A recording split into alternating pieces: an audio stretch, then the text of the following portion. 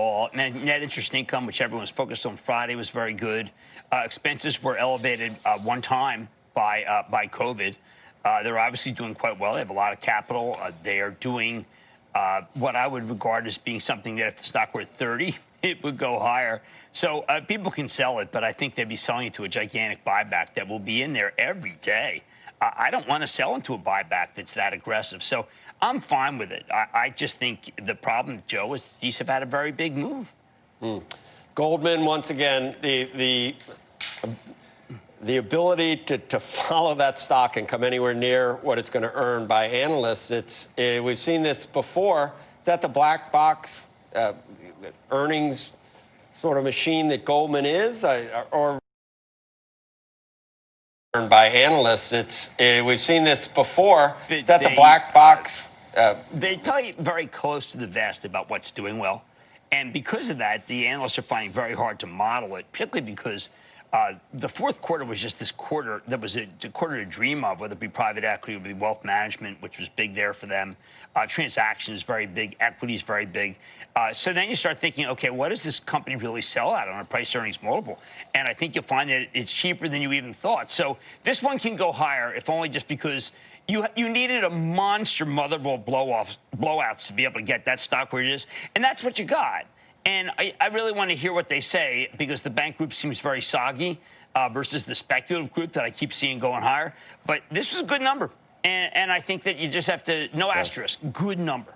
You even thought. Right, so thanks. this one can go higher, if only just because you needed a monster mother of all blowouts to be able to get that stock where it is. And that's what you got. And did you predict that? It does, because I don't think that you can, Devontae Adams and Rodgers, I don't know. Unbelievable, though. It's just, wow. 43. I don't want to bet against Green Bay. I Crazy. don't. I'm going to give Rodgers they look good. I'm going to give him the Rodgers pulling rate. for Patrick, too. Pulling for Patrick. It's got to be. It's got to be. I mean, I know the protocol is very serious. I'm interviewing Carson Palmer for a show that I do for it's called Bull Market Fantasy, and I want to really understand the protocol. Yeah, because if the guy jogs off, all right, he jogs off, Joe. Yep, we do. We got to get to Dom. I guess they're yelling at me. All right, thanks, Andrew. Okay, we'll get to Dom right now with some of the biggest pre-market movers this morning. Dom? All right, so here's the reason why. You got some movement here on shares of CCIV. That's one of the big ones that are kind of driving pre-market action. They're basically coming out and saying they're down around 3%, 8 million shares. This is the Special Purpose Acquisition Company, or SPAC, that has surged over 80% in 5 days. Reports say that they may be looking at a deal to take electric vehicle maker Lucid public. In just the last 15 minutes, Churchill issued a statement saying it doesn't comment on rumors and speculation about deals, but they are evaluating possible transactions. So that shows those shares down a little bit here. Next up, you got shares of Facebook, higher by 2%, 250,000 shares of volume. The social media company getting help from analysts at BMO. They upgrade the shares to outperform. The target goes to 325 from 270. They think the recent underperformance is pricing in many of the regulatory risks already there. And then we'll end on Peloton, which is down in a pullback pre-market 2.5%, 50,000 shares of volume. Analysts at UBS have downgraded that stock to sell from neutral, upping the target price. They think some of the other stocks in the internet universe may have benefited too much from the pandemic. Not a good risk reward, guys. I'll send things back over to you. Okay, Dom, thank you for that. Make sure you join us tomorrow. It is a very big day. Squawk on the Street begins right now.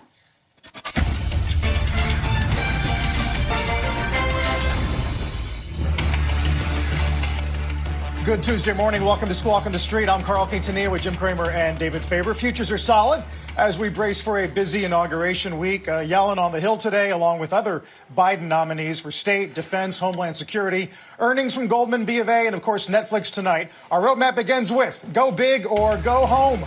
The former Fed chair and Treasury nominee Yellen, the call for Congress to bypass their debt concerns for the next COVID relief package. Plus, banks back in focus. Goldman shares are higher after it crushed earnings estimates. Bank of America's stock is down. This after there was a miss on quarterly revenues. We'll go through both of those earnings reports. And a Biden policy shift. The president-elect planning to cancel the Keystone XL pipeline permit. But what else should investors expect in the early days of the new administration, which begins tomorrow at 12:01? Carl? We're going to get to all of that, guys. Jim, you did tweet, though, this morning, I love a good rally based on nothing. Is that what today is? I think so. I mean, look, there are a lot of people who feel in the late afternoon that maybe interest rates are done going higher. And then you've got Janet Yellen, all this testimony. You say, why? I don't know if that's possible. At the same time, you don't get a blowout from Bank of America. You get a blowout from the much smaller Goldman Sachs. But let's face it. I mean, did anything really happen over the 3-day weekend? No. But maybe that's what matters. David, weren't these 3 days of calm? Yeah, I guess they were. They were calm. Well, in the markets, maybe. No, in in real real life. Calm for the country. In real life. Really? Yeah. Calm? I mean, obviously tomorrow's a big day, but I'm Yeah. just saying that we didn't see tweets this weekend that made us feel like and we didn't see violence, Right. which there was obviously a lot of concern, particularly, I guess, on Sunday or even yesterday, that there might be. So, yeah, I guess that's a fair statement, Jim. And Carl, what I'm seeing is, again, the same thing over and over again. It's the SPACs. And we're all trying to figure out exactly what these companies are doing, how they're working. I know David's very interested in some SPACs, and I'm looking at Churchill Capital Corp 4 I spent on the week. I mean, Dom was just talking about it, of course. It is No, you down on have that to. statement, more or less not saying much of anything. Well, but I hesitate to get involved in that in some ways because the speculative nature of the shareholder base there is such that they're very into, you deal with it all the time. Yeah. People are, you're okay with people being very mean to you. yeah, I kind of like You're it. Jimmy Chill. Jimmy Chill likes it. And you block them all, but Yeah. there are a lot of conspiracy theories. Well, out there. they're pathetic parodies of the human mind. I mean, Yeah. I'm not quite sure what to do with them, but let them do their thing and move around and whamma jamma. But Carl, I'm more concerned about whether Goldman Sachs is a true blowout, given the fact that this is one of the largest beats I've ever seen. There's some great notes today about restaurants that make you feel people are coming back. I don't know. I guess I could focus on, let's say, retailers that sell, David, PlayStation and, I don't know, anything, right? Oh, boy. Xbox? Oh, yeah. Well, that's what I noticed. You were battling it out. And what the borrow is? GME. Do we care about the borrow? You know, Carl, there is the speculative nature of this market that we talk about a lot. It can be reflected to a certain extent in the move of CCIV. That's why we mentioned it, because, of course, this is a SPAC that has yet to announce a deal, but moving up on speculation that it will with another EV car, another one of these EV car I don't know, anything, companies. right? Oh, boy. Xbox? Yeah. Well, that's what we'll see. And then every day it's another SPAC. I got Omar Israk today, the chairman of Intel. Chairman of Intel? He's got one. Barry Sternlicht's got his third that he's going to that's be great. pricing $750 million. And also Gores, which they had a very good first back. They got another one coming out. And Carl, I'm not even keeping track. That's just the ones that came up this morning in a couple of conversations. Yep. Yeah, no, we're routinely doing half a dozen a day easily for the last couple of weeks on average. Jim, I wasn't going to get to this early, but it does kind of remind me of this call out of UBS where they take Fiverr, Chewy, and Peloton to sell. And the line that stands out is we collectively see all three as emblematic of a market that values growth over any semblance of valuation that can be justified, right? That's some straight talk from UBS. Not the evidence lab, but it's UBS. I thought it was good. When I heard that they had something negative to say about Chewy, I said, well, that's just heresy. Everybody loves Chewy. I mean, this is one of the most loved stocks ever. Peloton, I thought that their acquisition, Primcore, I'm not sure how good this was. Illinois Toolworks gave it up on a long time. But, Carl, I thought that resonated because these kinds of stocks that have just gone up because we think that the pandemic's never going to end, if we're getting more vaccines and the Biden administration is able to deliver on its $100 million, then you can't really own those stocks. They're just too high. David, I do believe that while Chewy is great and makes the process fun, I don't know, so does Amazon. They don't make the process fun, but they got great prices. Great prices? Yeah. Amazon? Yeah. Sometimes. Where do you get your dog food? I don't know where we get it. We got to get special. How much is a carton of milk? I know that. We've already gone through this. It depends where you get it. It depends if it doesn't have the hormones or not. George H.W.? Yeah, I mean, it can be $4.50 or $5 as much as that if you go with the Horizon or it can be different if you want all the antibiotics and hormones in there. So it really depends. I think Amazon is a screaming buy because I think that many people have sampled it and are staying with it. By the way, a lot of notes last week, Carl, about Netflix. What am I leading up to? There's a good piece today about Facebook. There's a piece about Apple having a good quarter.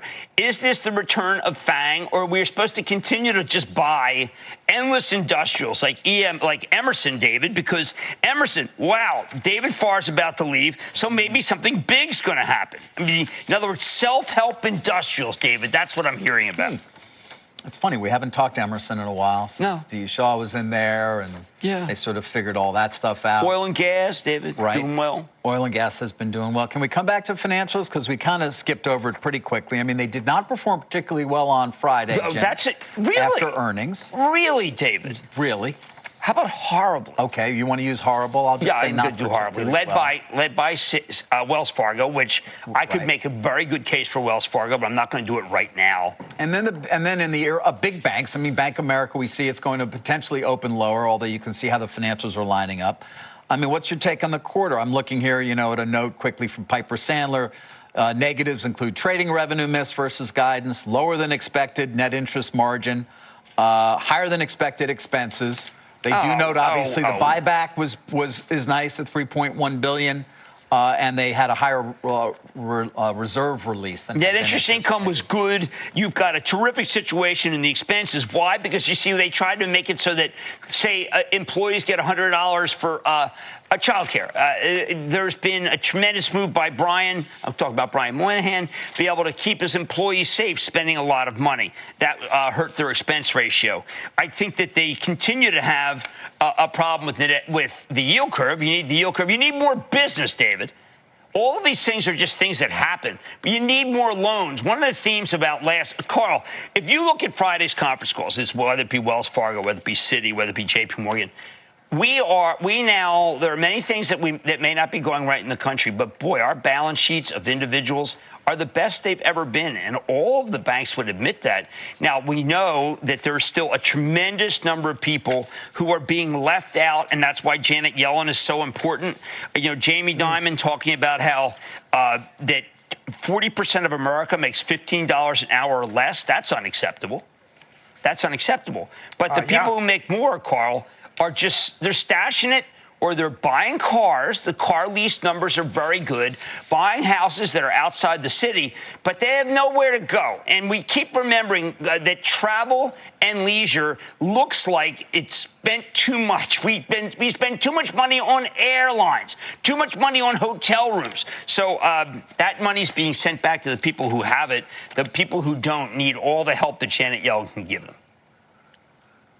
Yellen is expected to talk not just about the coming COVID relief package, but also the fact, Jim, as you point out, that the recovery was K-shaped even before COVID hit. There's a look at Senate Finance, and we'll also hear from Lloyd Austin up for defense, Tony Blinken up for state, Mayorkas DHS. Jim, to your point about travel, though, and the ongoing hope for a second-half recovery, this double upgrade of AXP is going to get some attention today. I thought that was terrific. I think that's in line with what's going to happen with just the amazing pent-up demand. You talk to any of the airlines or manufacturers, they just say, look, we're never going to see anything like this again in terms of the second half, 5% growth at a minimum, money being pumped in. I believe it. I believe it. And now we have some notes today about restaurants. Darden doing well. Why a lot of other people couldn't spend along with Darden. Chipotle, we know that Chipotle's been doing well. But people don't go fancy dinner because you can't. You just can't. And I think that means that you can buy Darden, even though the stock is up 50 points in a heartbeat. There is, Carl, I'm going to say it. I know David, focus on this for a second. I'm focused. Okay. Always. David, there is so much money. Yes. From Gen X, and they have the Gen Xers who have a job. What do you think they do? They go out. No, geez. They stay home.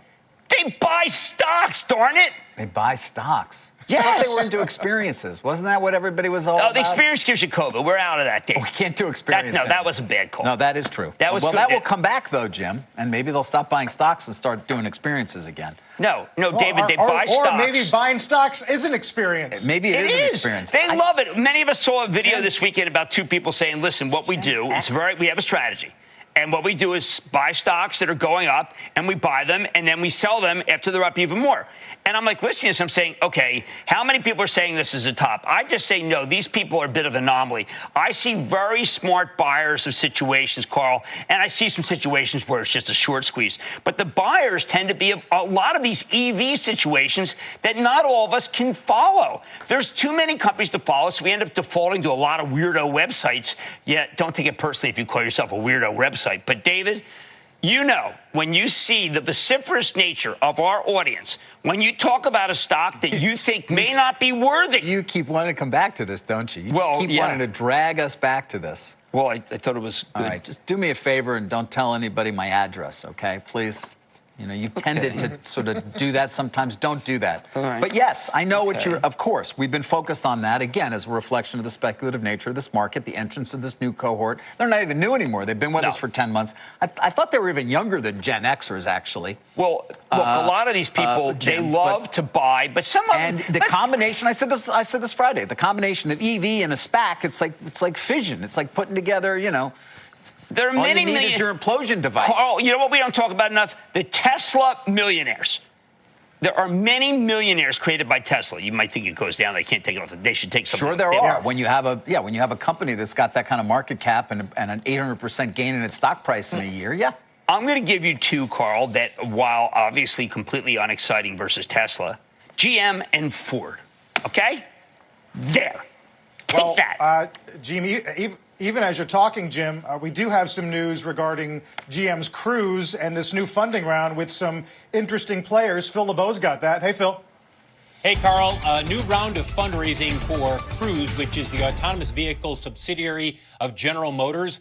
This latest round will include Microsoft, which is also going to be partnering with Cruise, bringing its expertise when it comes to software, cloud computing, all critical to the development of an autonomous vehicle network. So it's going to be Microsoft, GM, Honda, and other institutional investors who are now putting another $2 billion into Cruise. And what's most interesting, guys, is the valuation of this latest round of fundraising for Cruise. It is now at $30 billion. For some point of reference, the last time they did a fundraising round back in July of 2019, the valuation of Cruise at that time was $19 billion. So that's one reason why you look at shares of GM up almost 8% as people continue to say, okay, Cruise is a subsidiary. It's not strictly GM, but they realize the value of developing these autonomous vehicles. And this is another piece in terms of GM taking that step towards reinventing the company.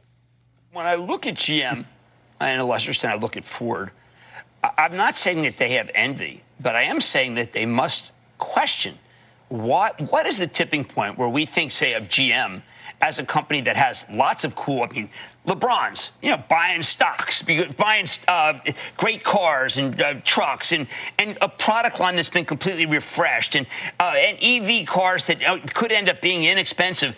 What do we start doing when we think that the EV business is worth more than the entire company? No, that's a great question, Jim. And I think what people are waiting for, I think they see the moves that Mary Barra and her team have made, and they like what they see. And they realize that the Ultium battery technology, look, that gets high marks within the auto industry and within the EV world. People sit there and they say, look, there's a lot to like here. What people want to see next, and this will come over the next year, let's see the products. If they truly can match up, then I think people will buy into the roadmap that GM has laid out here. That's going to be the key. GM only has $710 billion to go in market cap to catch Tesla, Phil. So, yeah, yeah, it's going real. It's $100 billion here, $100 billion there. Yeah, exactly. There's $71 billion, and Tesla's below $800 billion now. Tesla obviously starting to roll those cars off in China. The Model Y. 12,141 cars, according to my friends at GL Warren Capital. That's including the 3 and the Y from the 1st to the 15th. And production picking up there. But they're competing domestically as well against NIO, which I assume the likes of GM is competing against eventually, too.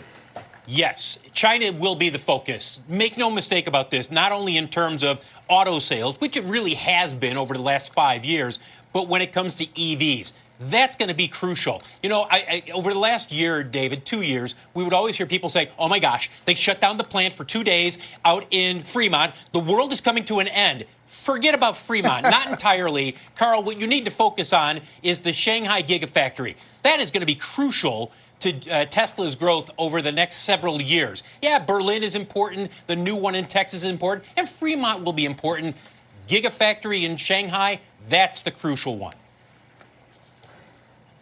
Big news here, Phil, as you point out, Microsoft will also be GM's preferred cloud provider, help streamline supply chains and so forth. So we'll get more on this from you later on today. That's our Phil LeBeau. We'll take a quick break. A lot of calls on the street yet that we've not yet gotten to, including Microsoft over at Morgan Stanley named a top recovery pick for 2021. New street high for Roku. Futures looking good, and Yellen in less than an hour on the Hill. Don't go anywhere.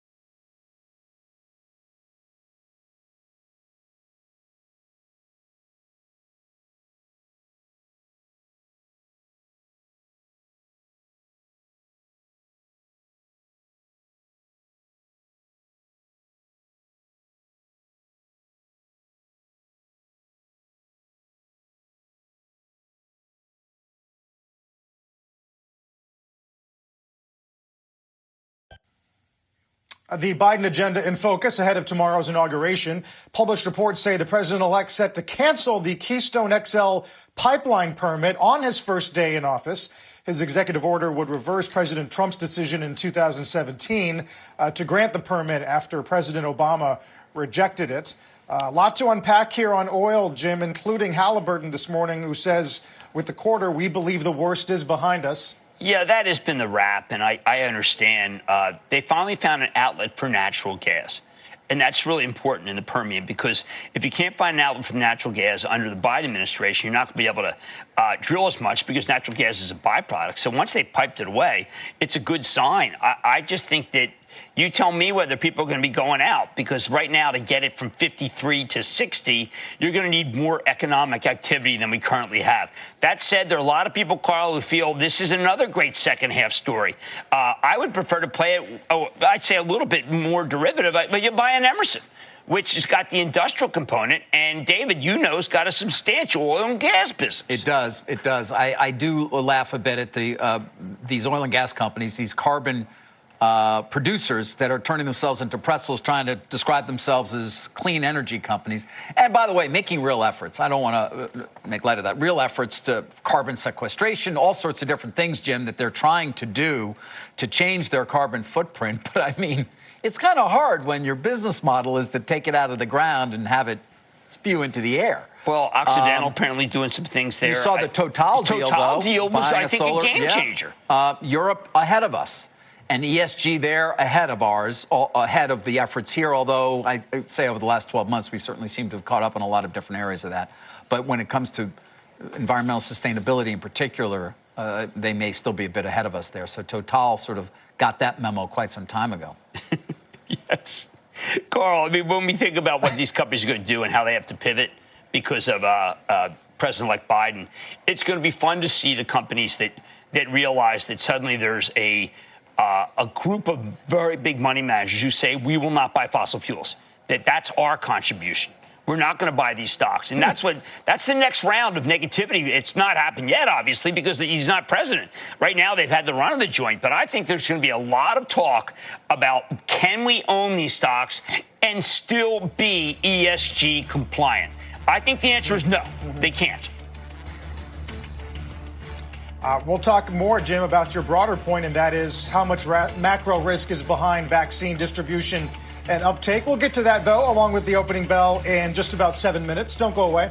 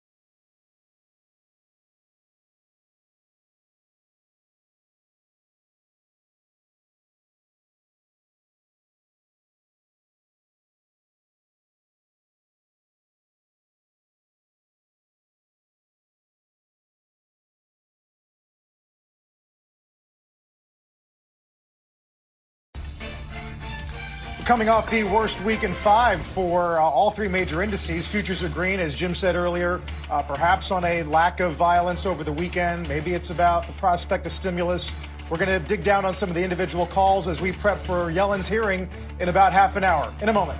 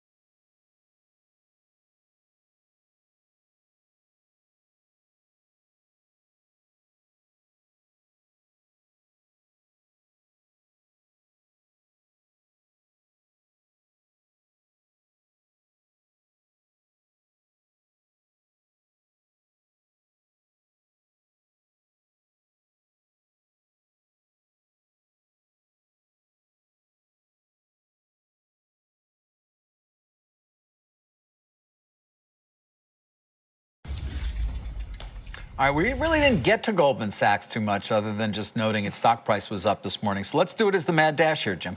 You know, David, I don't think the numbers are that as important as the actual presentation. The presentation, I think, reads like, this is why we deserve special status on Wall Street.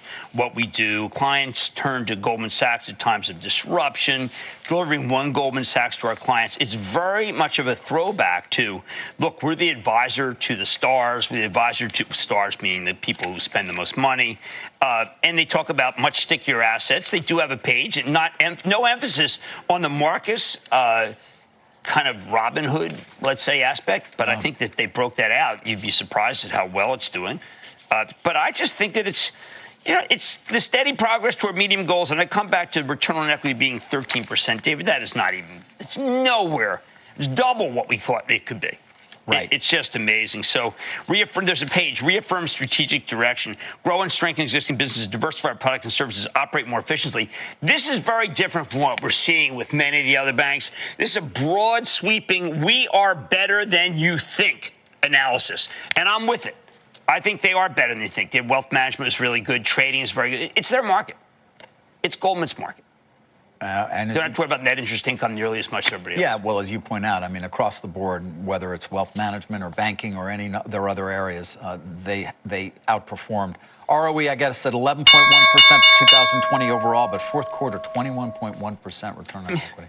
I mean, look, Bank of America, we know, is having an unbelievable January. I got some work on that, 7% growth, and that should propel the stock more than it is. But when I look... But Goldman moved up into this print. I mean, Goldman moved up a lot. Right, but I'm saying that look, anything can happen in this market, but I do think that this is even better, but not necessarily because of what we think. It's better because, listen, we're sticky, we're good, we're not bragging, we're back, we're bigger than ever. We're bigger than ever. I'm turning you over to Carl. Okay. Let's watch the opening bell, guys. And the S&P heat map at the bottom of your screen. 3768 is where we'll kick things off.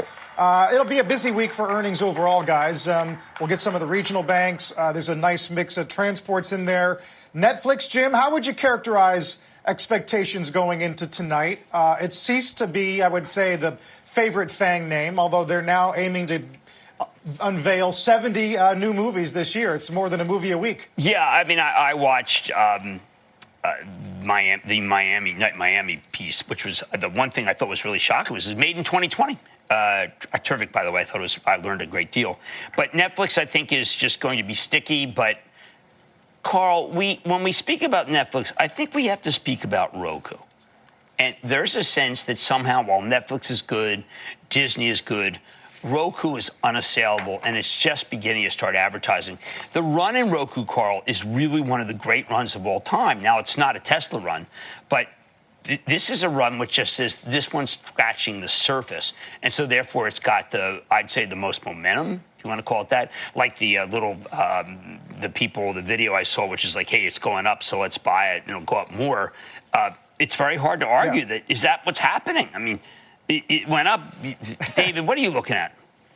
I'm looking at the J.P. Morgan overweight on Roku, which I'm sure Carl's looking at also. Yes. Good. Because I was trying to get in the... Want to chime in on that at all? I'll let Carl chime in on it because you were going to him, and I know he keeps track of all this. And then I'll come back on sort of streaming overall, right. Carl. Don't forget, Amazon is the one that made that night in Miami.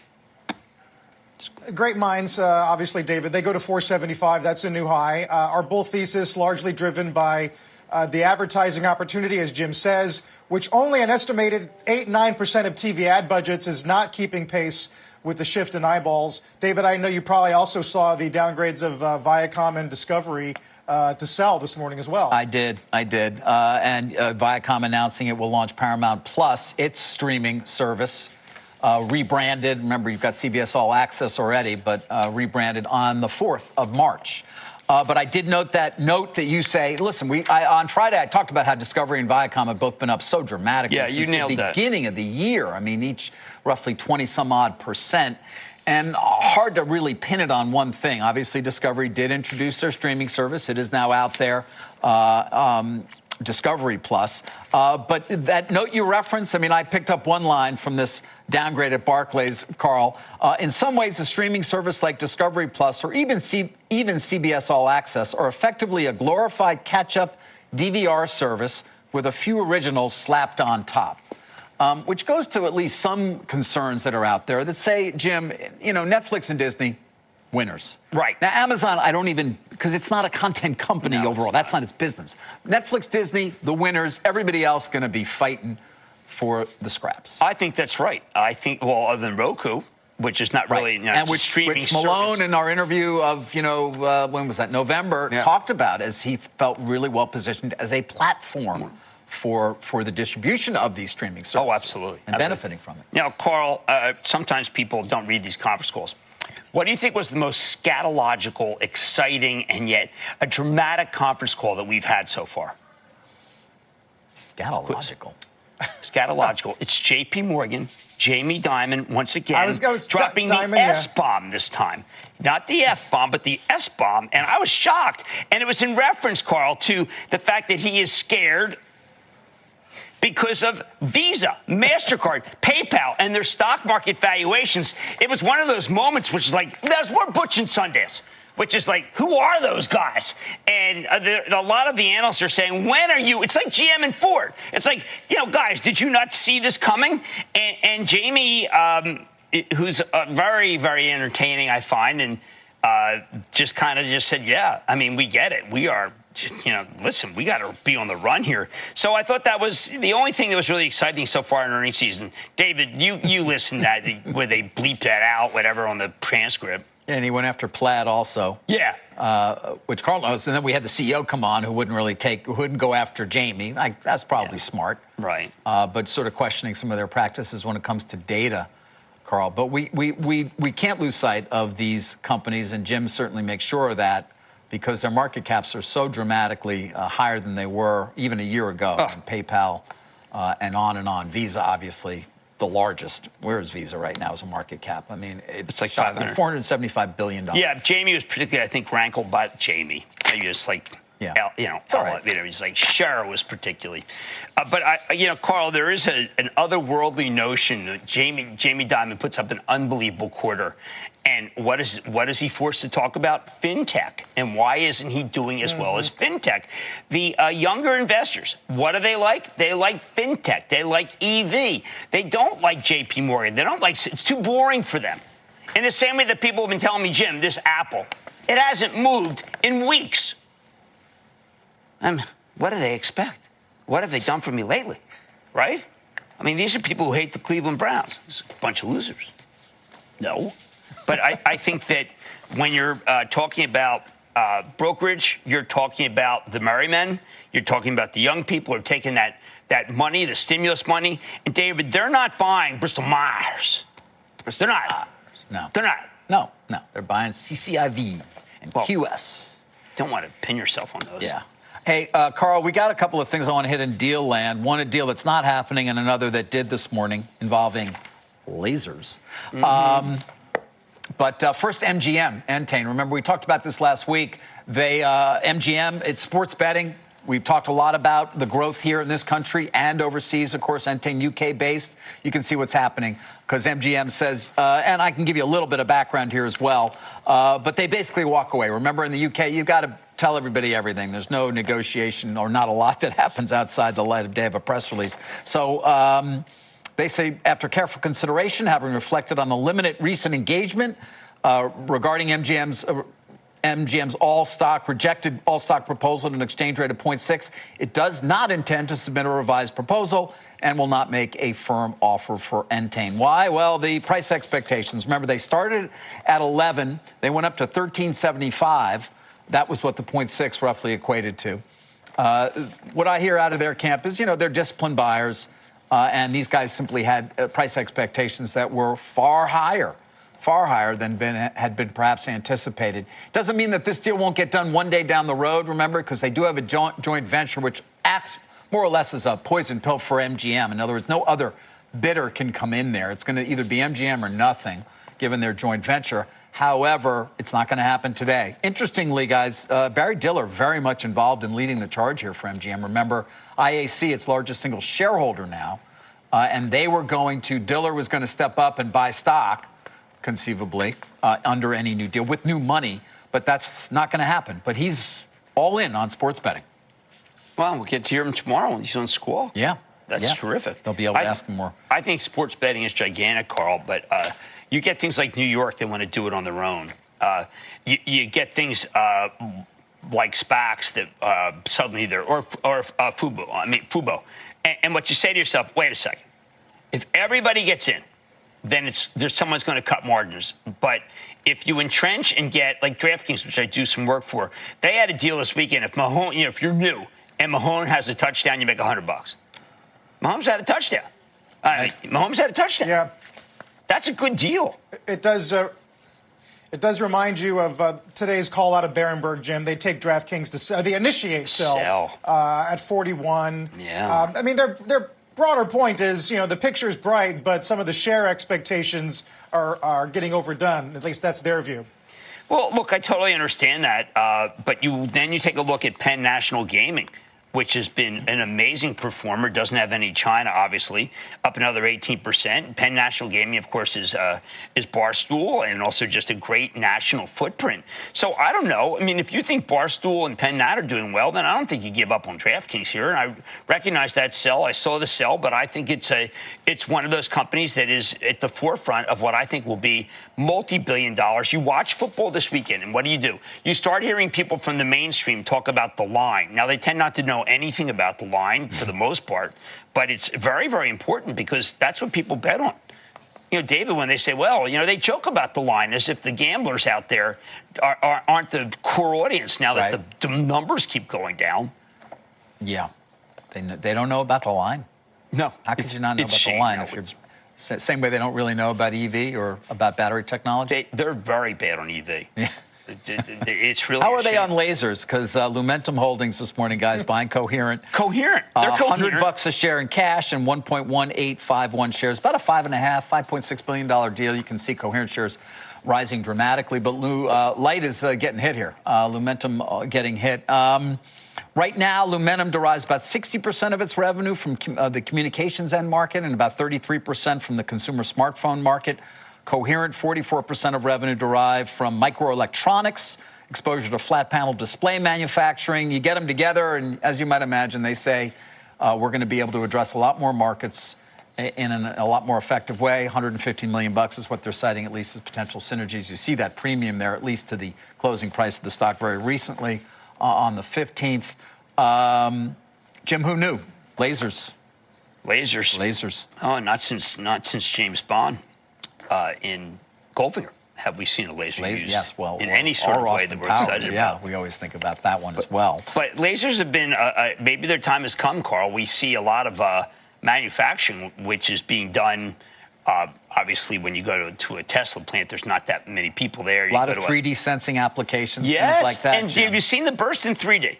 Yeah. DDD did have a great quarter. There is no doubt about it. It was a good quarter. Now people are trying to catch up with Stratasys. DDD, the famous 3D systems, here it goes again. But then again, the short position, Carl, is 28%.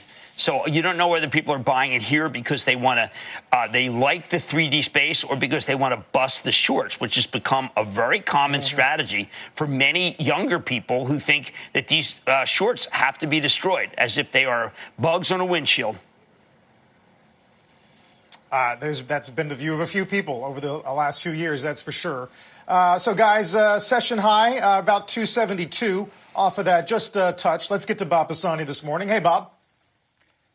Good morning, Carl. Happy Tuesday, everybody. So this is it. This is Yellen's Go Big rally. That's essentially what's going on here. I think the market's concern is there's a big difference between a $1 trillion stimulus, which is what they're looking for, and a $1 trillion stimulus, which is what some people are saying they're going to have to compromise at. That's a pretty large difference here. If there's anything the Federal Reserve has learned since the 2008 financial crisis is go big rather than go small. I think many people wanted to do even more in 2008 after they saw the results, and if anything, wanted to be more aggressive. And so you're going to see Yellen really swing for the fences here. That's what the markets are anticipating. You see the moves here. Interesting to watch semiconductors generally outperform technology throughout the last several weeks. The retailers have just been doing great. The XRT, that's that retail index, it's near an historic high. It's done very well, equal weighted. Energy, oil's back towards 53. The pipeline news not hurting anybody there. Industrials have been modest outperformers, but not great on the year.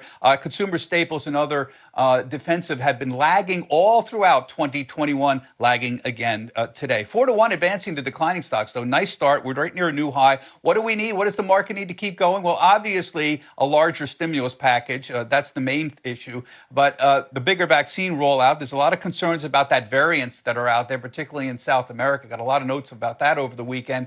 But I think the two big things in the last week, a manageable rise in rates, a lot of talk about we got to avoid the taper tantrum in 2013, all the stuff that happened back then, got to avoid that. Manageable rise in rates. And then, of course, higher earnings. There's a lot of people who are very, very hopeful about the Q4 and the Q1 and Q2 guidance. So far, the numbers are good. It's really too early, but here's the story. 2019 was great, historic high. 2020, we dropped 25% in the earnings numbers, and they're expecting it all to come back at another historic high in 2021 at $167. But those numbers, that's 22 and a half times forward earnings right now. We've got to get those numbers up. And a lot of people are saying they're going to come up. Goldman Sachs thinks they're too low. Jonathan Golub over at Credit Suisse is saying he thinks the numbers are too low. Well, maybe. Q3, they were right. Q4, we'll see. They've got to get better guidance, though. So this quarter is not really about, this earnings season is not about the fourth quarter. It's about companies being more confident about the first and the second quarters. Meantime, isn't it nice to see some of these old school market stocks that we gave up on kind of come back? Look at General Motors today. You heard Phil talking about what was going on there with the Cruise announcement with Microsoft. They had several upgrades recently, and Exxon has been doing much better here. They had 2 upgrades last week. I don't know if the dividend is safe. JP Morgan says it is, but people are starting to act like that. And all these retailers like Best Buy and Tapestry, the old Coach, that's a 2-year high for them. Nice to see the old school doing a little bit better. Meantime, it's really on the broader markets. It's very clear what's going on here. We've got energy stocks leading, any kind of energy stocks leading, clean energy, fossil fuels leading, and commodities. That's the Goldman Sachs Commodity Index and small caps. Those are the things moving the market. There's your stimulus play right there. The laggards are, well, gold, long-term bonds, defensive names like consumer technology, consumer staples, and tech is leading a little because FANG's been weak overall. David, the fund manager survey, it's very clear what they're concerned about. They're worried about a steeper yield curve and higher inflation as an issue out there, but the two big issues there, peak growth on vaccine and peak liquidity on stimulus. I think they're a little early to be worried about that, but obviously those are second half worries. David, back to you. Can't remember a year where we haven't had inflation and higher yields as a potential concern. Bob, thank you. Bob Pisani. Still to come right here, Sir Richard Branson is going to join us on Virgin Orbit's successful satellite launch and his company's plans to transition into commercial service. But first, time for the bond report. Let's give you a look at how treasuries are faring this morning. Speaking of yields, as we just were with Bob as well, they are rising across the board. You see it, of course, ahead of Janet Yellen's confirmation hearing. That will begin at the top of the hour. We will be covering it live. Over in Europe, data showing investor confidence rising in Germany and the Eurozone overall. Italian yields falling after Prime Minister Conte won a confidence vote in the lower house. The ball is now in the Senate's court over in Italy. Let's finish with a look at the dollar. Weaker. We'll be right back.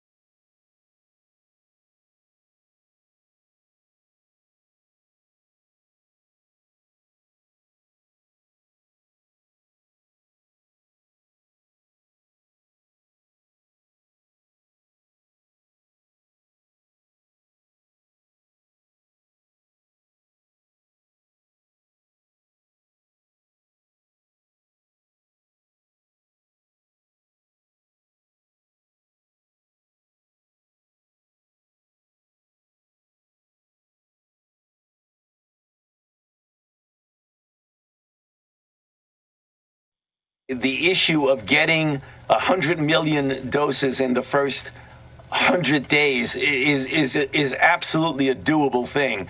What the president-elect is going to do is, where need be, to invoke the DPA to get the kinds of things we need, whatever they may be they tests, be they vaccines, or what have you. In other words, to just not be hesitant to use whatever mechanisms we can to get everything on track and in the flow that he predicts. But the feasibility of his goal is absolutely clear. There's no doubt about that can be done.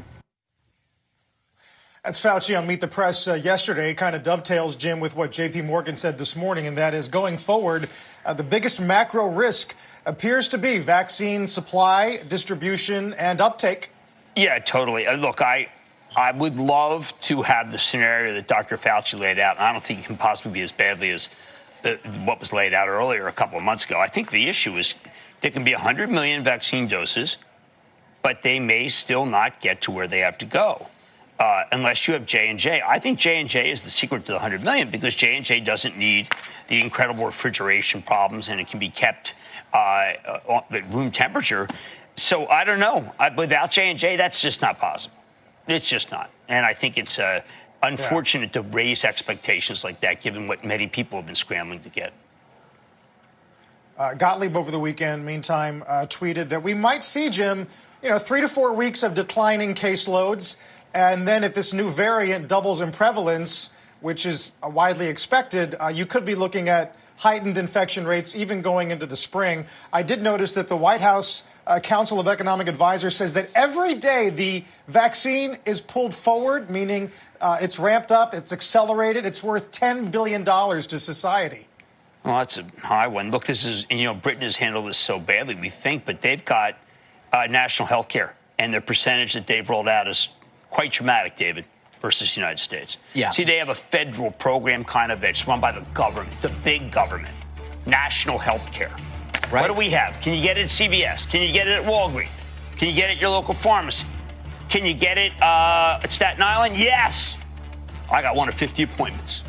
I know you did. And it's because of my age. I did not pull rank. Not that anybody could care. The people have no idea. It's like, hey, how you doing? Fine. No, you're old. You don't watch Mad Money? Yeah, you're Mad, old. huh? What? I did not play the Mad Money card. I said, hey, crazy money. Stupid money. We are happy for you, Jim. Thank you. Looking I'm forward to halfway dose there. number 2. I'm halfway there. Yeah. Dow's up 112. Don't go away.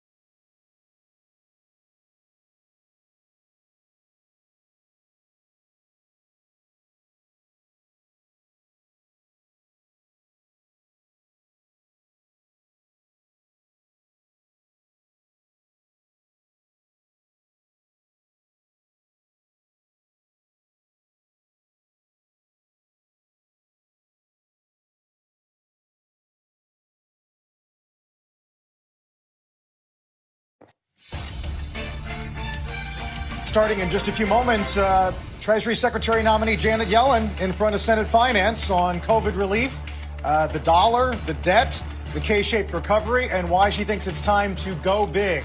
That starts at the top of the hour. Don't go anywhere.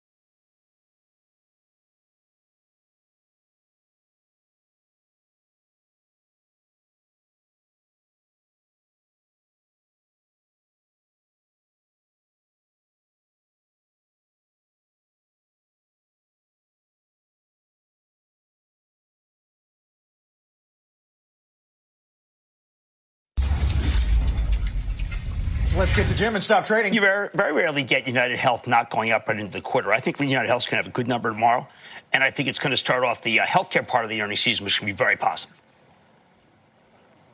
All right, Jim. I look forward to hearing more about that. How about tonight? Logitech, it's down now, just like Goldman Sachs. Much better than expected quarter. We got to go into that because this is one of the best and hottest areas in e-commerce and gaming. We're going to know more about it. I can't wait. Jim, the one thing I wanted to get your temperature on before we close out the hour was Gensler and Chopra to SEC and the Consumer Financial Protection Board. Some of the headlines this morning were outlook darkens for Wall Street. Gensler could be the most aggressive regulator in 2 decades. Oh, please. Gensler's very smart. He'll figure out what's the right thing for the consumer. That's his background. I think we're in good shape for people who own stocks. Do not fear Gensler. He's too sophisticated. So really no sector risk, at least for financials as well. Gensler's very good. He wants what's good for the consumer. Maybe not Wall Street, but sometimes they do dovetail. All right. Jim, we will see you tonight. Thank you. How about, and David, we never covered Cohen's tweet about the Mets. Which one? You mean firing the general manager? About Porter. Yes. Yeah. Yes. It's unfortunate, Carl. But Steve doesn't listen. He knows how to run his business. He's not going to take any. No, that's it. I agree. Brought the guy in, get rid of the guy. Not great for the Mets, although we are still very excited about our recent trade for Lindor. So, I'm still feeling good. And Steve Cohen is in control of that franchise. That's for sure. And the communication window's opened up for sure on Twitter, at least. Yes. Jim, we'll see you tonight. Okay, thank you very 6 much. p.m. Eastern Time. Good Tuesday morning, everybody. Welcome to another hour of Squawk on the Street. I'm Carl Quintanilla with Morgan Brennan and David Faber. Markets higher as we await the confirmation hearing for former Fed Chair and Treasury Secretary nominee Janet Yellen testifying in front of Senate Finance this morning. We're going to take you there live as soon as it begins. Not the only thing this hour, Morgan. A big interview included, too. That is certainly right, Carl. We're going to speak with Sir Richard Branson alongside Virgin Orbit CEO Dan Hart. That's following the space startup's successful launch that sent its 70-foot tall rocket and 10 mini NASA satellites to orbit on Sunday.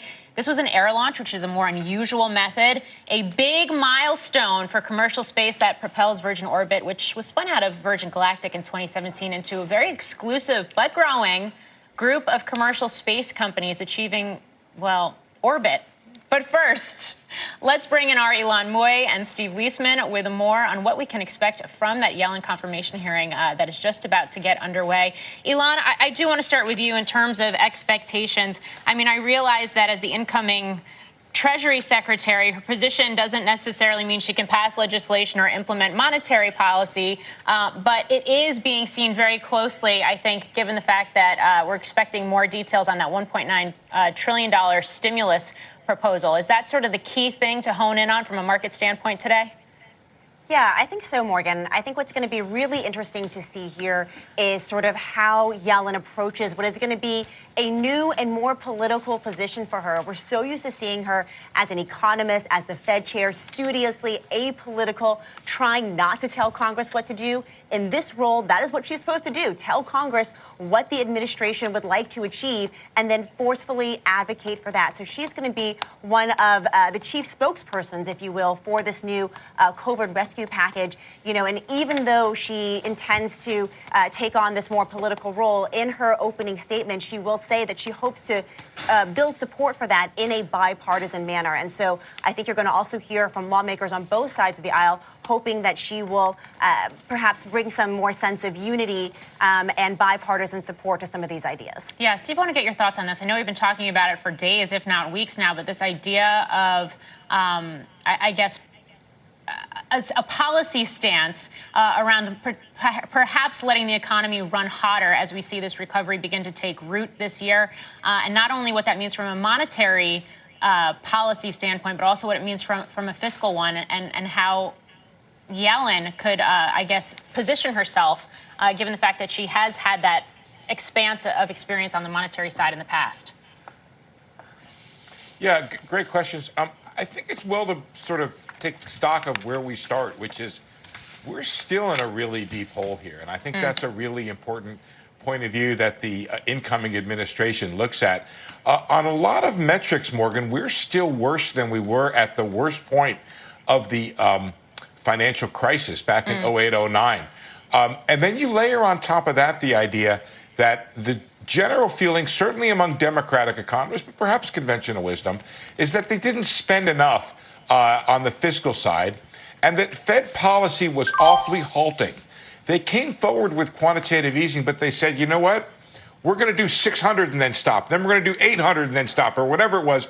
And only on the third iteration of quantitative easing, where they finally said, we're going to do this open-ended, did you really get much of a response in the economy? I think those two ideas animate policy right now, plus the idea which has been put forward by Olivier Blanchard, the former IMF chief economist, that, you know what, when an economy borrows at less than its growth rate, that the impact of the debt is not as great as, or is really to be feared.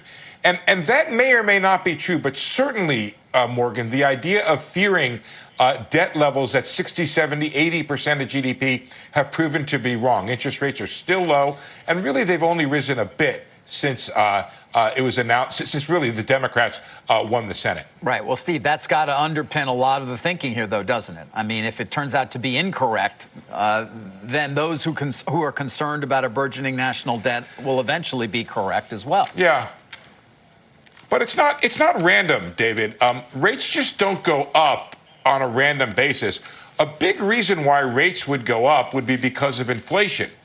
And yet government tax receipts are rather exquisitely correlated to inflation. So it's not like they go up in a vacuum. You're right. There is no cap on the rate. That is true when we borrow to spend. But at the same time, we have enormous abilities to pay. And it has not proven to be much of a burden at this point. No. And I don't know, David, how many people do you know that have lost money betting against higher rates over time? And it's a pretty long line of people. Every single year I pointed this out. The concern is for higher rates and inflation at this time of year. And it never happens, Steve. Yep.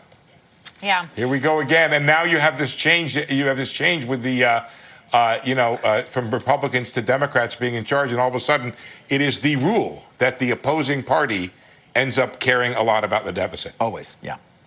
Elon, I'm kind of curious about some of the picks that we've seen, whether it is Yellen, who we're focused on this morning, whether it's Marty Walsh, former union leader for Labor Secretary, some of the other picks in terms of financial regulators. FSOC's back in focus right now, for example. And I think there's sort of this sense that with the Biden administration, you're going to see some, I guess, maybe tighter financial regulations taking shape, or a review or a return to some of the regulations that were rolled back in Dodd-Frank, for example. What is your sense? Well, I think you heard Cramer say it earlier that he's not worried about some of the regulatory picks that the Biden administration has been named, at least so far. I think that in terms of the sort of approach, at least, that Yellen will take, one of the things that you guys were talking about was sort of the concern about the national debt being larger and perhaps, creating a bubble in the future.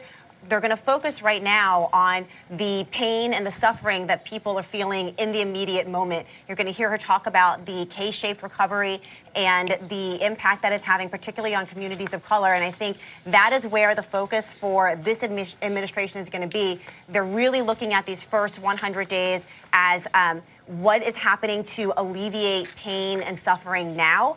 And then focus on what can happen down the road, whether it be regulatory, whether it be longer-term investment. Right now, the focus is on the moment, and that's, I think, what you're going to hear Yellen emphasize and underscore during her testimony. We'll be looking forward to that, Elon, in just a few moments. Elon Moy and our Steve Leisman, guys, thanks so much, setting us up for an important day. Joining us to talk about the market impact, Ed Yardeni, president at our Yardeni Research, and Lee Bakers, the owner and president at Apex Financial. Morning, guys. Good to see you both. Good to be here. Ed, it's hard not to turn to you first, having coined the phrase bond vigilantes in the first place. Do you see that kind of uprising happening, given the fact that the debt's up 50% in 4 years? Well, the bond vigilantes have been buried, but they're not dead. I mean, the central bankers, particularly the Fed, have done everything they possibly can to bury the bond vigilantes. The Fed has been much more important than the bond vigilantes, but they're stirring again. The bond yield hit an all-time record low. The 10-year Treasury hit an all-time record low early August of about 0.5%. And now we're up over 1%. I think the bond yield, if it wasn't for the intervention of the Fed, would be at 2% today. So the Fed has clearly been doing a lot of intervening in the bond market to keep a lid on the bonds. And today, Janet Yellen's basically going to say, take the money and run. It's cheap. Let's borrow it and let's spend it. And that just is going to set the stage for a very strong economy, even maybe in the first half of the year now. Remember, a lot of people were worrying about double dips in the first half of the year. Now with this stimulus package, which I think is almost as large as the previous one, in some ways it's bigger, we're going to get a very strong economy, and that's bound to put some more upward pressure on the bond yields, but the Fed's going to try its best to keep it down. Lee, to Ed's point, it's that global growth and U.S. growth that's expected this year. I think J.P. Morgan is looking at what they think will be the strongest global GDP growth in 20 years. Any reason to doubt that? I'd say the only reason to doubt it would be an issue of magnitude. I don't think there's any reason at all to doubt growth. Now, as we see the virus mutating and these variants coming up, I could see reason to think that it'll be slowed down some, but there's no reason at all to think that there won't be growth. So, Ed, I'm curious about your take on the economy this year. I mean, there does seem to be this growing expectation in recent days, recent weeks, that at least by the second half of the year, we could have economic growth that's much stronger than perhaps had been anticipated. So that's on the one hand. On the other hand, we are seeing this slower than expected rollout and distribution of vaccines. The data right now is not so great. We have these COVID variants coming out as well. I mean, how do you see, what is your outlook for this year, and how much of that will actually be dictated by the policy of the people like Yellen that we were so focused in on today? Well, the macroeconomic data certainly suggests that ever since we reduced the restrictions, eliminated the restrictions for severe lockdowns, we've had a V-shaped recovery. And as long as we don't go to those kind of extreme restrictions that we had in March and April, it looks to me as though a lot of us have learned to live with the virus, work around it, study around it, and keep our lives going. It just doesn't seem to make any sense. But when you look at the actual macro data, it's been really phenomenal. In some ways, I think what we are dealing with here is not the old adage, don't fight the Fed. It's the new adage, don't fight T-Fed. You might as well put the Treasury and the Fed in the same building. It's a consolidated statement now, and they're working very hard to basically give us what some economists call modern monetary theory. I call it modern monetary theory on steroids and speed. It's just extraordinary. Wow, Lee, I want to get your thoughts on that, especially given the fact that, and I realize at least in the near term, we seem to be pretty oversold and ripe for a bounce, but your take on the dollar and just the weakening in general we've seen in the midst of all of this stimulus. Yeah, I mean, we see the dollar weakening, but as a financial advisor, I look for the opportunity in the situation. And so with clients, as we're having these discussions, to me, it presents an opportunity to say, hey, listen, we've got a weaker dollar, so maybe let's overweight the portfolio some globally, because again, we're expecting global expansion this year. And so that means there's just going to be some opportunities, and no pun intended, but it allows us to get a little bit bigger bang for our buck with the weakening dollar. Hey, Ed, you mentioned sort of the coming together of the Fed and the Treasury. I mean, there's an embodiment of that. Her name's Janet Yellen. Correct. I'm just curious as to what your expectations may be for the Yellen Treasury here, given what you just described in terms of Fed and Treasury and their cooperation. Well, I think you've got a heck of a tag team between Janet Yellen and Jerome Powell at the Fed. All the more reason to really think about these two entities as not really being independent anymore, but working very close side by side to deal with the recovery from the pandemic. And so the Fed has been doing something that is really forbidden in the past, which is to tell fiscal policy more. We want more spending. They've been doing that ever since the CARES Act. They said, we want more. And, well, Biden's delivering more. Janet Yellen's going to support more. And the result is going to be supercharging the economy. Yeah, and Lee, to your clients for a moment, and back to sort of the equity market itself. I mean, what is the sentiment you're seeing out there? You know, we've seen pockets of this market become more speculative in nature. At the same time, there are those who believe we're sort of entering kind of bubble territory when you look at valuations. What are you seeing amongst your client base? Yeah, you're seeing a bit of a mixed bag. Candidly, I was listening earlier, and one of the thoughts to trigger was I am hearing a little bit of this idea that people want what's sexy, and boring things that do well just aren't appealing anymore. So the idea of picking up value as it rotates, for some people just isn't enough. And there's this desire to find the next Peloton or the next Tesla. It's just not out there. But overall, people are feeling pretty good about the markets. I am hearing a lot more sentiment around things like minimum wage and a bigger focus on the economy in a broader way. But it's a bit of a mixed bag as it speaks to equities. I'd like to end on that with you, Ed, as well. I mean, we spend a lot of our time on air talking about Robinhood and Reddit and Gen X and stimulus checks going into equities. Do you think that's been overstated as an overall flow dynamic? I think it's part of the dynamic. I don't think it's as much of a driver as widely thought. The reality is we've got a party going on. It's increasingly reminiscent of the party of 1999. The Prince song comes to mind as a result. But the NASDAQ is up, over almost 100% since March 23rd of last year when the Fed came in with QE forever, as I like to call it. another 100%, and we will basically match what we had in 1999, 2000. And I think that's the track we're on right now. Ed Yardeni dropping some Prince references on our air, and we love it. Good to see you. Lee Baker, good to see you as well. Thanks so much. Glad to be here, and I love some Prince. Me too. Still to come, we'll take you live to that Senate Finance hearing as soon as Yellen begins her opening remarks. And later, do not miss Sir Richard Branson and Virgin Orbit CEO Dan Hart. We have got a big show still ahead. Don't go anywhere as we see the major averages move higher.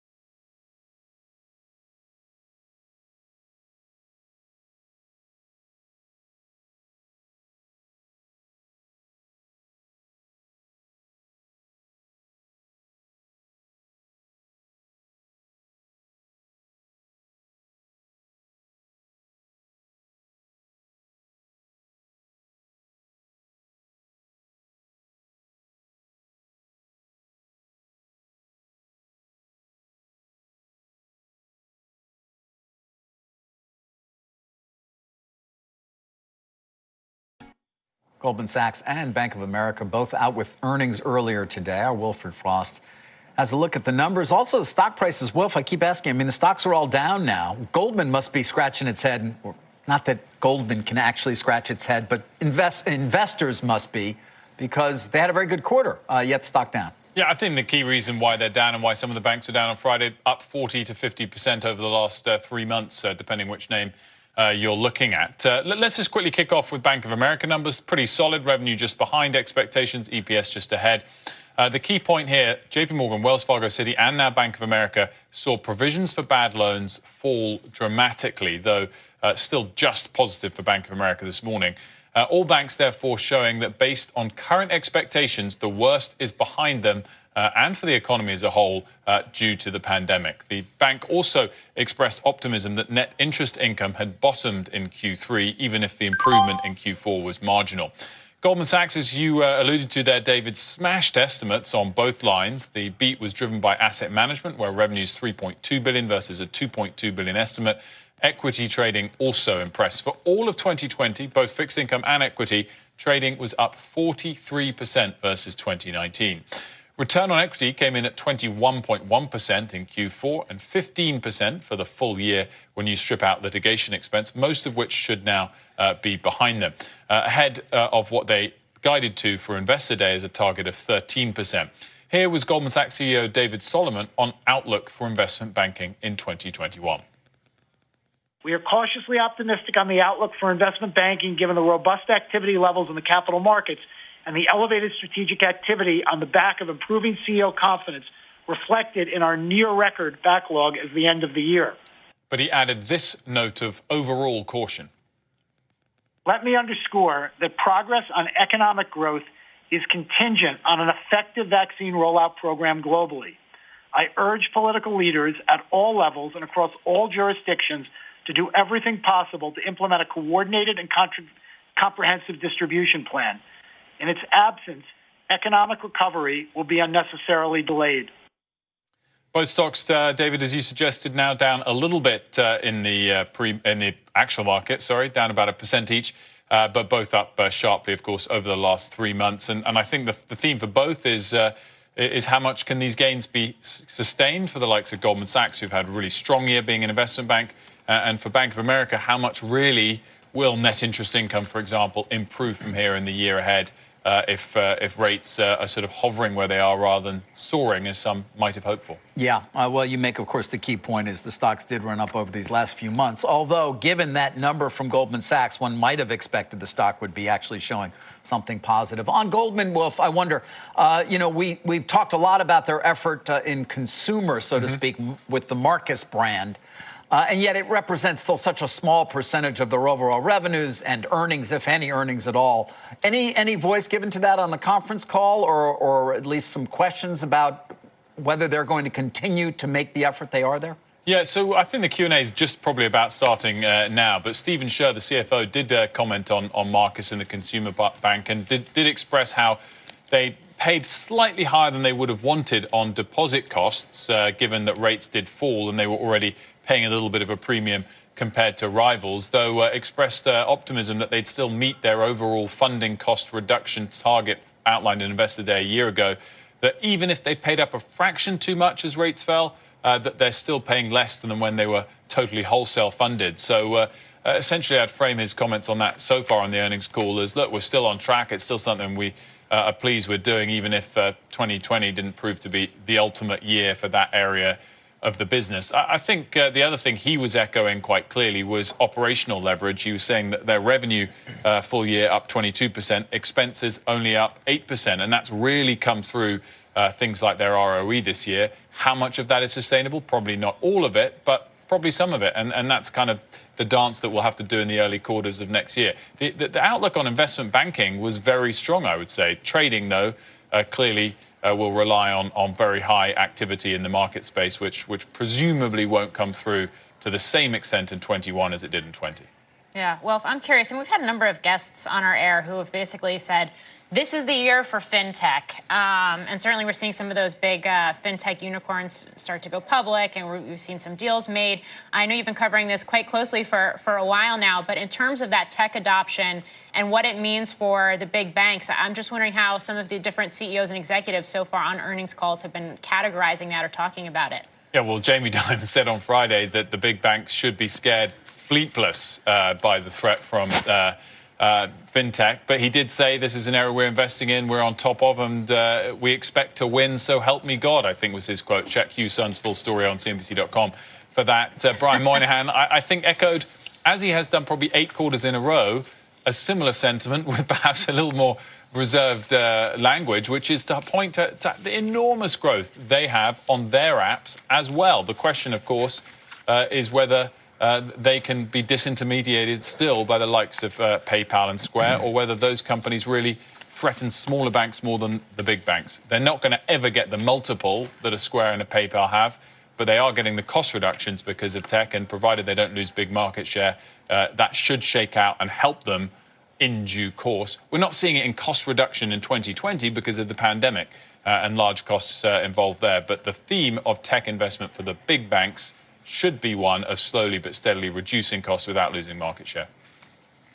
Yeah, interesting. Well, the Goldman call apparently is incredibly long. They're just now getting to Q&A about 50 minutes in. Solomon did say that they'll bring Marcus to the UK in the second half. And I thought this line was interesting, Wilf. The extreme volatility of 2020 is unlikely to repeat, given the government actions taken last year. Certainly, we can hope that'll be the case. Yeah, I hope that's the case. He made that in terms of the macro. He made the comment which we played about the importance of vaccines and the rollout there. Overall volatility in the markets and how it plays into their trading revenue was a comment I think he was referring to by what you picked up on, which is clearly, again, suggesting that their trading performance probably won't be replicated next year. Whereas both he and Stephen Scherr later saying that the backlog in M&A for the investment bank is as good as they've seen for a long time. So maybe investment bank can pick up a bit of the slack if trading tails off. But we'll see what happens there. In terms of the UK, of course, they've already rolled out Marcus as a savings product and had to stop attracting deposits there because they reached a limit much quicker than they expected. I think now alluding to rolling out the lending products as well. Yes, yeah, Marcus Invest for sure. We'll see what the Q&A brings, Wilf. Thanks so much, Wilfred Frost, handling some of the banks for us again this morning. We are waiting for Yellen on the Hill, listening to Grassley and some others speak. In the meantime, as soon as she begins, we'll get to it. Don't go away.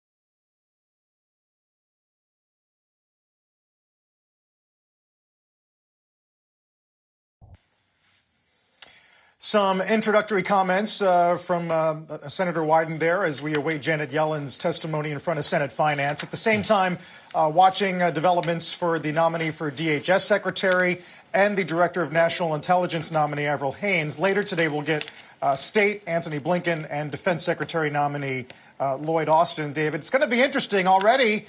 Grassley was just talking about the importance of not raising taxes too much, and we'll see how much of Yellen's dovish reputation comes into play here this morning. Yeah, Grassley pointing to an interview, I believe, President-elect Biden with Sorkin.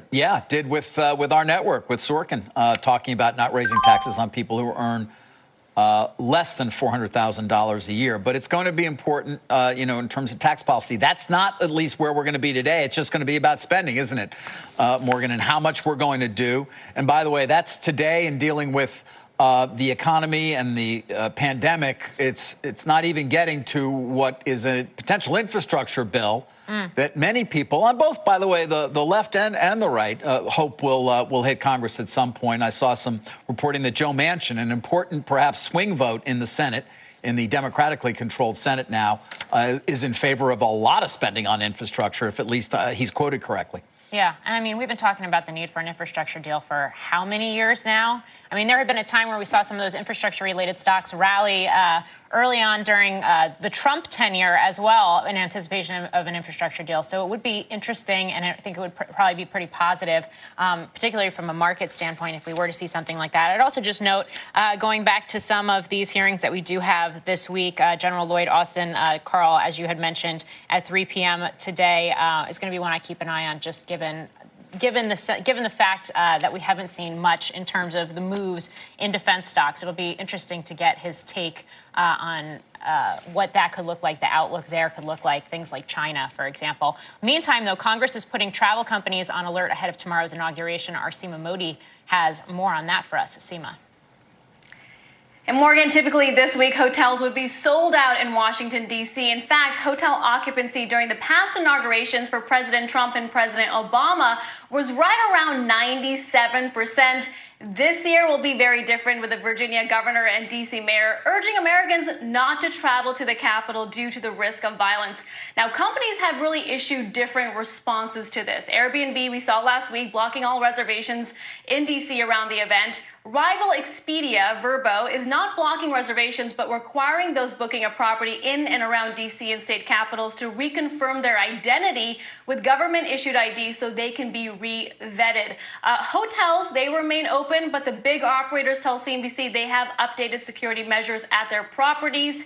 Despite attempts, though, to discourage travel site Hopper says it saw a 32% increase in flight searches to D.C. last Friday compared to the previous week. Now, the U.S. House Oversight Committee sent a letter to 20 of the biggest travel companies, including Marriott, Expedia, car rental companies, Hertz, among others, to retain customer information and implement additional screening to ensure, quote, they're not being used to facilitate violence or domestic terrorism. Carl, this as security continues to tighten in the Capitol as well as across different states in the nation. Back to you.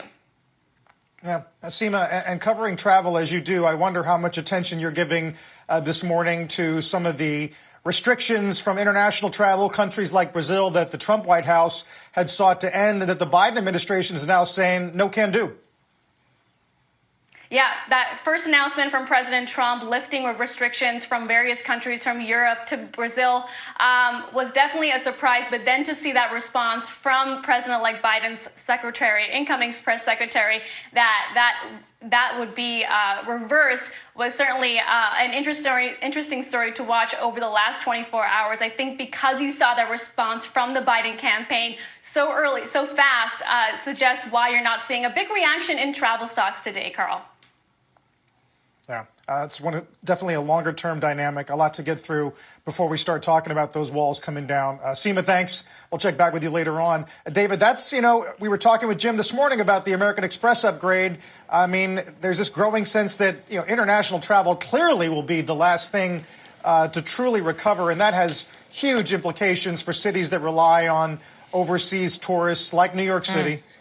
Oh, man, if you get me started on New York and the list of things that New York has to worry about, we'll be here for quite some time, Carl. But yes, that's one of them. Business travel, of course, comes up a lot in our conversations as well when we have the CEOs of some of the major airlines, because Goldman Sachs, for example, Wilf was talking about, and Morgan, you mentioned as well, just their expenses being so low and their operating leverage. I mean, how much is that is just people not getting on airplanes also? And the cost of travel going down, obviously, because they're not spending it on that. But that is another key question I think we have, Carl, as well. When will business travel come back in a meaningful way? And will it ever approximate where it was in 2019 prior to the pandemic, Morgan? Because there are plenty of people out there who have realized they can do a lot by sitting in their living room, kitchen, dining room, wherever you want to call it, not to mention their desk in their office. You know who I think is going to have some interesting thoughts on this? Sir Richard Branson, who we have on later in the show. I mean, we have him on to talk about space and sort of the latest milestones for one of his space startups.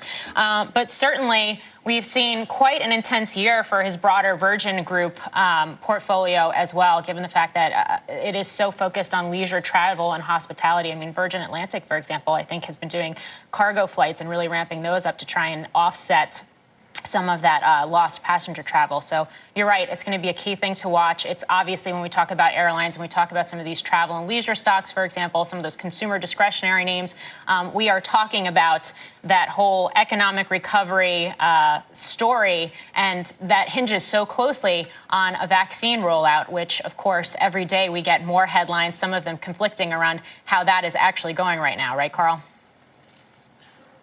Indeed, Morgan.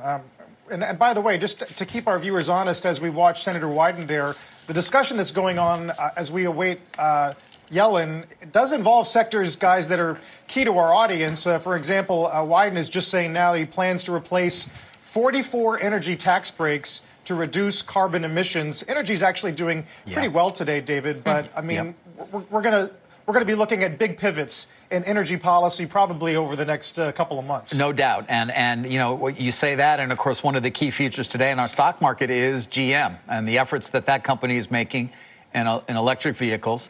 Its Cruise division, of course, being a key there. New investment coming in from Microsoft. I mean, take a look at shares of GM if we can, because they're up over 7%. The moves the stock has had of late as it has continued to roll out new announcement after announcement in terms of its efforts in EV. But, Morgan, this goes, and again, back to the broader conversation as we await Yellen. We expect the Biden administration is going to be very aggressive in making climate policy a key part of its economic policy.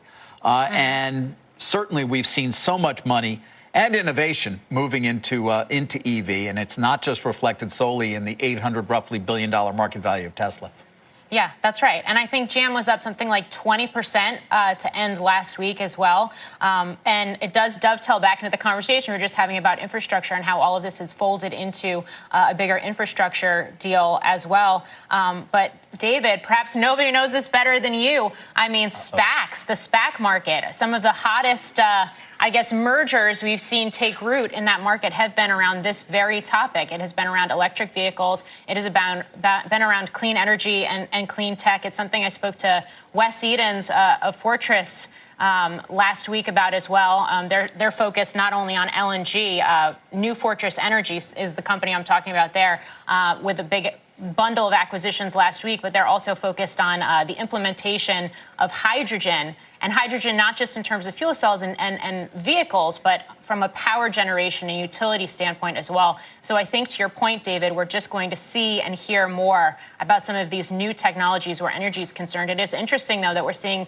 the rally and the moves, the investor, excitement around some of these names as they come to market, alongside the rally we're seeing in more traditional energy names, too, with energy, again, the top sector today for the S&P. Yeah, and the SPAC torrent of SPACs doesn't stop. I think we've got another 8 today that are getting ready to price. We've had 53 already this year, 53 SPACs that have priced. Doesn't mean they've done their deal yet, where we, of course, focus so much.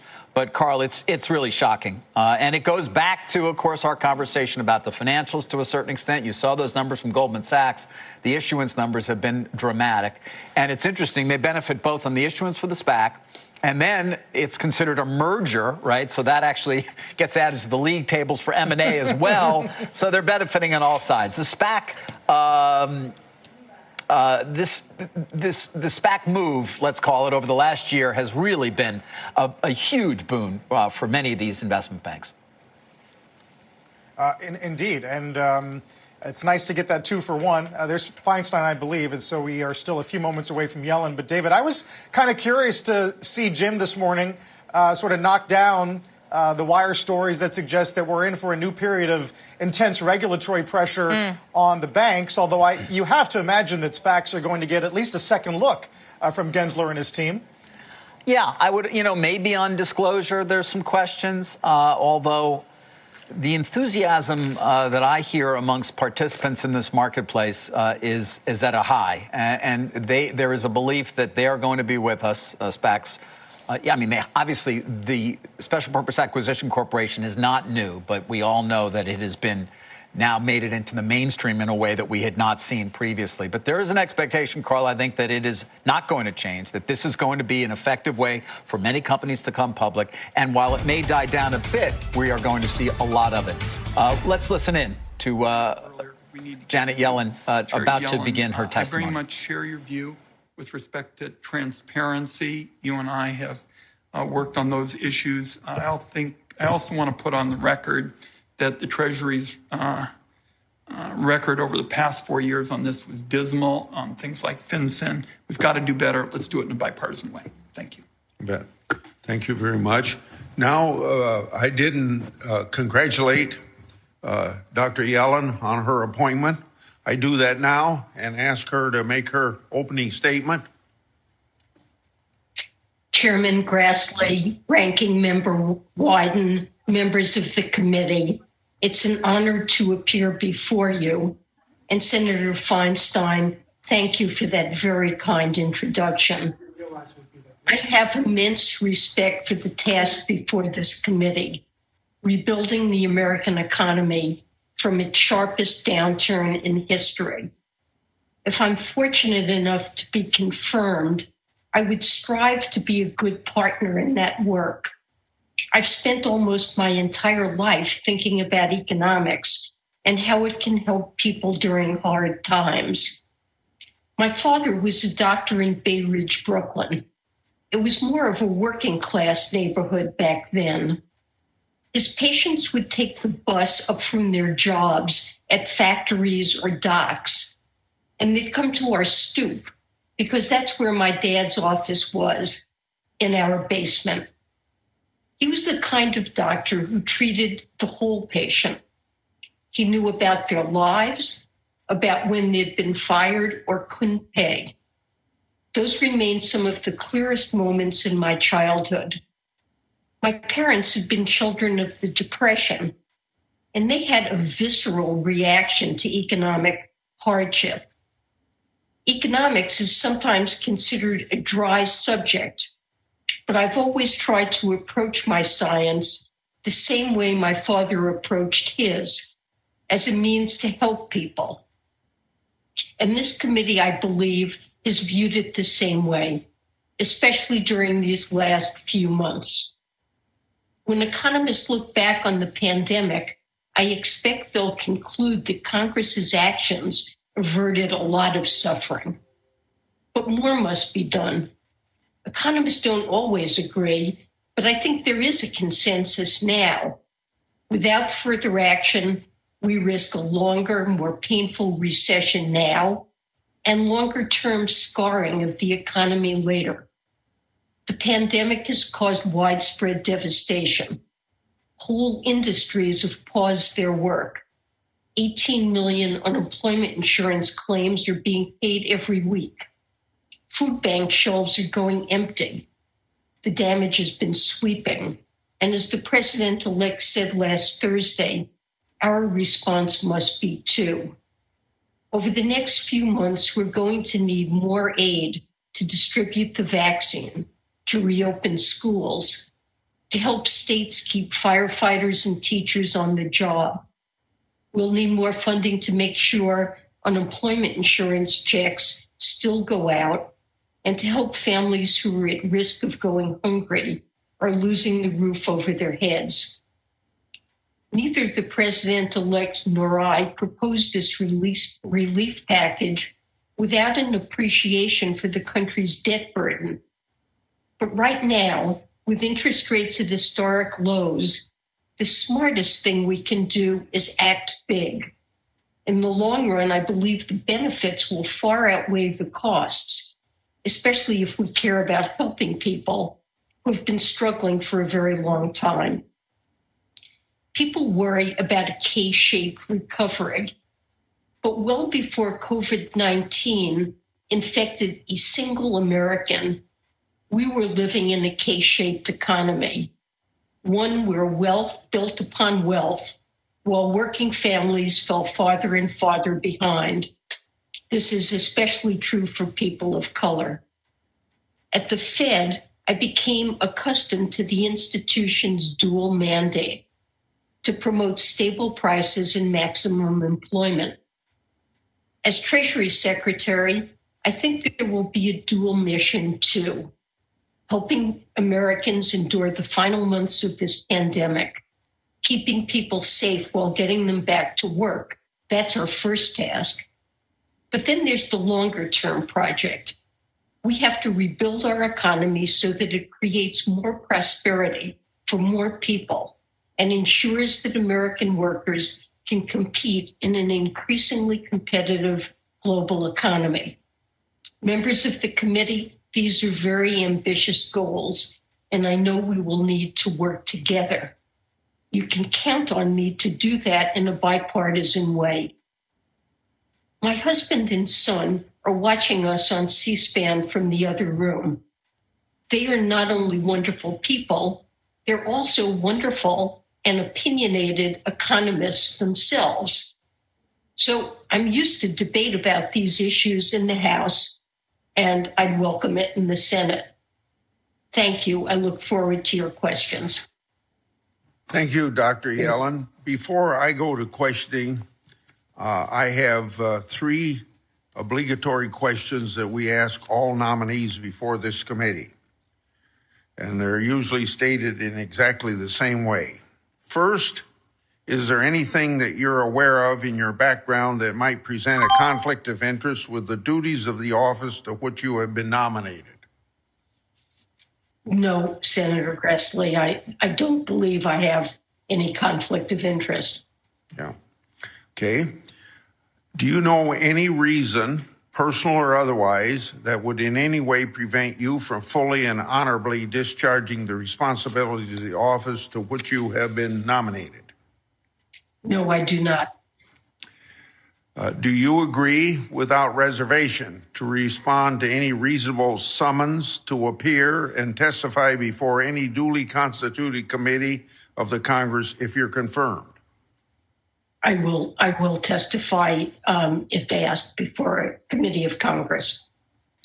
And finally, do you commit to providing a prompt response in writing to any questions addressed to you by any senator of this committee? Yes, I commit to that. Yeah.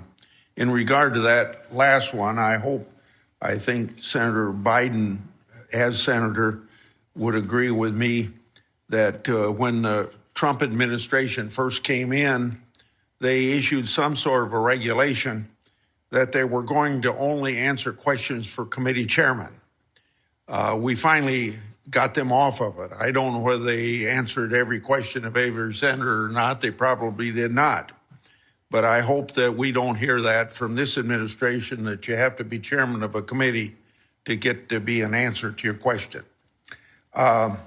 Before I ask the first question, but it's kind of along the lines of the question I was going to ask you, I just heard your opening comment about learning so much from your father about the workers of America and about the business of America.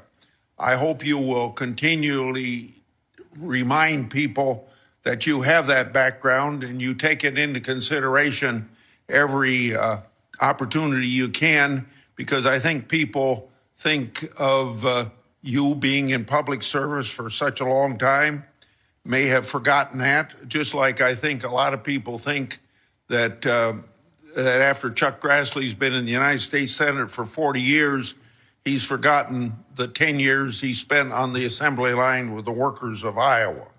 And it's important that they be reminded of these backgrounds.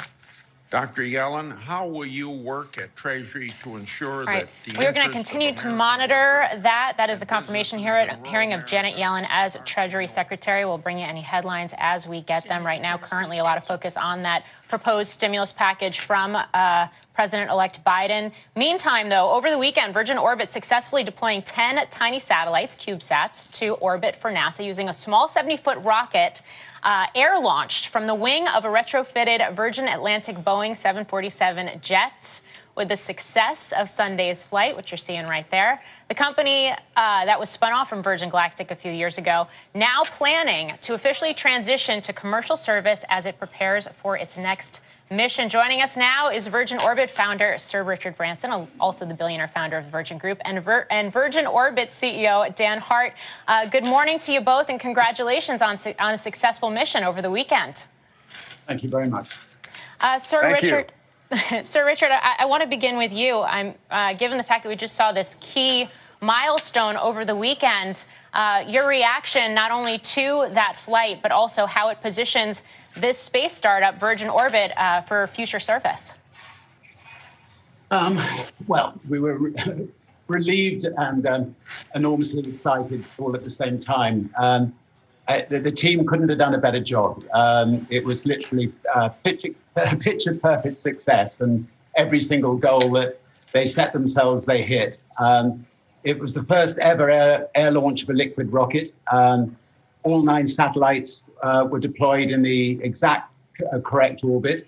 All of them are now beaming back to Earth, and therefore NASA, who put them in our rockets, are absolutely elated and delighted. And so, the mission couldn't have gone better, and it means we can now ramp up the making of rockets and satellites for the future, and expand the company as quickly as possible.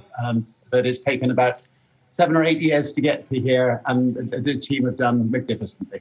Yeah, and it puts Virgin Orbit in this elite class, this small group of commercial companies that have now reached orbit. Dan, I'm curious what that launch manifest looks like, especially given the fact that it is a competitive landscape. There are quite a number of other space startups that are also targeting that small rocket launch services market, as well as some of the big, more established players like SpaceX offering rideshare. Well, we've had a huge amount of interest. We brought a new capability to space launch on Sunday, where we could take off from an airport and fly to space. We have a manifest of government, NASA, as well as national security, as well as commercial. And our manifest is currently well over a dozen satellites, and that's pre-launch. We have gotten flooded with emails and texts and calls over the weekend. A commercial customer signed another contract, matter of fact, as soon as we shut off the second stage engine on Sunday. So we're looking at a really bright future. I wonder, that on the eve of the inauguration for President-elect Biden, I wonder what you think this administration is going to mean, Dan, for space, not only from a civil standpoint, but also from a national security one. Well, space has become central to so much of what we do and how we operate as a country. It's a bipartisan topic. It's the foundation of how our national security apparatus works. It's core in our understanding of our planet, earth science, heliophysics, interplanetary, and there's an enormous economy that's starting to grow. We're at about $400 billion globally today. It's forecasted to be a couple of trillion in 20 years. That's all a non-partisan topic. So I think I'm really excited about the new administration and how we can partner and make space work in every single sector, as well as with our allies. Yeah. And Sir Richard, I wonder how this now positions Virgin Orbit. I mean, its sister company, Virgin Galactic, you took public through a SPAC about a little less than a year and a half ago now.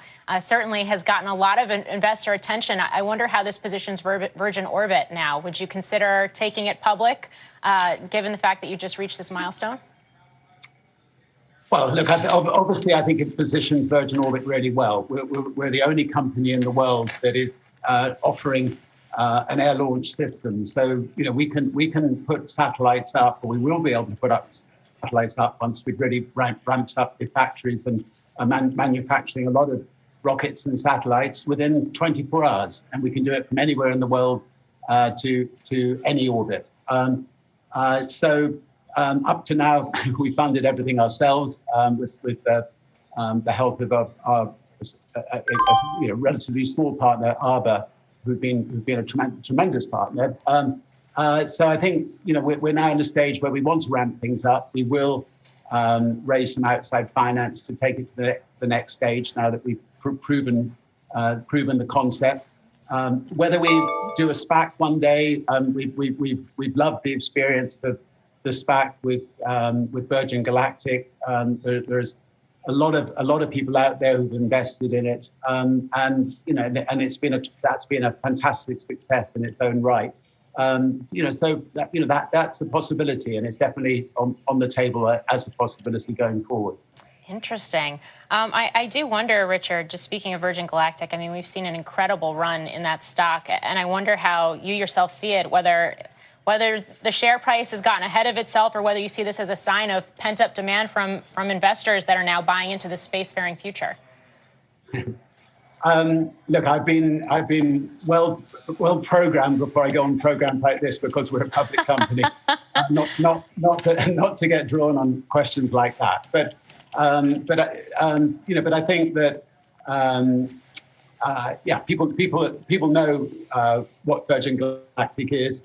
They know what the track record is, and they're making their own judgments, and whether the stock is correctly priced or not is something which I just can't get drawn on questions like that. Fair enough. I do want to shift gears. I mean, we've seen the impact of COVID on the space industry over the past year, but in general, relative to some other industries, it has held up a bit better, if not for timelines shifting a bit. Richard, I realize that COVID is a very personal thing for you. My condolences go out to you, my prayers to you and your family, given the fact that I know you lost your mother just recently to that disease. So it's a personal situation for you. I wonder, though, from a business standpoint, just looking at the broader Virgin Group portfolio, what your outlook is for travel and leisure in 2021. Well, first of all, I'd like to say that Dan and the team got this launch away despite a lot of team members getting COVID. And yes, it was delayed a little bit, but it adds to their incredible success. We've got a lot of companies around the world that are grounded, or pretty well grounded at the moment. Virgin Atlantic, Virgin Voyages, our cruise company, Virgin Fitness Centers, and so on and so on. And so the vaccination is critical, and it's wonderful to see Great Britain moving really rapidly to get all vulnerable people vaccinated. It's wonderful to see Biden promising 100 million vaccinations in the next 3 months. Vaccinations is everything, and once vulnerable people in particular have been vaccinated, I think all kinds of businesses can start opening up again. Restaurants, travel companies, cruise companies. That hopefully there will be a proof of vaccination piece of paper that that people can use to be able to get on a plane without having to be tested or without having to quarantine. So I think we're hopefully looking to the end of this nightmare that has affected so many people. Yeah, to that point, given the fact that we are seeing the rollout, albeit maybe at least here in the U.S. slower than I think initially expected. I mean, you've taken a number of actions over the past year to keep some of those key Virgin Group companies afloat in the midst of this pandemic, perhaps most notably the airlines. Do you feel like more financial action may need to be taken in the meantime, or that the worst is really over? It depends how long the planes are grounded on the floor for. I mean, with Virgin Atlantic, our cargo team have done magnificently. They've taken these empty planes that used to be full of passengers, and they've doubled the amount of cargo that we carry normally, and that has really helped us pay a lot of bills. The team at Virgin Atlantic have done a magnificent job in raising private money, and that has kept the airline afloat during 12 months that most of the planes have been grounded. I mean, I would hope that in 3 or 4 months' time, once most of the vulnerable people have been vaccinated, that we can start looking forward to late spring or summer, beginning to get back to normality again. And I think that we will be stronger than we were before, and leaner and meaner. And I think Virgin Atlantic will have a great future. Yeah, I realize we've veered off of space a little bit here, but finally, I just have one more question for you, Sir Richard, and that is, I mean, you are one of the most renowned business leaders and entrepreneurs, I think, the world over. You do have so many businesses around so many different parts of the country. You put out a pretty heartfelt blog about what we've seen go on here in the U.S. in recent weeks, the storming of the Capitol and the like. I just wonder what your thoughts from a socioeconomic standpoint are on what we've seen in the U.S., whether, I guess, brand America has been tarnished. Yes, I mean, brand America, I mean, for those of us living outside America, we're incredibly sad to see this beacon of democracy being damaged in the way it has been. But we're hopeful, and I think we're hopeful that, I mean, I'm lucky enough to have got to know Biden over the years, and I'm hopeful that he really will do everything he can to bridge the divide. He'll do everything he can to understand what it was about from Trump supporters that they liked about Trump and address those issues. And he's going to get out there to try to tackle things like climate change, tackle things like the virus quickly and efficiently. And he's a great delegator. He's got a great team of people around him. So I'm hopeful that America can get back on track in the next few months. And I'm hopeful that the inauguration, will be peaceful and will be a positive example to the world and not a horrendously negative example. Yeah. Well, we appreciate both of you being with us today. Congratulations again on just an amazing flight over the weekend for Virgin Orbit as it reached orbit. Sir Richard Branson and Dan Hart, thank you for being with us. And we look forward to hearing about more space milestones as 2021 unfolds. Congratulations. Thank you. Thank you. Thank you. Morgan, even as you're talking, Yellen's mentioned climate, infrastructure, COVID relief, the SALT tax, and a lot more. Good morning, everybody. It is 11 a.m. at the FCC headquarters in Washington. It's 11 a.m. on Wall Street, and Squawk Alley is live.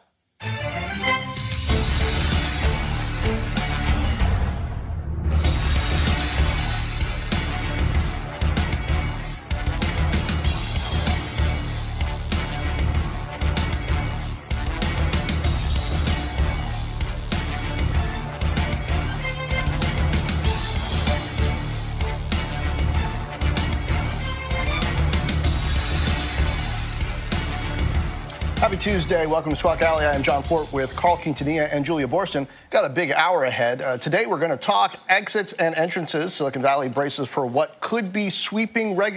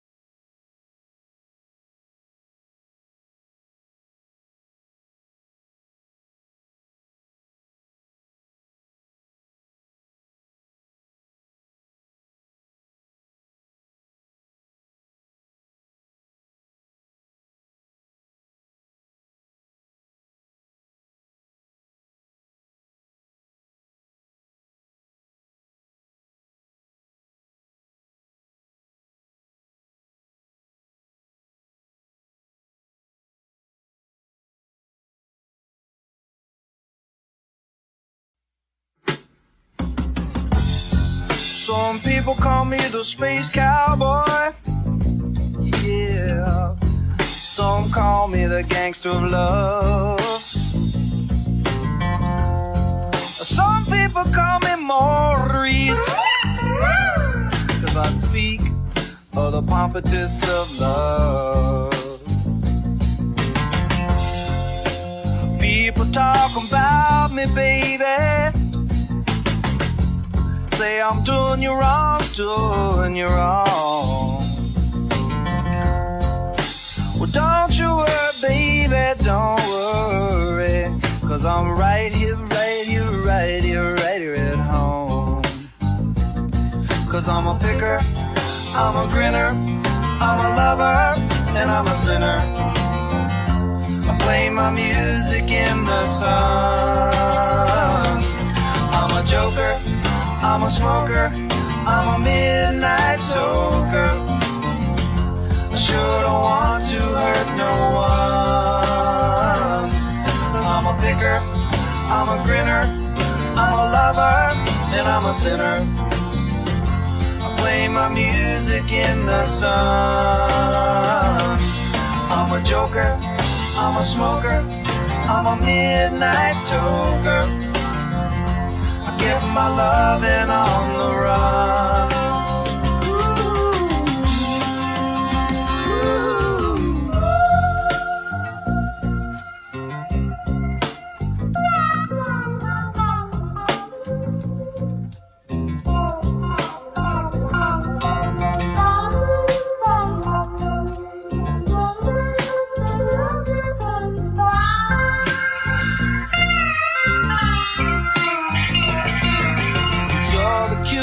Thing that I ever did see.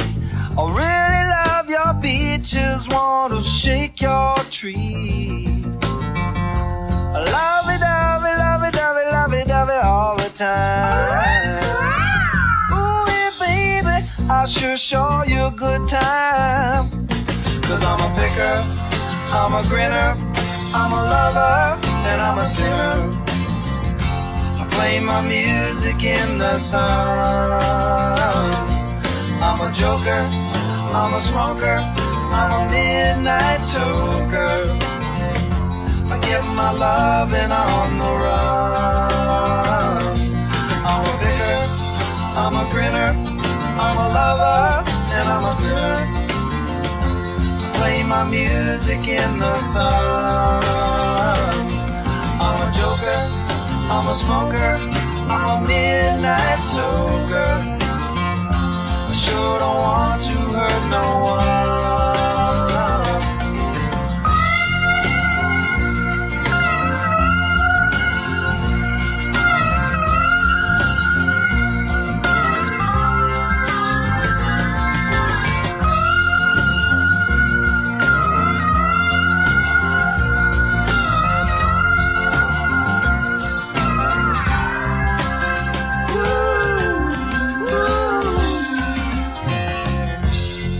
People keep talking about me, baby.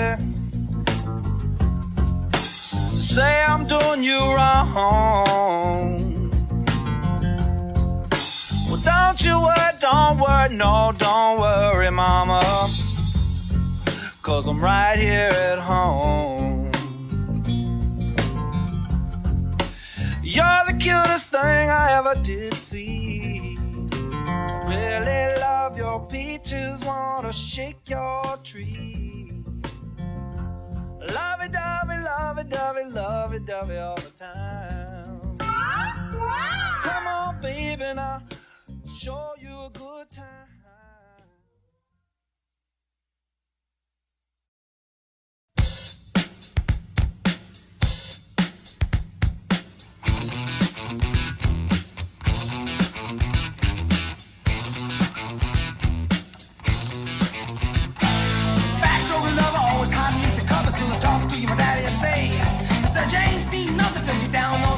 You're sure to be changing ways.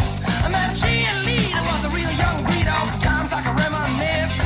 All the best things of loving with a sister and a cousin. Only started with a little kiss like this.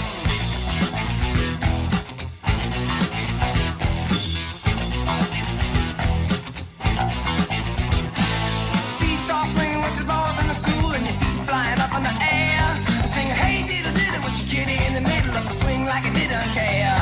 So I took a big chance at the high school dance with the mister who was ready to play. Wasn't me, she a fool, cause she knew what she was doing, and I know love was here to stay. When she told me to walk this way, walk this way, walk this way, walk this way.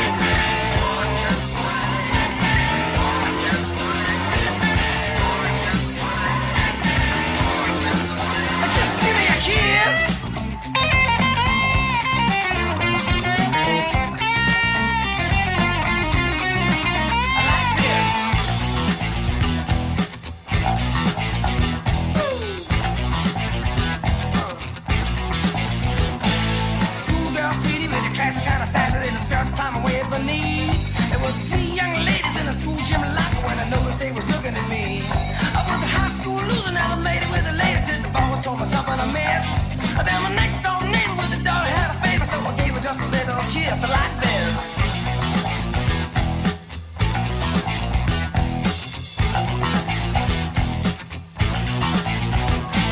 See, you start swinging with the balls in the school and your feet flying up in the air.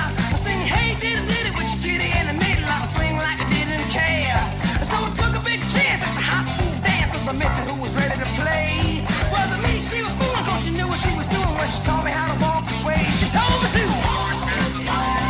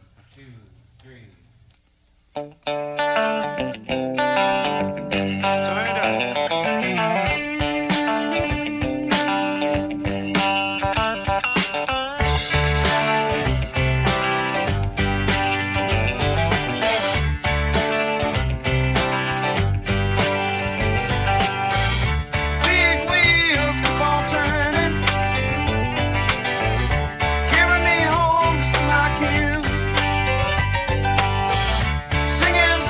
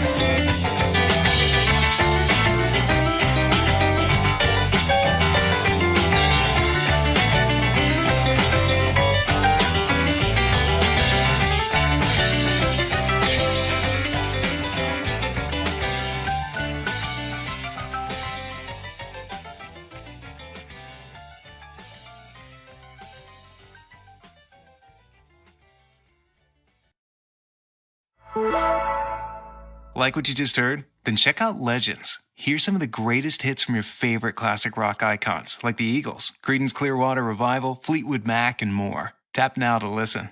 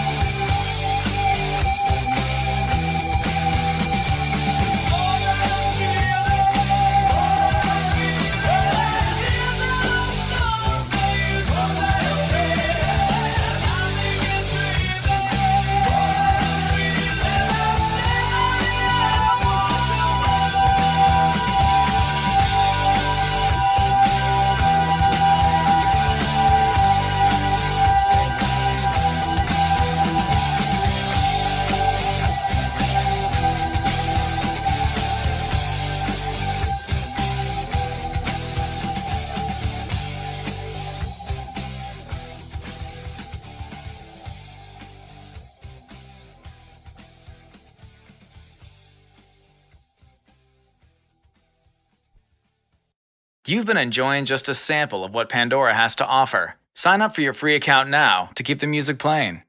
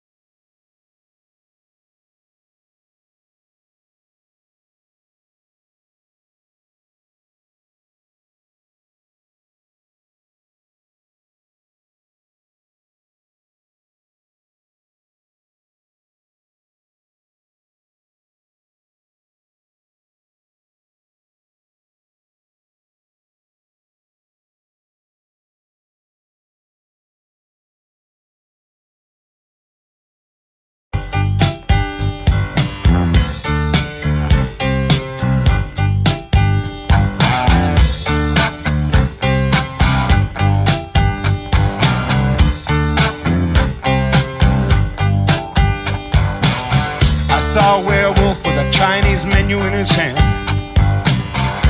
walking through the streets of Soho in the rain. He was looking for the place called Lee Ho Fooks, gonna get a big dish of beef chow mein. Ahoo, werewolves of London. Ahoo.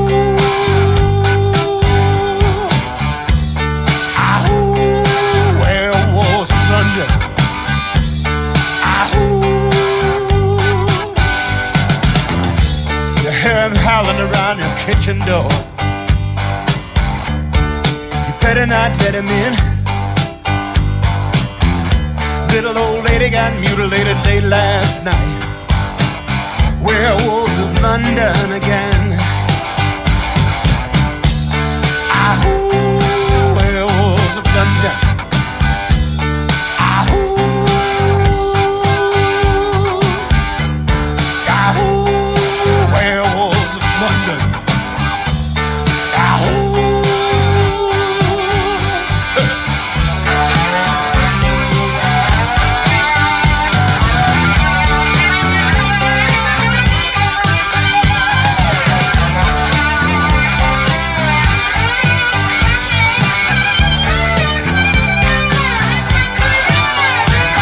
He's the hairy-handed gent who ran amok in Kent.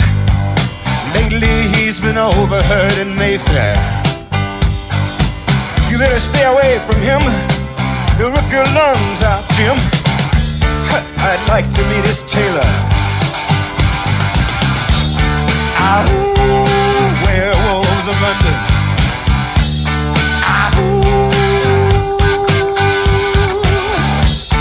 ahoo, werewolves of London. Ahoo. Well, I saw Lon Chaney walking with the Queen, doing the werewolves of London. I saw Lon Chaney Jr. walking with the Queen, doing the werewolves of London. I saw a werewolf drinking a pina colada at Trader Vic's. His hair was perfect.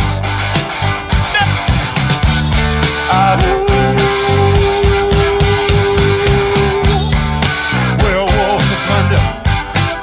Draw blood.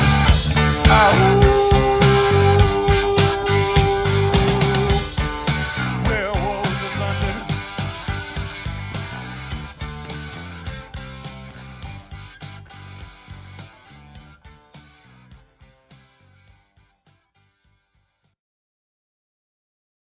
The best way to burn fat is with more fat. And I'm being serious because there's actually two different types of fat in your body. One is white fat, and that's probably hanging out on your belly right now. It's extremely hard to get rid of. And then there's a lesser known type of fat called brown fat. And this is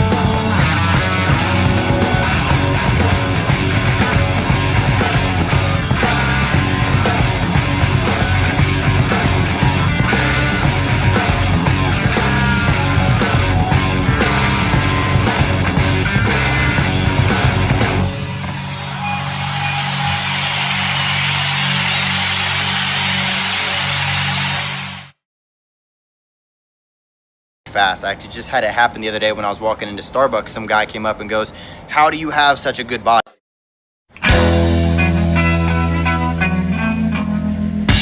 Don't let me down. Don't let me down. Don't let me down. Don't let me down. Nobody ever loved me like she does. Ooh, she does. Yes, she does. And if somebody loved me like she does, oh, she does. Yes, she does. Don't let me down. Don't let me down.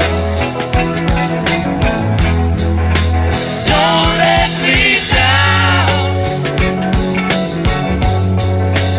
Don't let me down. I'm in love for the first time. Don't you know it's gonna last? It's a love that lasts forever. It's a love that has no past. Don't let me down. Don't let me down. Don't let me down. Don't let me down. And from the first time that she really done me, ooh, she done me. She done me good. I guess nobody ever really done me. Ooh, she done me. She done me good.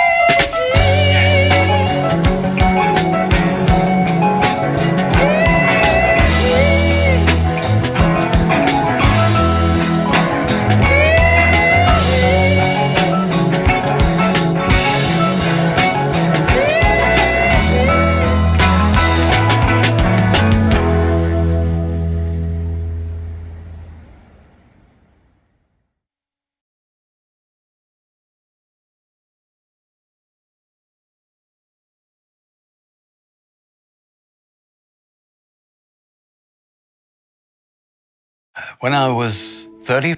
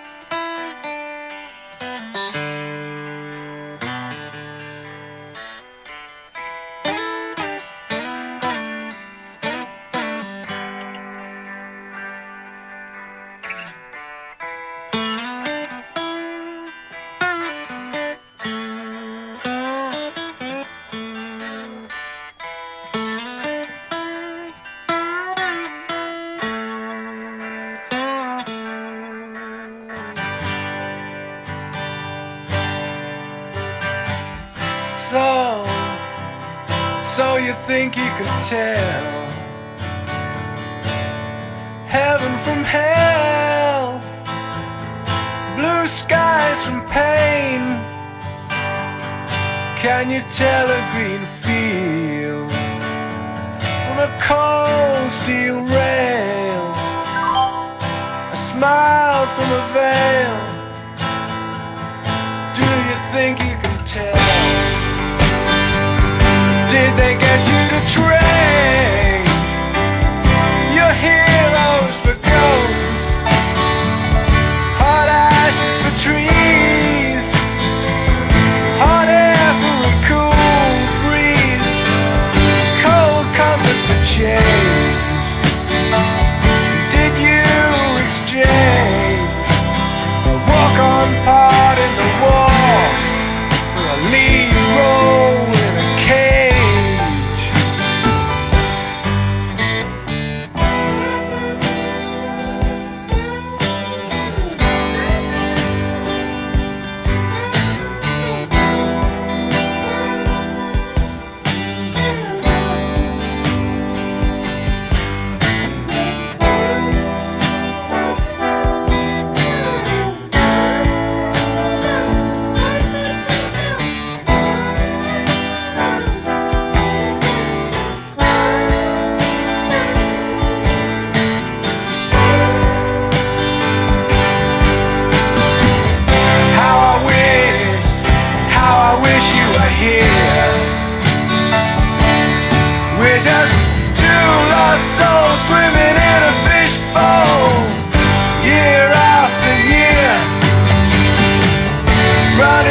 The same old ground, and have we found the same old fears?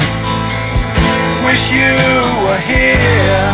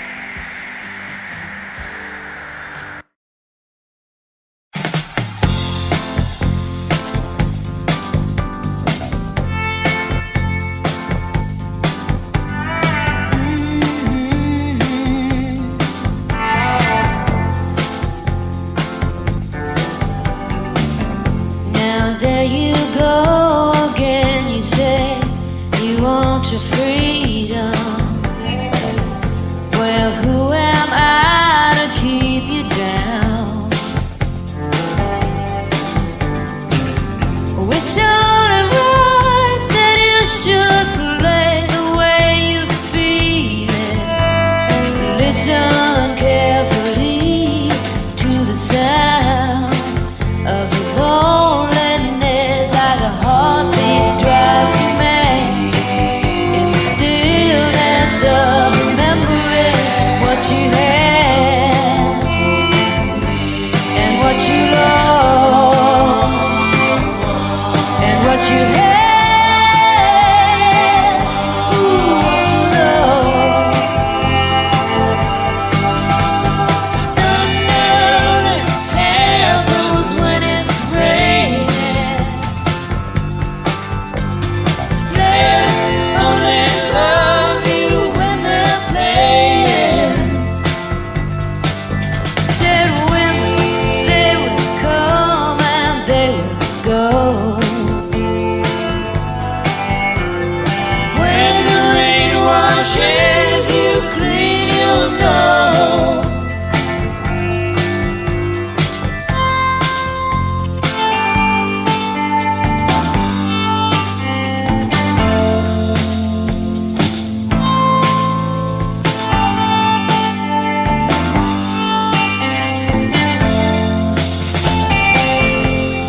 Here I go again, I see crystal vision.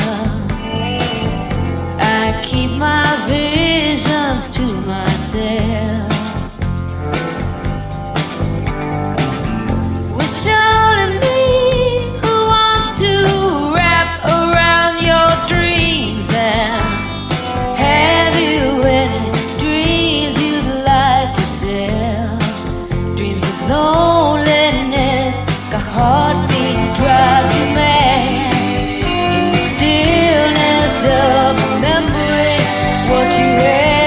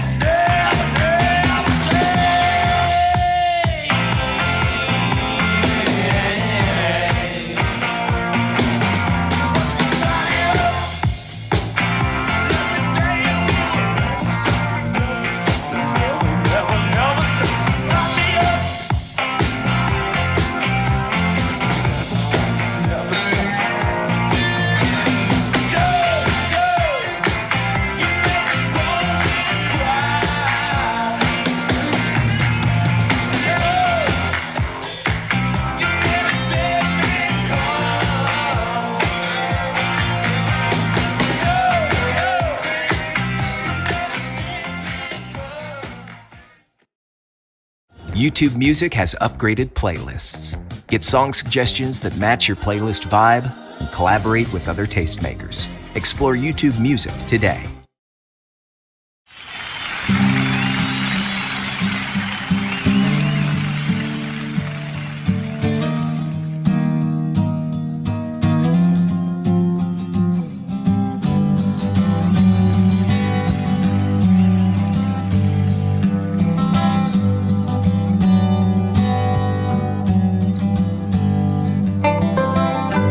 Don't know how I'm gonna tell you.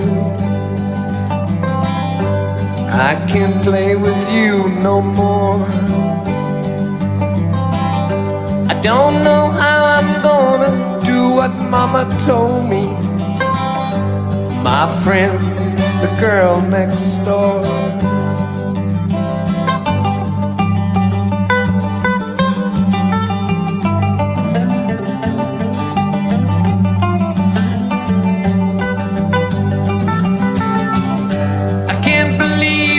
People say you're gonna let your hair hang down. I'm satisfied to sit here working all day long. You're in the darkest side of town.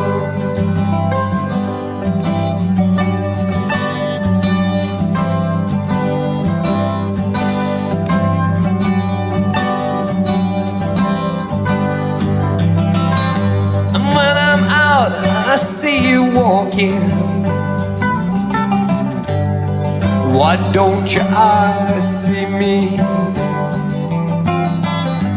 Could it be you found another game to play? But what did Mama say to me? Oh, that's the way. Oh, that's the way it ought to be. Oh, I don't think so. Oh, my mama said that's the way it ought to stay. Oh,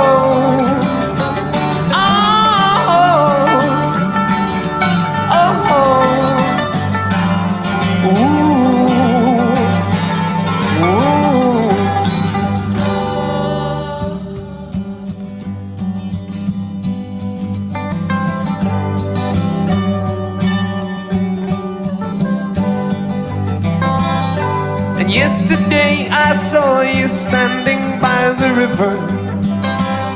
And were those tears that filled your eyes? And all the fish that lay in dirty water dying, had they got you hypnotized?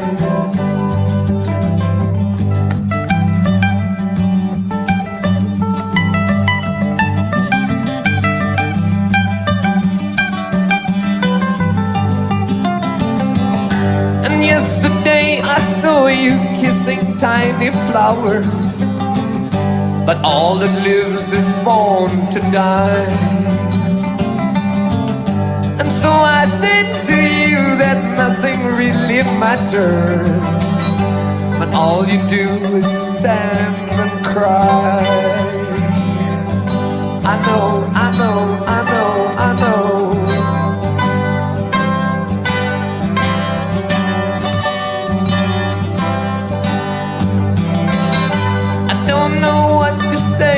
About it when half your ears turned away. But now's the time to look and look again at what you see. Is that the way it ought to stay? That's the way. Oh, that's the way it ought to be. Oh, sweet baby now. Oh, my mama said that's the way it ought to stay. Oh no, oh no, oh no, no, no, oh, oh.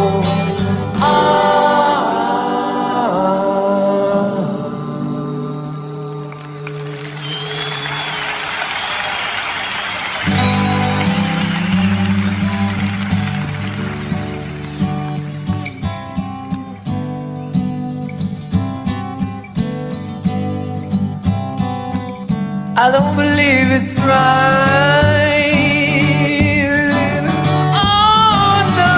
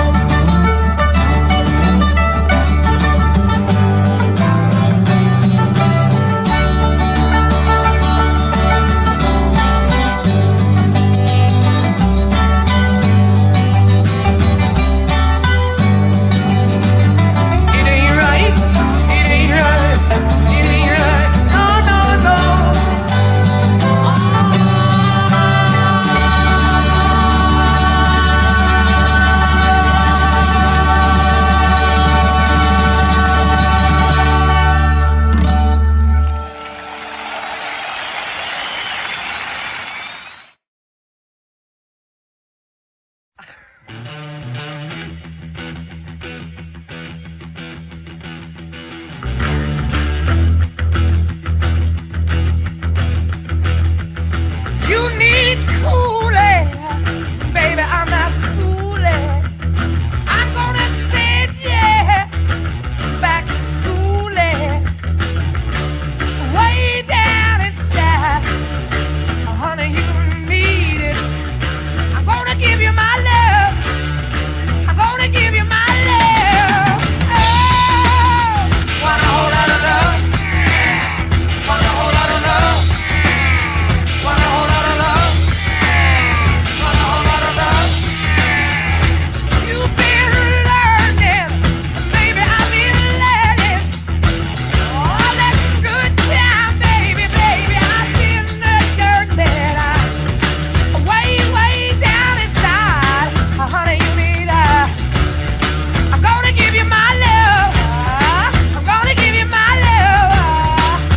Oh, whole lot of love. Want a whole lot of love. Want a whole lot of love.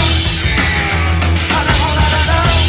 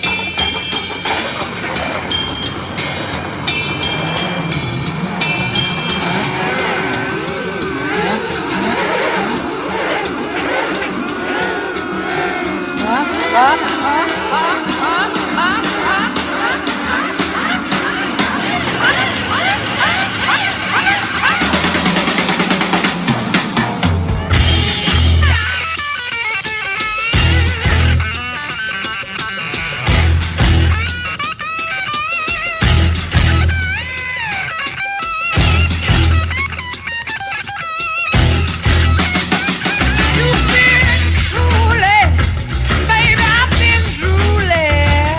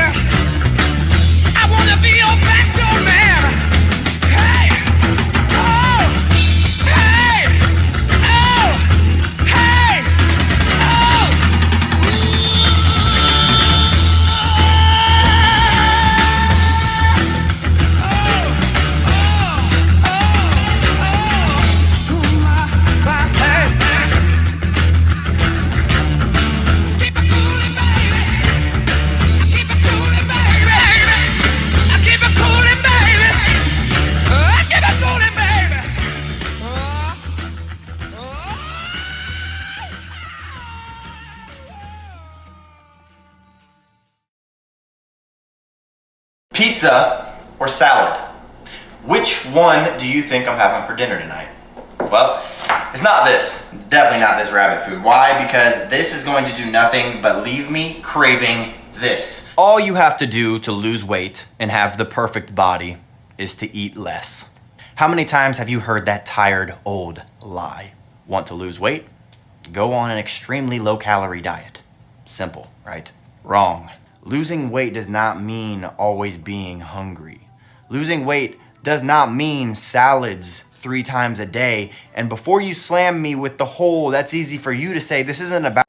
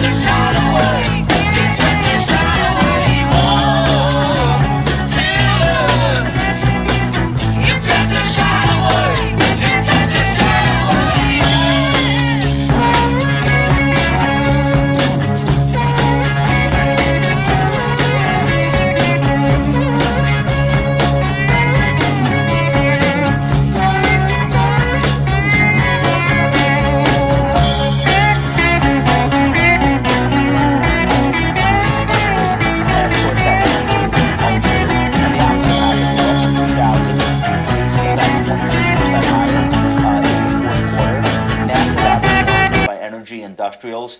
And I think it's a little bit poetic justice for all the people complaining about how index funds were propping up stocks and, you know, the whole market is Apple and Microsoft. Wrong again. Sorry. So now what happens? Well, I'm long a few of these names. I do think you'll see dispersion in the returns between them. It's $6 trillion in market cap, and it won't all be pulling in the same direction. So I don't know if I can go fully in on the JP Morgan call, just like buy them all. The ones I think have the most upside in the reopening, I would probably say Google, Alphabet.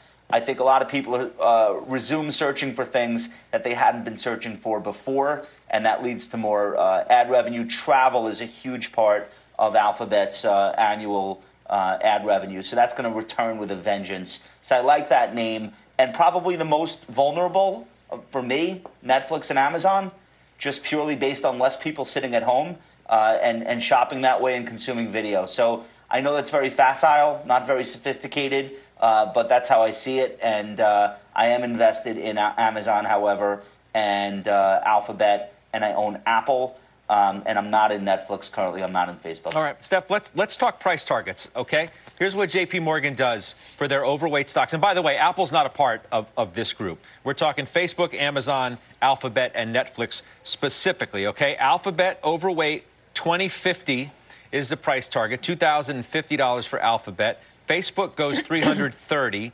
Amazon $4,100, Netflix to $600 $28. Again, overweight across the board. Josh hits an interesting point. They acknowledge the reason why a lot of these stocks were down.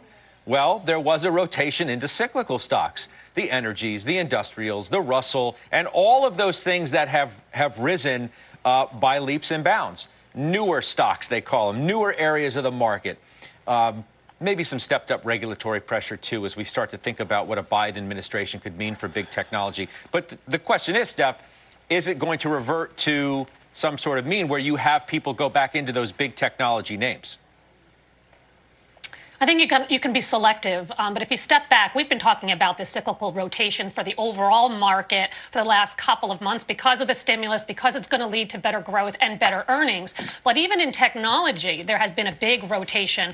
FANGs have taken a pause. Software stocks have taken a pause. And what's in favor? Semis, semi-cap equipment. Have you seen any of these DRAM names? They are on fire. I mean, Lam Research, Applied Materials, Micron, TSMC, they're up double digits, and it's only the third week of January. So they're off like a rocket ship, and that was part of the rotation. And so why I want to be selective in FANG is because I'm not convinced that rotation is over. It could take a pause for a little bit, but I want to be in Alphabet like Josh. I think I totally buy into the ad revenue recovery story. Remember last quarter, they beat on ad revenues. It grew 10% year over year. That was versus negative 6% in the second quarter, and that handily beat expectations. So I totally believe in the ad recovery story, and Alphabet will benefit. And by the way, so will Facebook, but I just think Alphabet benefits more. Also, they're getting more transparent. Also, they have operating margin upside. They beat operating margins last quarter relative to the street by 460 basis points. So there's a lot they can do there. You get the cloud exposure, and you also have a $28 billion buyback. So that is my favorite. And oh, by the way, it also lagged all of the FANG last year. So I like that as a catch-up trade. I still like Amazon. I still own that one. It's a small overweight for me, but retail online sales in the U.S. is only 20% penetrated, and there's only 15% of the workloads are on the cloud. So they have a lot of upside, and they have a lot more going for them with regards to Prime and grocery and India and lots of other areas that they can grow. So those are the two names for 2021 that I like. I'll tell you what, it's hard to find somebody who is in Joe Terranova's position these days, meaning the guy owns no FANG at all, Joe, right? You don't find too many people who don't own any of the FANG stocks at all who are coming on this program, and certainly a regular like you. Yeah, that's not fair, Scott. I mean, I get it. What do you mean it's not fair? It's a fact. Yep. It's a fact. I own Apple. And I said Microsoft. we're talking pure FANG. I own Apple and you don't own Facebook. You don't own Amazon. You don't own Alphabet. You don't own Netflix. Okay. But I do consider Apple and Microsoft the same characteristics of the FANGs. But let's talk specifically about the FANGs themselves. Alphabet, I agree with what Josh and Stephanie are saying. Alphabet is the one name to me that stands out where if I'm going to take something out of the portfolio, I'm putting Alphabet in. I think one of the points that Stephanie make that is really a strong one is the increase in buybacks. Understand in 2015, they bought back a little bit less than $2 billion worth of their stock. They're now committing close to 60% of free cash flow towards buybacks. So this is something that is not going to be cyclical in its nature. It's secular over the next couple of years. They're going to be very aggressive. That's the one name that I would commit new capital to. Lastly, Stephanie also brings up the strength in semis, and that's exactly where I am right now. I think the semis, because of the economic rebound that we're witnessing in Asia, that's the right place to be in technology. What would get you to buy the FANG stock? I mean, why don't you own any of these big mega cap techs, Joe? I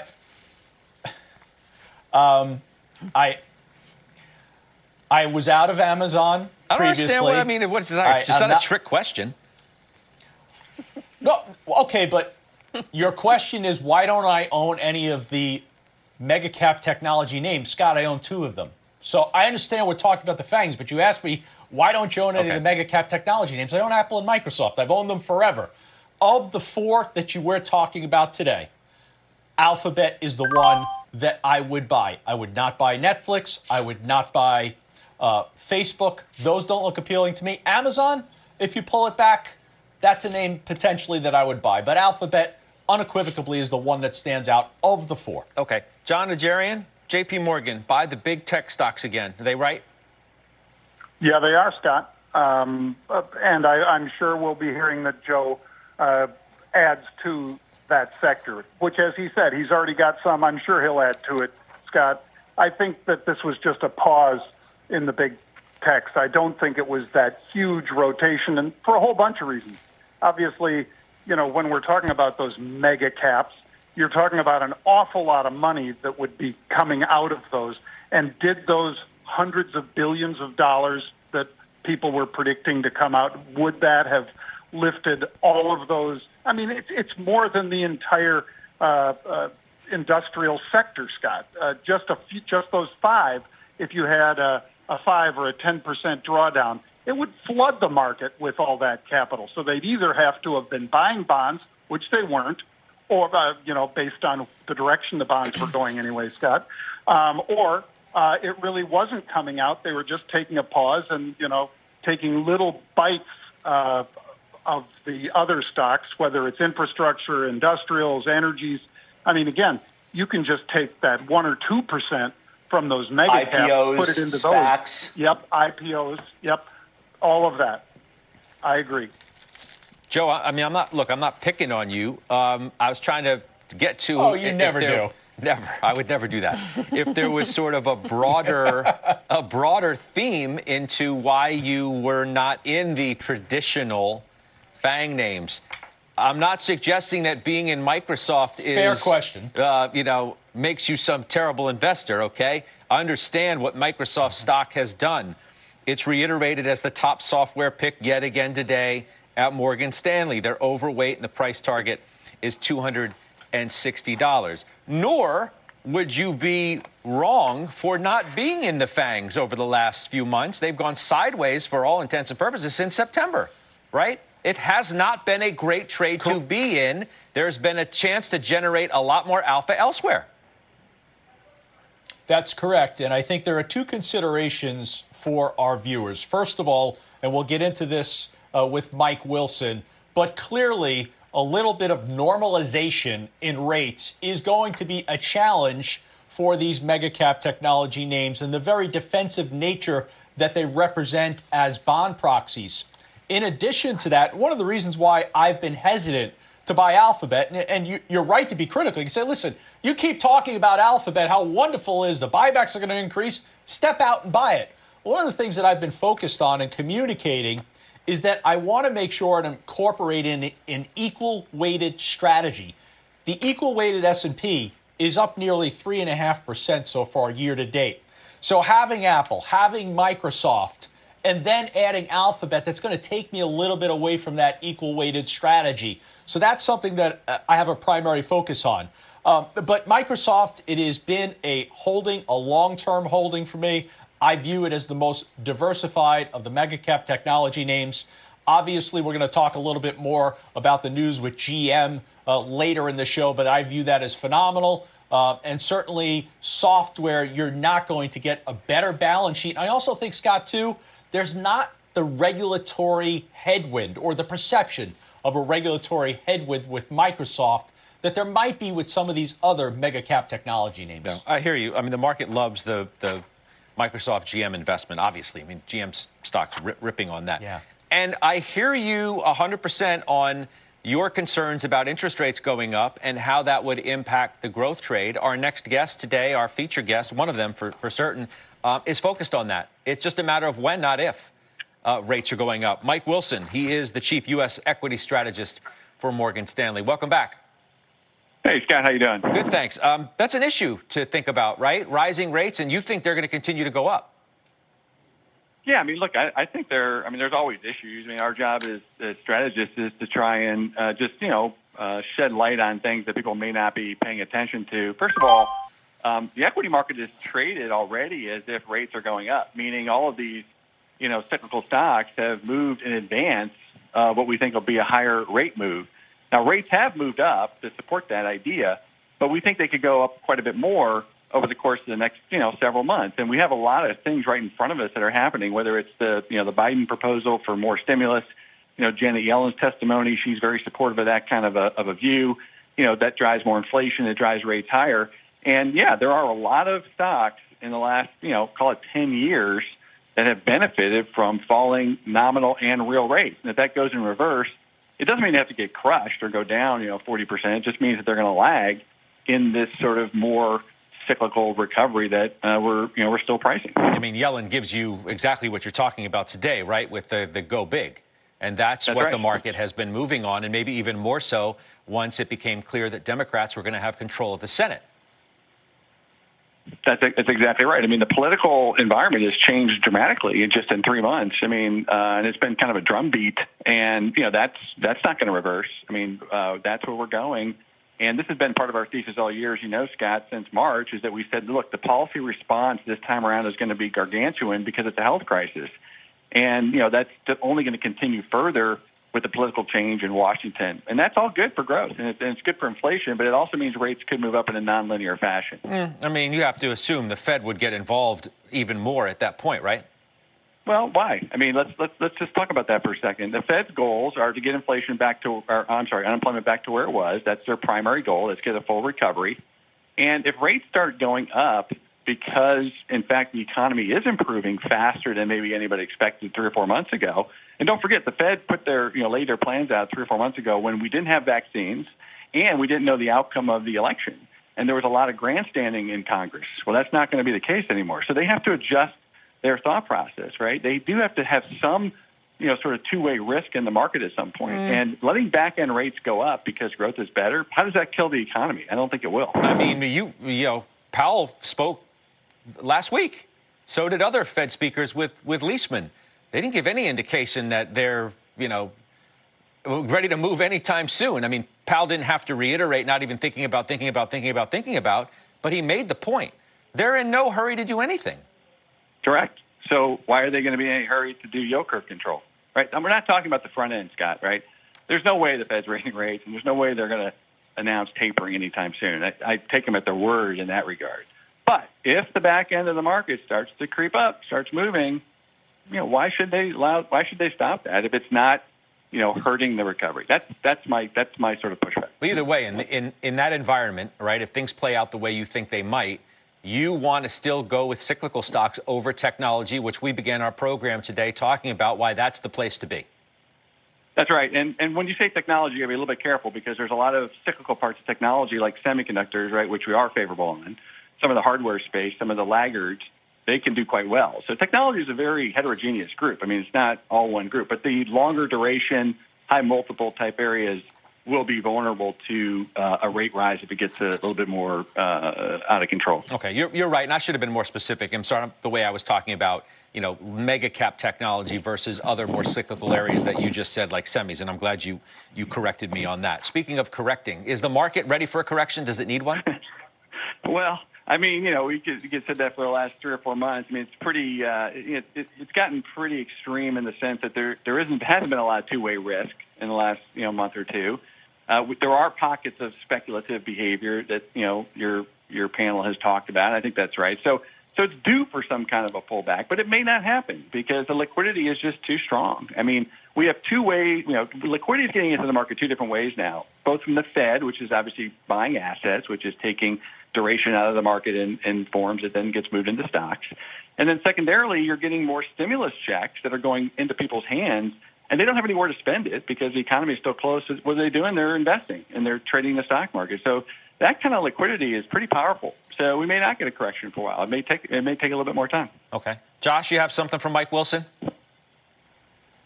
Yeah. Hey, Mike, thanks so much for this note and for being on today. I wanted to ask you about comps this year and whether or not that's going to be a psychological headwind.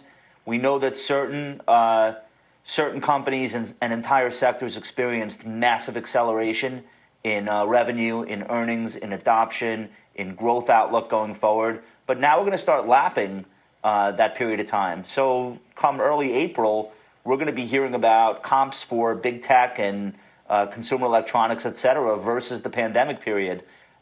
We might put up great numbers because the economy is expanding again. They just might not be as good because how many TVs, how many computers can people feasibly buy? So do you worry about that with NASDAQ valuations or consumer discretionary valuations, do you think we're going to look at those numbers and be disappointed? Yeah, I mean, it's a really good point, Josh. You know this as well as anybody. I mean, comparisons is something that probably people forget about, and then it hits them in the face, you know, as you come around the full calendar year. And what you're really describing is just the work from home versus the back to work sort of, you know, trend. And absolutely, it's not just tech stocks, by the way. There's a lot of essential businesses that benefited from, you know, people staying at home, non-tech companies too. And absolutely, I think that one of our themes this year is that there's going to be a shift in wallet. So people spent money in certain areas because that's all they could spend money on. As the economy reopens, they're going to want to do different things, experiences, travel, et cetera. And so the shift in that wallet, actually, not only does it make the comparisons look difficult, we can actually see a payback in demand for some services and some businesses that had benefited from the pandemic. So absolutely, that's another sort of alpha theme that we're focused on this year. Mike, we'll talk to you soon. I got to run. I appreciate you being on. That's Morgan Stanley's Mike Wilson with us. I want to get to some moves from the investment committee. They're really interesting. Steph, what's up with selling Nike? I was surprised to see that. It's taking gains, right? I mean, it's up. Oh, did I lose you? No, you didn't lose me. Oh, okay. Sorry. I've been having some connection problems. So Nike's, look, it was up 33% last year. I thought they did a very good job in terms of the digital transformation. It's only 30% of their business is DTC, and so that's all good, and it's great for margins, but it's trading at 46 times forward estimates. And so I just took profits. I prefer VF Corp. I prefer TJX. They're laggards, and I think they will be winners this year, and they'll play catch up. And I added Viacom, CBS. It's not exactly undiscovered, I get it, but I do like the combination very much. They've done a really good job in terms of execution. I think the synergies are going to be more than people expect, and they're getting more competitive in streaming. I have no streaming exposure other than Amazon, and I did want to have a little bit more, and the stock is trading at with a 6% free cash flow yield. So plus you have an analyst day coming up as well, so that's where I put the Nike money. Trying to remember back to, okay, so you've sold out of Home Depot, right? Yep. You sold out of Nike. And isn't there another one in that sort of basket of big gainers, more cyclical? I can't remember it, honestly. I'm not playing around. I can't remember. Is there another? There is another one, isn't there? Well, I sold D.R. Horton. Okay. So I sold a lot of my housing exposure. All right. I still get housing exposure with TJX, though. So I don't know. I'm just trying to look for the ones that have lagged and where there's some value there. And so I think that these other names like TJ's and VF offer better value. Okay. Josh, you have some interesting moves, too. Stewart Information Services, which you've talked about on this program. You've owned it. You sold that. Yep. You sold that. Talk to me first about that before we get to a buy. I still think the company is destined for a bright future. Took a profit. The stock had been stagnant recently, and there was something that I felt that I wanted to own instead. So there's nothing wrong with STC. It's done very well. I think it'll continue to. Okay. You bought Live Nation, and that's the interesting one. And maybe that goes, and I think it does, with, one of those things you told us within the last, 10 days to 2 weeks about the kinds of stocks that you thought were going to work moving forward. Yeah, you just heard Mike Wilson say the same thing. The companies that benefit most from the reopening, it's going to be fairly intuitive. These stocks are going to work the most. And it doesn't have to be more complicated than that, just like 2020 wasn't more complicated. So I think we've had our fill of spending money at Home Depot and Best Buy. It's not that you want to be short those names or they won't have a great year. They certainly could. But I think a lot of attention is going to be redirected to how we actually want to spend our lives outside of our homes. And you look at Expedia, you look at Madison Square Garden Entertainment, some of the other names I've mentioned, but I think Live Nation really is the biggest pure play on what I'm trying to express. This is a stock that's hovering just below its 2019 high. It's a fairly asset-light business. I think a lot of people don't even understand the story. At its heart, it's basically a marketing and advertising business. It's in a duopoly, pretty much. There's one other competitor, but they have the rights to virtually every important venue where concerts and various events of that sort happen. That calendar is coming back online. A lot of the ad budgets that went to events for 2020 that were canceled, the money wasn't sucked back out of the company. They just held on to it and they apply it forward. So I think the company spent this year basically repositioning themselves for the open, The balance sheet is now flush. They raised a lot of new money, so it's a stronger company than it was the year prior. And the stock's about to break out. So it's a $15 billion market cap, which is tiny compared to the size of their business. I think there's a lot of upside here. And when it does break out, I think the stock will get discovered. So I've been an admirer of the company for a long time, and now I'm finally an investor. It is interesting, John Najarian, that, you know, as Steph is looking at these areas where she's had a big profit, and Josh is looking for areas where there's been big profit, and you look at another stock you may want to buy instead. And this is the last point I'll make in this space before we take our first break. Peloton, Chewy, and Fiverr, I bring those up because they're all downgraded, Doc, to a sell today, and that is at UBS. You're talking about three stocks, you know, in the last 3 months alone. 3 months alone, Peloton's still up 11%, Chewy's up 53%, and Fiverr's up 34%. I could give you 1 year totals that are, you know, 360, 250, 795% respectively for those three names.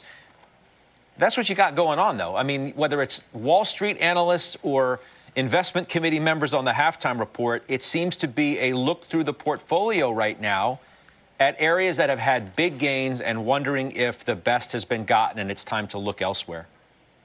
Well, and in the case of Chewy, Judge, you've got, Wolf. Petco just came out last week with its IPO.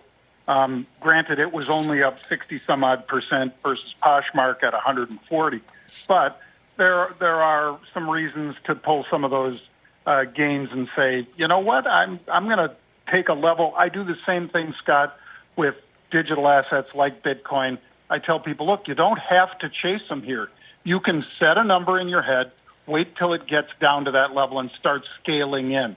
I think all three of those names that you talked about are great companies, but I think you'll get a chance to get into that Chewy or Peloton. And you've had dips before in 2020, late 2020, and even into this year where you've been able to catch nice 10 and 12% jumps after a sell-off in those names. So I'd say be patient rather than, giving into that FOMO. All right, good stuff. Thank you for that. Up next, oil. It's back above $50, up 8% so far this year, 30% in 3 months.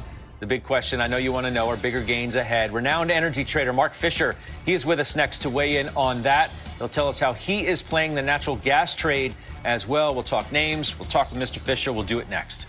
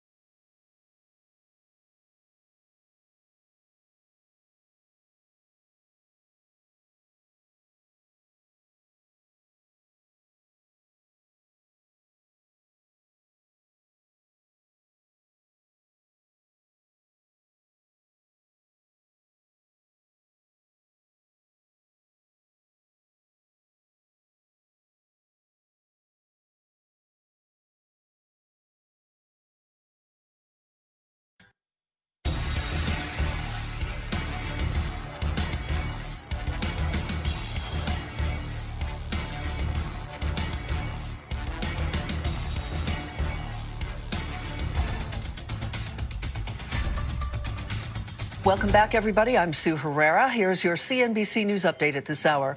President-elect Biden's nominee to lead the U.S. intelligence community telling the Senate that there are clear priorities for reestablishing trust with the American public.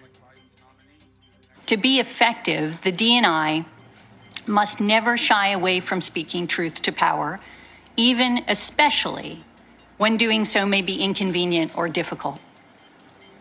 To safeguard the integrity of our intelligence community, the DNI must insist that when it comes to intelligence, there is simply no place for politics ever. President-elect Biden has nominated Pennsylvania Health Secretary Dr. Rachel Levine to be Assistant Secretary of Health. She is poised to be the first openly transgender federal official approved by the Senate. And in Louisville, Kentucky, Erica Shields has become that city's fourth police chief since the killing of Breonna Taylor. Shields was formerly the police chief in Atlanta until she resigned after officers shot and killed Rashard Brooks while responding to reports he was sleeping in his car in a Wendy's parking lot. You are up to date. That's the news update, Scotty. I'll send it back to you. I appreciate it, Sue. Thank you. Energy, the leading sector this year. Oil prices have risen above $50 a barrel. The big question now, is there more money to be made in that space? Let's ask a legendary trader in the oil patch, Mark Fisher with MBF Clearing. Good to see you, Fish. Happy New Year. Welcome back. Hey, Scott, how are you? I'm good. Looking at oil just before you're coming on here, TI's at 53, Brent's at 55. Sustainable? Can this continue to go up? Are the prices sustainable? Probably. Are they going to continue to go up? I think with all the index rebalancing that took place in the last week, I think the easy money has been made being long energy futures. Now we're going to see whether or not really there's an issue between supply and demand. But all the rebalancing and all the money that came into oil around the first of the year and through all the index buying is over with. So now it's really a supply and demand issue. It's been a recovery play, right? I mean, the oil market, like every other market, is a forward-looking deal, correct?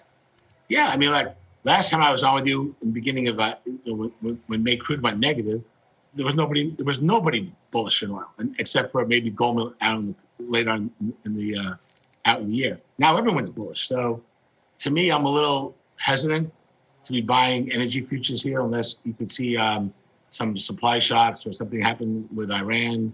But I think the energy equities are definitely still going to be a good buy here. What's interesting, before we get to some equities that you like, even on the other side of the pandemic, right? Once we get back to whatever normal is going to feel and look like, you're still going to have a supply-demand issue, aren't you? Aren't you still going to have more supply on the market than demand can bear? You would think that's what everyone thinks. I'm not so sure about that. I think that Saudis cut last week. I think you're seeing different issues of, how quickly will shale come back with the price of oil being $50. I like to trade price, and I like to trade price action. I like to trade momentum. And to me, will oil get to, from the mid 50s to the 60s? I don't know. But I do think that if the market just stabilizes here, I think all the energy equities are going to represent still value. I think people are going to go ahead, the ones that still don't, that will buy non-ESG, ESG stocks and continue to buy the energy.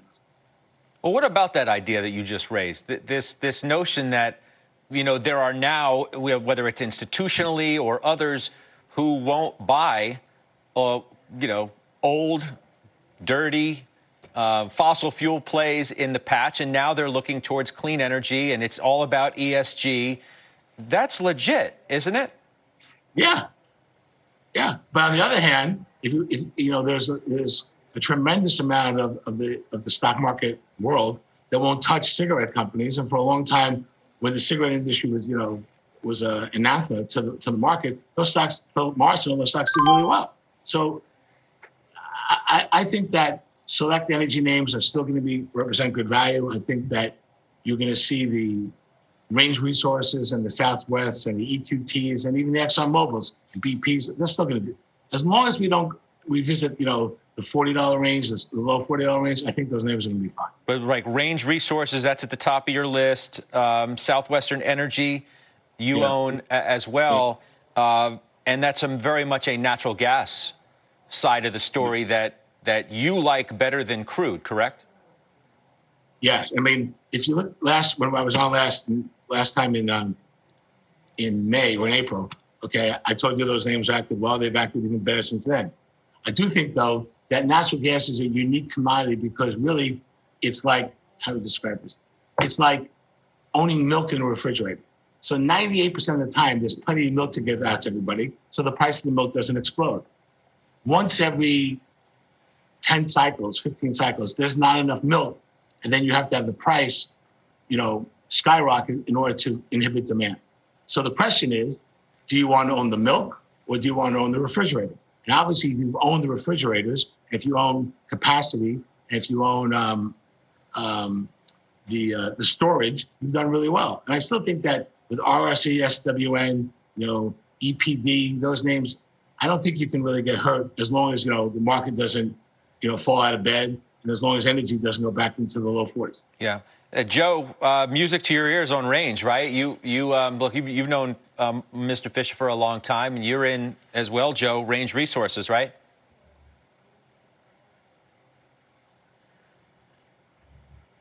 I think Joe's shot froze, Fish, which happens from time to time in this new world of doing television. John Najarian, you have a question for Mark Fisher?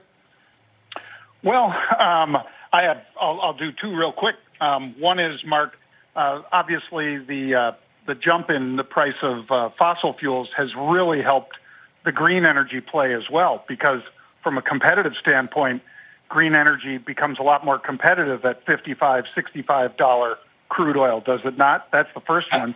And the other is if you can tell us anything at all about what you're doing in the medical side, because I know you've got some cool stuff there. That's right. When I was with you, John, last time we were discussing the digital drug coupons, I'm not ready yet to discuss that, but that to me is probably the most exciting thing I've worked on in the past 20 years. But that's not I'm not ready for that yet. But, we'll do that when the time is right, Mark. Yeah, go ahead with the other side of the question. Yeah, but the thing that's interesting to me, again, the one thing I worry about, and I wish Joe would be able to chime in on this, is because a lot of the times weird stuff happens in the market around the 19th or the 20th of the month. And for everyone who's traded with me since the 80s, I'm very respectful of the time period around the 19th or 20th. Think about it, Scott. Crude oil, when it went negative, was on April 20th, which was a Monday after the 19th of the month. The market in March kind of bottomed like around the 22nd, the 21st of the month, around the 19th of the month. Again, here we are around the 19th or the 20th of the month, with everything ripping, the Biden administration coming in. So to me, just overall, moves that are parabolic, I get a little, how should I say this, nervous around the 19th and 20th of the month in everything. Okay, so in other words, you're like, I know you're picking a date out of a hat, essentially, but you've seen the moves that we've had in the patch and the price and wondering whether we're at a near-term top. Is that fair? Yeah, near-term extreme. I mean, there's too many days in my memory that keep coming back to me around the 19th and 20th out of the blue, or bottoms or tops. So look, I mean, the most obvious one is the crash of 87, October 19th. There's too many 19th and 20th dates that I always get nervous this time of a month, and I'm always usually wrong, thank God. But I just get nervous around these types of days because what's gone on in the stock market, what's gone on in the energy market, what's gone on in Bitcoin, what's gone on, so many dramatic moves that, I don't know, cyclically, this is a pause time for me. Probably, I hope I'm wrong, usually. I think we got Joe back. Joe, you there? You can hear me? Yeah, I am, Scott. I'm back. Mark, good to see you. Question for you. There's been the last couple of years this belief that, well, we might want to move towards clean energy, but we're not really going to get there. We're going to stay with dirty energy. Isn't natural gas exactly that bridge between dirty energy to clean energy? And aren't we potentially at this moment where, yes, we're going to begin to move towards clean energy? I think we've already moved to clean energy. I think the move has started already. I think natural gas is not the perfect clean energy, but it's a lot better than, as you call it, dirty energy. I think if you look at the price of natural gas here in this country, we've become spoiled. The price is below, $3. If you look over in Asia, I think last week, Asian LNG was trading north of $20. So I think that, yes, I think natural gas is the fuel of the future here in the United States. I think these prices of sub $3 are not sustainable long term. I think that the mood of the market is slowly shifting on the curve, where it used to be, if there's no cold weather, sell, to now if there's no warm weather, kind of buy, although right now we're going through a warm patch. That's why natural is getting destroyed today.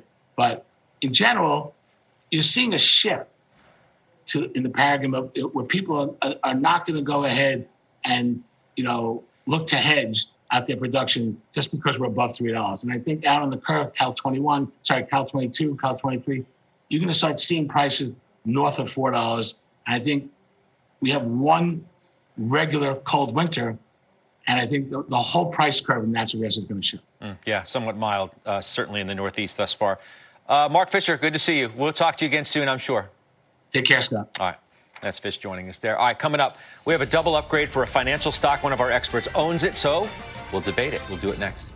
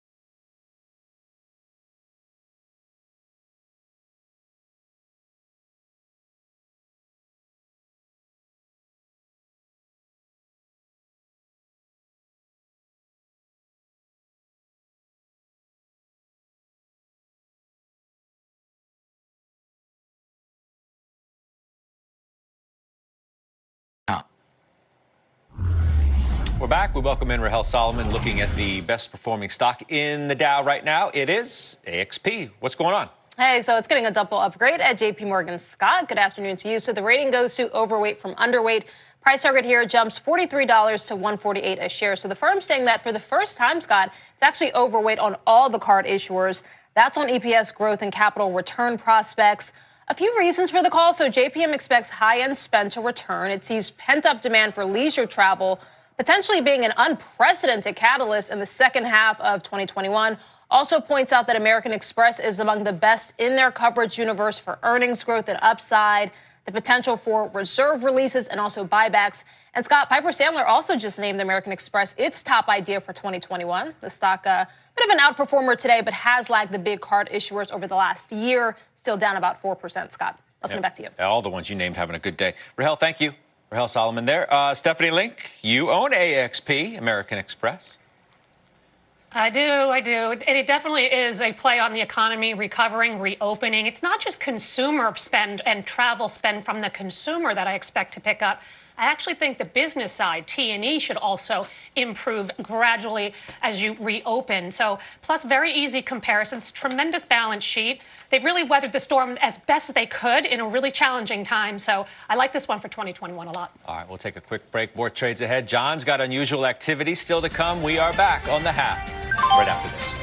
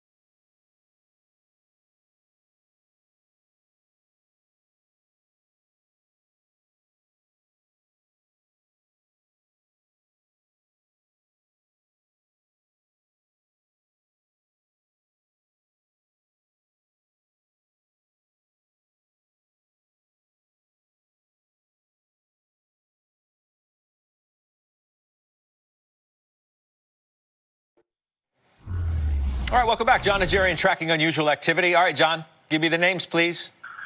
All right, let's do it, Judge. Marvell, this one, 4,000 of the March 60 calls trading very rapidly in Marvell, MRVL. I bought those for about $1.80, Scott. And since these are March options, I'll probably be in them most of the next 2 months. Second one, real quick, Lyft, LYFT, a really big trade, 14,000 of the this week expiration January 50 calls bought for about 40 cents. Certainly a cheap shot and a big one, a big bet, 1.4 million share equivalent. Lastly, Scott, you talked about GM, and so did Joe, I think, at the top. General Motors, big call buying started last week at the 52 strike. I bought those. It's moved up now to the 54 and even the 57 strikes in General Motors, and that Microsoft endorsement was huge for them. Right now, they're buying an awful lot of this week expiration January 54 calls, Scott. Up 10%. We'll call it that for GM. Doc, thank you. Josh Brown, you own General Motors. Yeah, I bought the breakout in the 30s, and I think that's really the takeaway here. When you buy breakouts in very large, widely followed stocks, like clear, convincing breakouts, usually what's happening is that although everyone already agrees on the facts, their opinion about how bullish those facts are starts to change. And that's really been the story. The stock is now up 50% from where I first came into it. Fundamentally, not much has changed, although this news is exciting. It's the perception that's changed. And I think that that's really something that every investor should have in their arsenal, the ability to spot breakouts, which is not that difficult to do.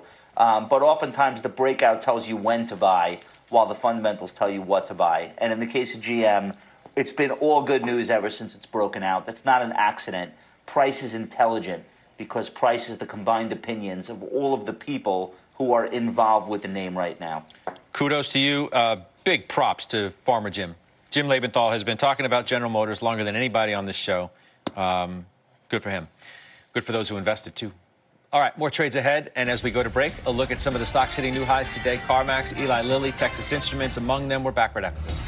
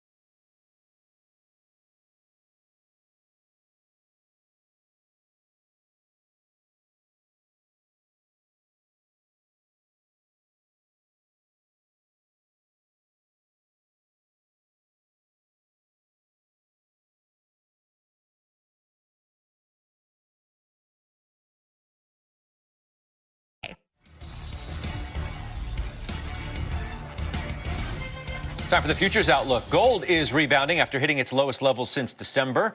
Earlier today, let's bring in Scott Nations and Jeff Kilberg. Killer, you first. What now for gold? It's sort of, people talk about everything but gold lately.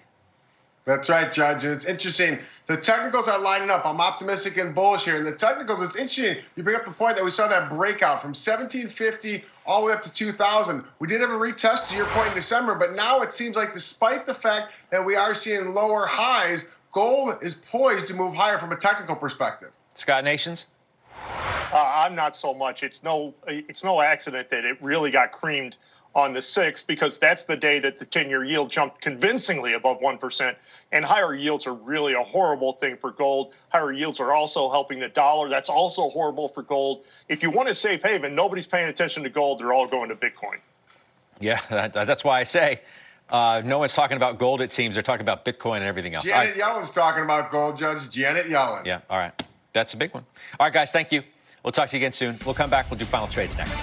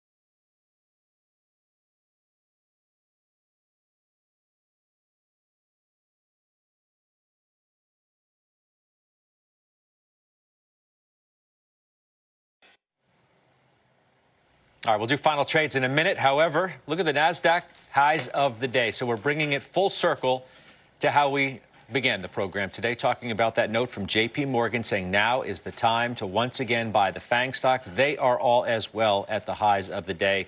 Facebook, Amazon, Netflix, and Alphabet. We did not talk about Apple included in that group because they didn't. But there is Facebook up about 3%. Netflix reporting after the bell tonight. That stock having a nice day, as are the others. All right, let's do some final trades. John Najarian, you, my friend, are up first.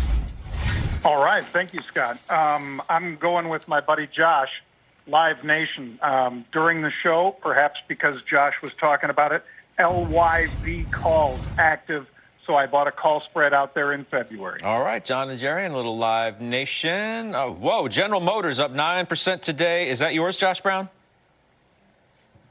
Yeah, I'm staying with this thing. I think it goes much higher over the next 3 years. Okay.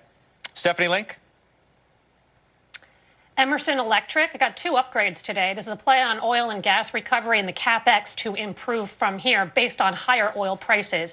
They've done a great job restructuring the company. Margins have upside. Great balance sheet. And I wish David Farr good luck in his retirement at the end of the year. All right, good stuff. I just want to note as well, I mentioned Jim Lebenthal in General Motors. He's been in it for 3 years. So some big payoff going there. All right, Joe, wrap it up for us. What's your final trade, Mr. Joe T? I love the fact that Jimmy's been in it for 3 years. I will buy GM at some point, but let's buy Drive, D-R-I-V. That's the ETF for autonomous and electric vehicles. 68 basis points is your expense ratio. This is going a lot higher. All right, good stuff. Thanks, everybody. Thanks for watching. The exchange begins right now.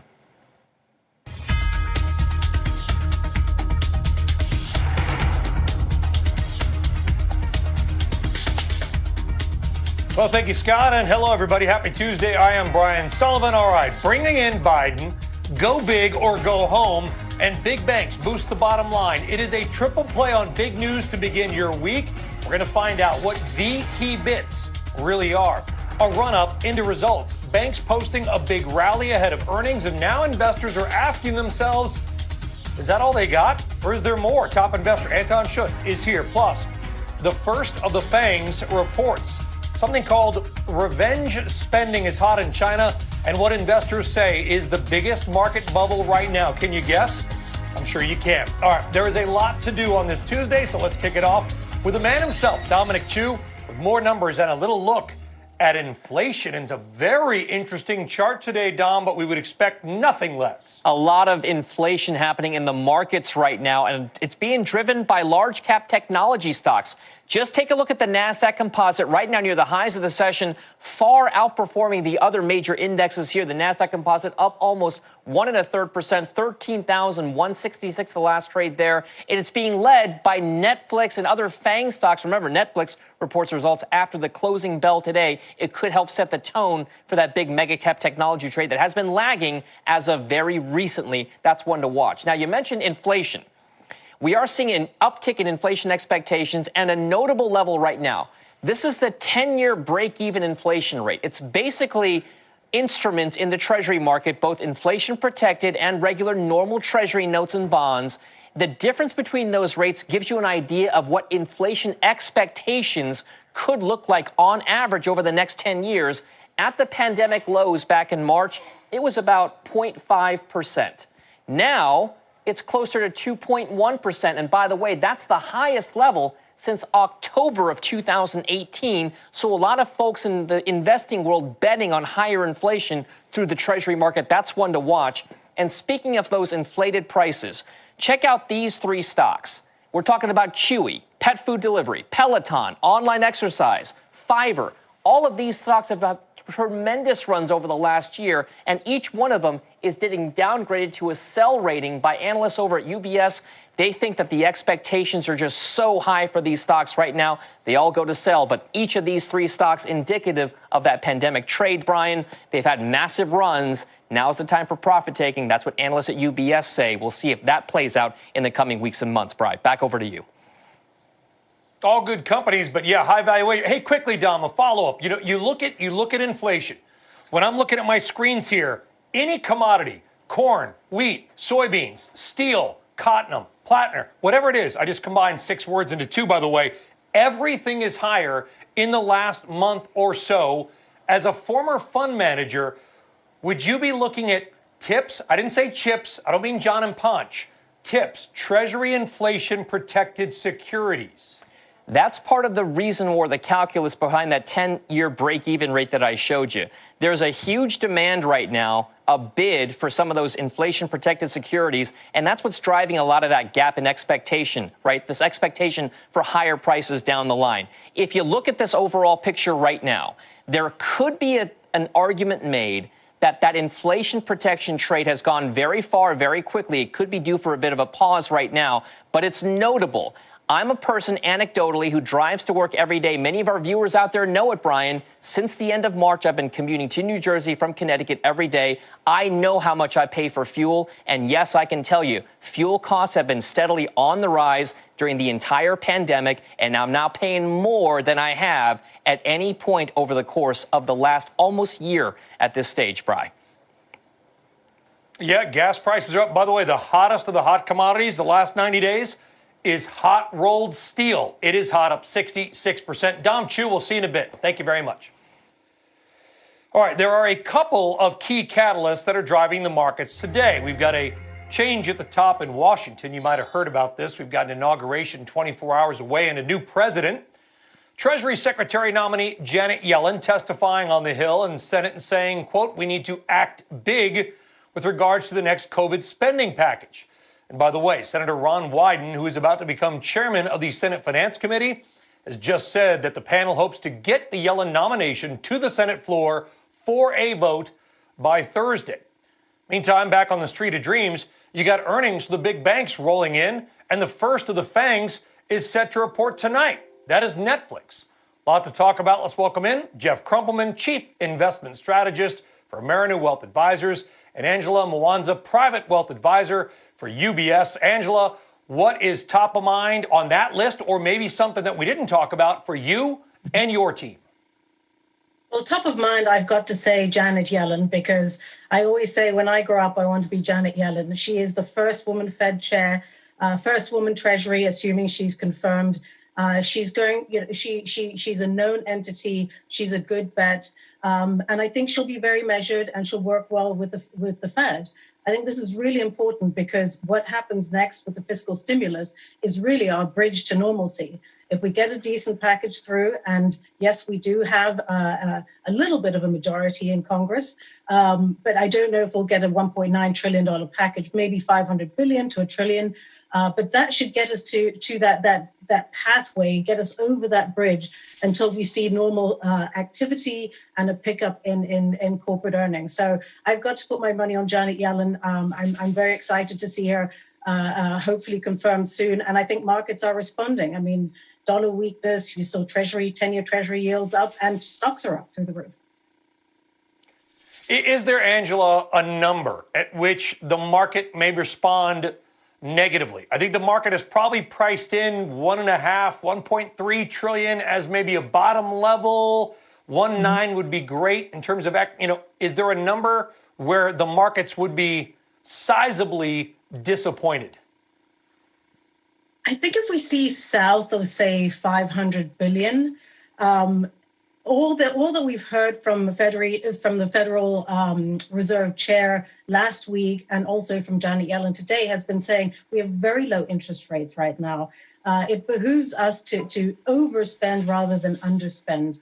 And I think just depending what's in that package is going to determine whether it's going to get passed. If there's a lot around infrastructure, I think that's something that's very bipartisan, or around the vaccine and making sure we have equitable dissemination of the vaccine, and that we don't have vaccines going bad in the bottom of someone's basement.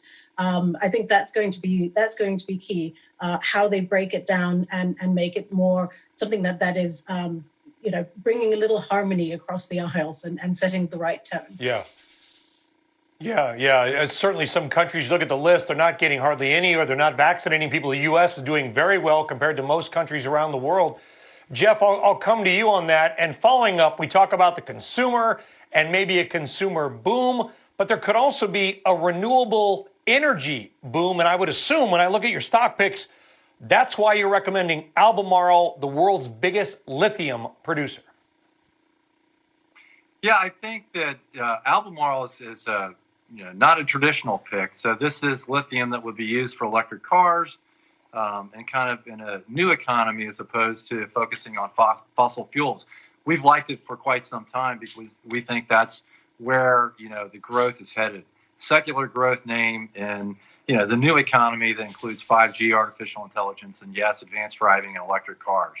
And we also think that it is a play that is cyclical in nature, but supported by secular growth and economic recovery in the United States and globally. So to focus on that, that's the rationale behind Albemarle for sure. But we do have a positive view on the economy as we recover, the stimulus that you all have been talking about, and that being a key component of our expectation for 6 to maybe double-digit growth in the S&P 500 over the coming year.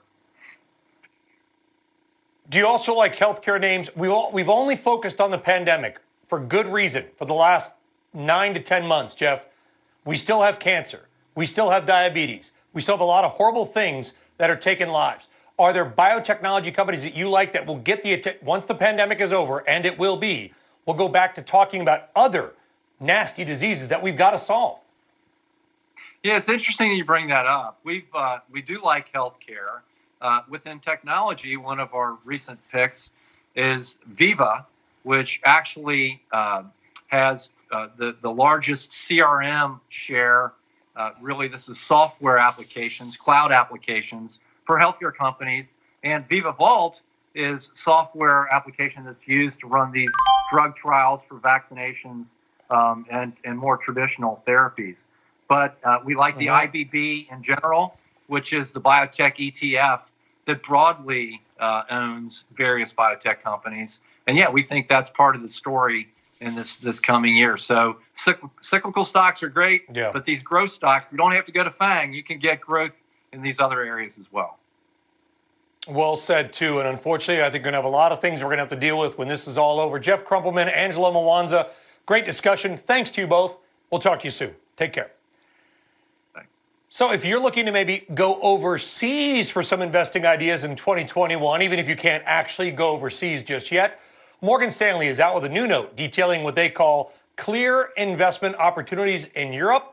You can find all the details and their picks at cnbc.com/pro. But what about opportunities here in the United States? As the new administration and the rollout of vaccines brings some reason for hope and optimism, should we look at maybe commercial real estate in certain parts of the country? And if so, where? Joining us now is our friend Don Peebles, Chairman and CEO of the Peebles Corporation. Don, it's great to chat with you again. It's been a while between you and I know you've talked to Kelly. Listen, you're in Miami, you're in New York, you're in D.C., and Boston and others, but very different markets. Are you poking around New York for maybe some bargains to pick up, or do you think New York's in trouble for years to come?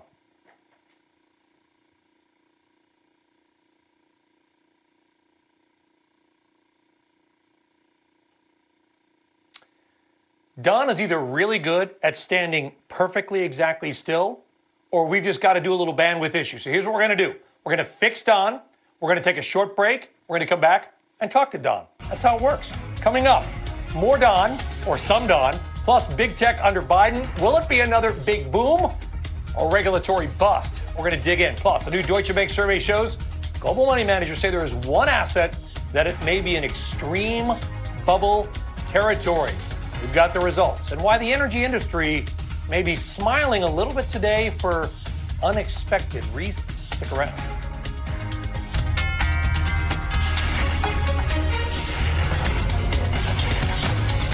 This is The Exchange on CNBC.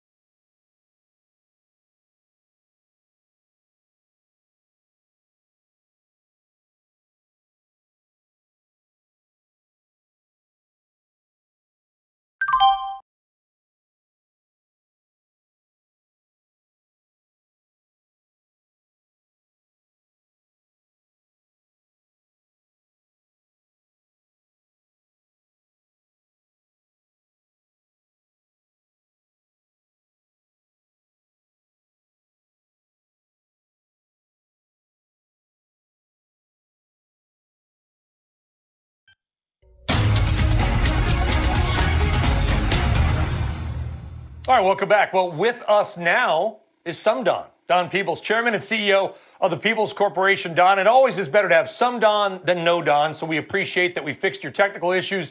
Welcome. Now you know my first question, so I'm going to ask you a totally different question.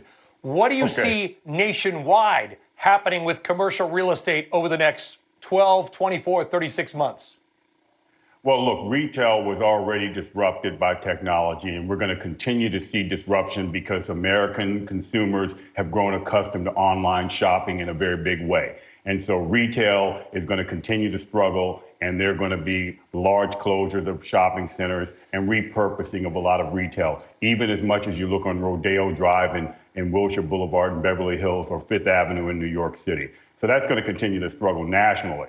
Hospitality is going to struggle in terms of group business and in terms of transient corporate travel will struggle over the next 2 years. But you'll see a very rapid rebound for leisure hospitality. So that would be Miami, other tourist destinations around the U.S. and around the world as the vaccine continues to be distributed and we get out of COVID. And then residential, by and large, with the exception of New York City and probably Washington, D.C. to a degree, has held out pretty well. You can look at Boston, it's held out pretty well as well. But Miami and South Florida, Palm Beach County, Miami-Dade County, Broward County are on fire. And those markets will continue because there's a reduction and a shortage of supply and inventory right now across all residential sectors. I guess the question is, and I think you are in Miami right now, Donna. I think the question is this, and by the way, you and everybody else, how much of this is transitory? I know of a couple financial firms, some bigger, some smaller, some mid-sized, that are looking to move their real or maybe their tax or functional headquarters to Florida. But is this a 1 or 2 year thing and then everybody kind of migrates back to where they were? Or do you think when you pack up and leave New York, New Jersey, you're gone and you're not coming back? Well, look, first of all, I happen to be in Wellington, Florida, which is a part of Palm Beach County. My daughter's a big horseback rider, so that's where I am. And things are open here. I don't think that it's short term. I mean, New Yorkers and other businesses and entrepreneurs from high tax states have been coming down to South Florida for several decades. And after SALT restrictions, it accelerated in the diminishing quality of life in the New York City and other areas.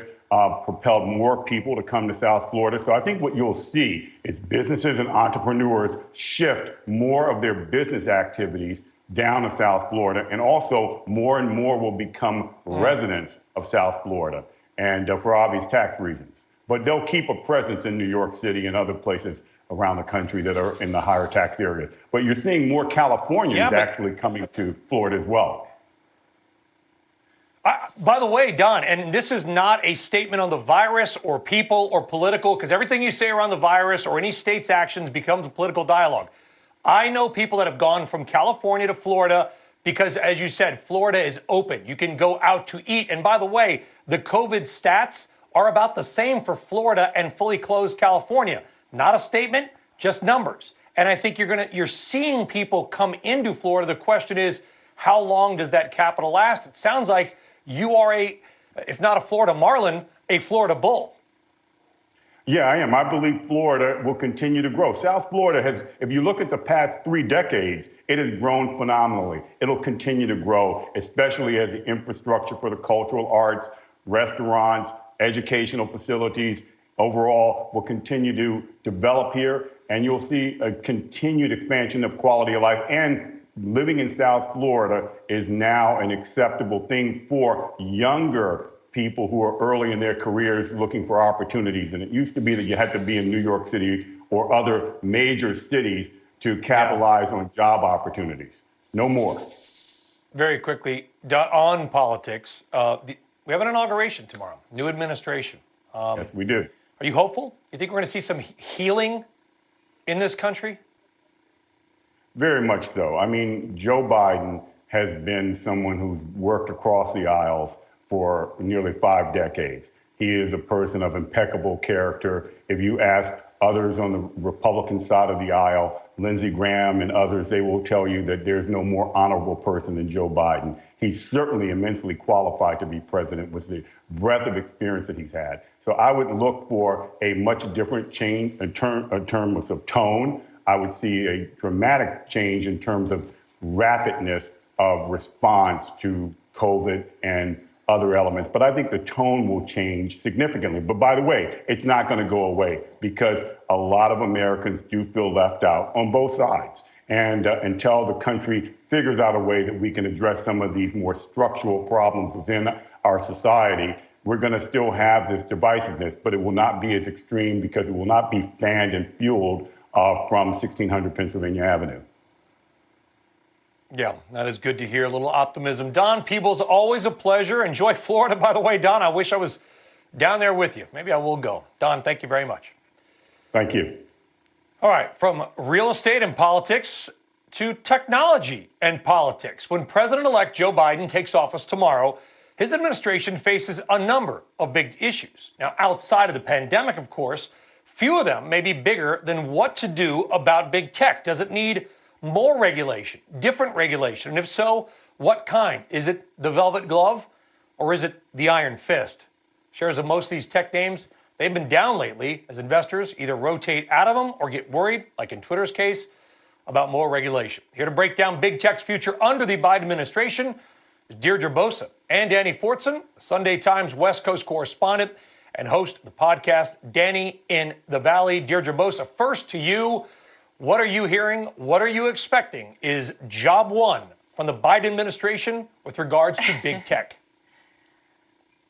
The short answer, TBD, right? But how I would describe the relationship perhaps is Biden's relationship with big tech is cozy, but far from comfortable. Biden is reportedly looking at a number of candidates who have actually worked with big tech, have experience, whether as consultants or lobbyists, to go into the administration or at agencies. For example, looking at a woman reportedly who consulted on Amazon's Whole Foods deal, more than $13 billion acquisition to potentially lead the antitrust unit at the DOJ. So that raises some questions. However, the momentum that has been achieved over the last few years in terms of cracking down on big tech and, alleged anti-monopoly power, it has taken off. And I think that no matter how many people he has that have relationships with big tech, you cannot stop the momentum. And Brian, you showed some of the performances of big tech over the last few weeks and months, and they have been underperforming. So regulation, it may not be this sort of bang, break up the big tech companies, but it could be slow moving like it has been in Europe. That doesn't mean that it's not coming. Yeah, Danny, listen, the European regulations, they are a lot tougher. I've actually read something like Google has paid $10 billion in fines in the U.S. and EU over the last number of years. $10 billion. I mean, these are big numbers. Do you think that kind of hammer is coming? Or do you believe that a lot of big donors to the Democratic Party come from California and that they're ultimately going to kind of leave them alone? No, I don't think they're going to leave them alone. I think job one, if there is to, as Dee just pointed out, there's so many ways that Washington is looking at reining in big tech. But I think job one is very clearly going to be Section 230, which I know many of your viewers probably know what that is. But for those who don't, it's this immunity shield they've enjoyed for 25 years. And if you cast your mind back, a quarter century ago, 10% of Americans even had an internet connection. The world has changed dramatically. And if you just look at this from a product liability point of view, if you go to McDonald's and have a bad burger, you can sue them. If you have a pharmaceutical company making poisonous medicine, Danny, let me jump in. I'm gonna jump in because I want to jump in because it's a very important point, but I want to hone it down a bit. Section 230, and I'm going to very generalize it, effectively makes technology companies either publishers and are responsible for what goes on their platforms or not. You're in the media, I'm in the media. We are responsible for what goes into the newspaper and on our air. Do you believe, and maybe you'll dodge this one, that Facebook is a publisher? Yes, absolutely. And I think that's what, if you look at what's happened in the last session of Congress, more than 20 bills were proposed to overhaul Section 230, which is all about bringing in some accountability for what appears on their pages. And of course, none of those passed because the Democrats and Republicans are coming at from the opposite ends of the spectrum.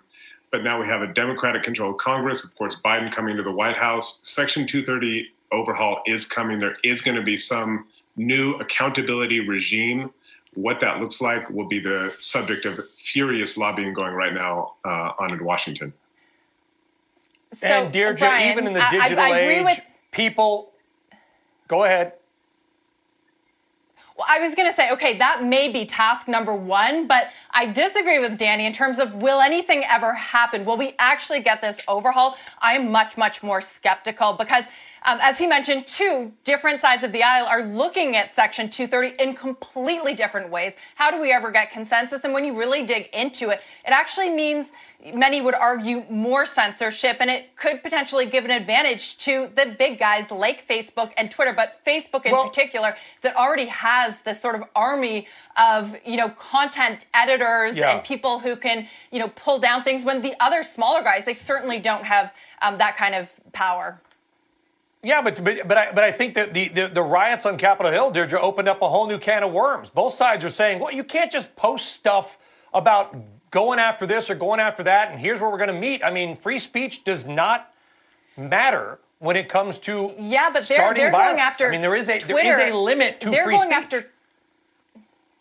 They're going after Twitter and Facebook. They're not going after some of the smaller guys like Airbnb and Yelp and Expedia and Wikipedia. And those are the companies that are going to be hurt if Section 230 is repealed. Right, Danny?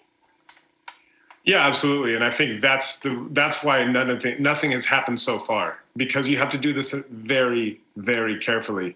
Because to your point, what you don't want to do is, empower the law of unintended consequences here. And I would just make one note: beware of a chief executive begging for regulation, which is what has been happening over the last year to 2 years. Mark Zuckerberg all of a sudden is saying, you know what? We do need regulation, because he knows it's harder. It's going to make it harder, unless you do it in a very smart way, for rivals and to also, if his lobbyists have a hand in crafting that legislation. I loved as a teenager, oh, Dad, just take my car for a week, because I didn't want him to take it for 2 weeks. Deirdre Bosa, Danny Fortson, we got a long way to go in this discussion, but sadly not today. It's like a Yelp review, short and sweet. Guys, thank you. We'll talk to you soon. Thank you. All right, on deck. As some say, it is quality, not quantity. Why banks' numbers may not be all they seem to be, even as Goldman Sachs shares just continue to print money for investors. Not today, but they're up big lately. Plus, the Biden administration widely expected to cancel the Keystone XL pipeline. We'll look at some of the potential winners and losers from that decision next.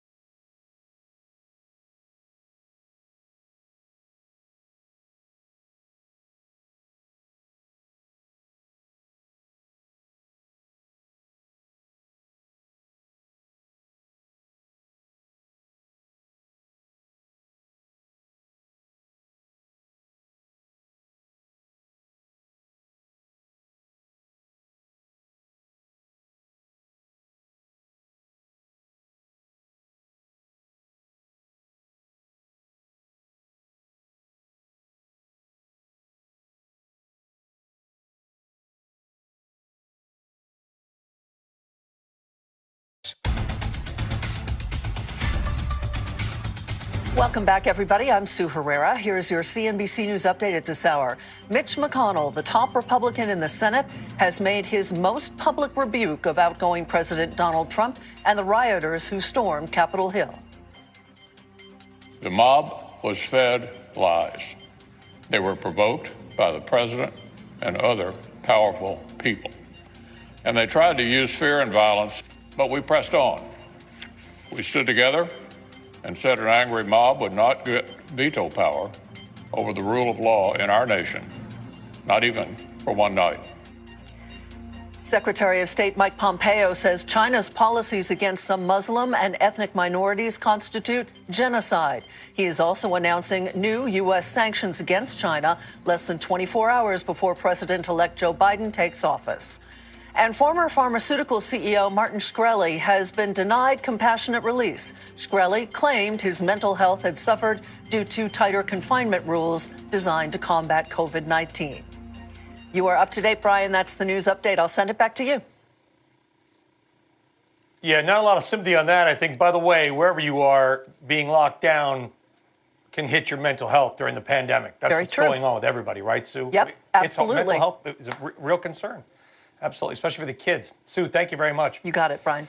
All right, also happening today, some big news in the oil and pipeline sector. The Biden administration is widely expected to ban the controversial Keystone XL pipeline project immediately upon taking office. That story first reported by the Canadian Broadcasting Corporation. The KXL, as it is known, is the pipeline that comes down from Canada. It's been in the works for 15 years. It would cut a shorter route, the yellow line there, across Montana, South Dakota, and Nebraska.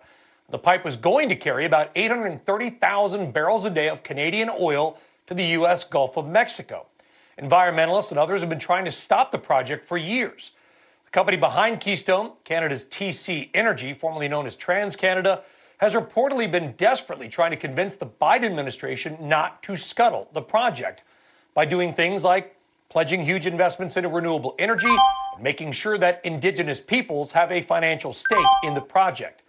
The decision to cancel the Keystone could cause some tension between Canada and President-elect Biden, as Canada has already spent about $1 billion Canadian taxpayer dollars on the project. Meantime, here in the States, U.S. oil companies probably likely happy about the decision because it potentially removes the threat of more Canadian oil coming to U.S. refineries. Another potential winner here are the railroads.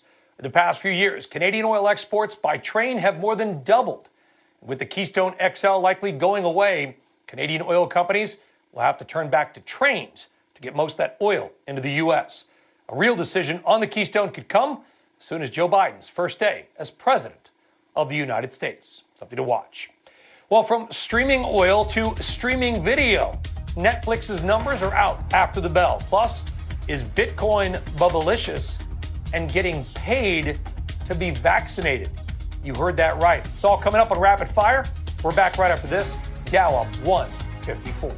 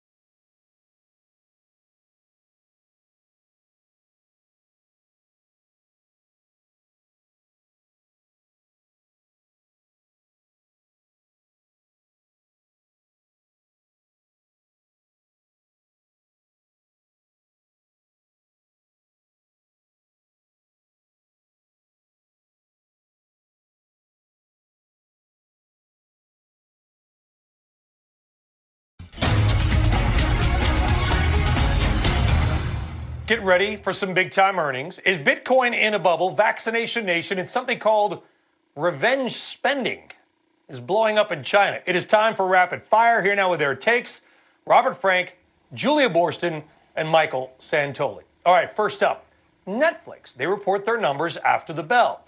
This comes as it's facing heaps of new competition in the streaming space. Now, the stock is higher today, but it's kicked off the year with back-to-back negative weeks. That's the first time that's happened since all the way back in October. Still about 13% away from its all-time high set in July. Julia Boorstin, talk to us about expectations and more competition, including the newly rebranded CBS All Access.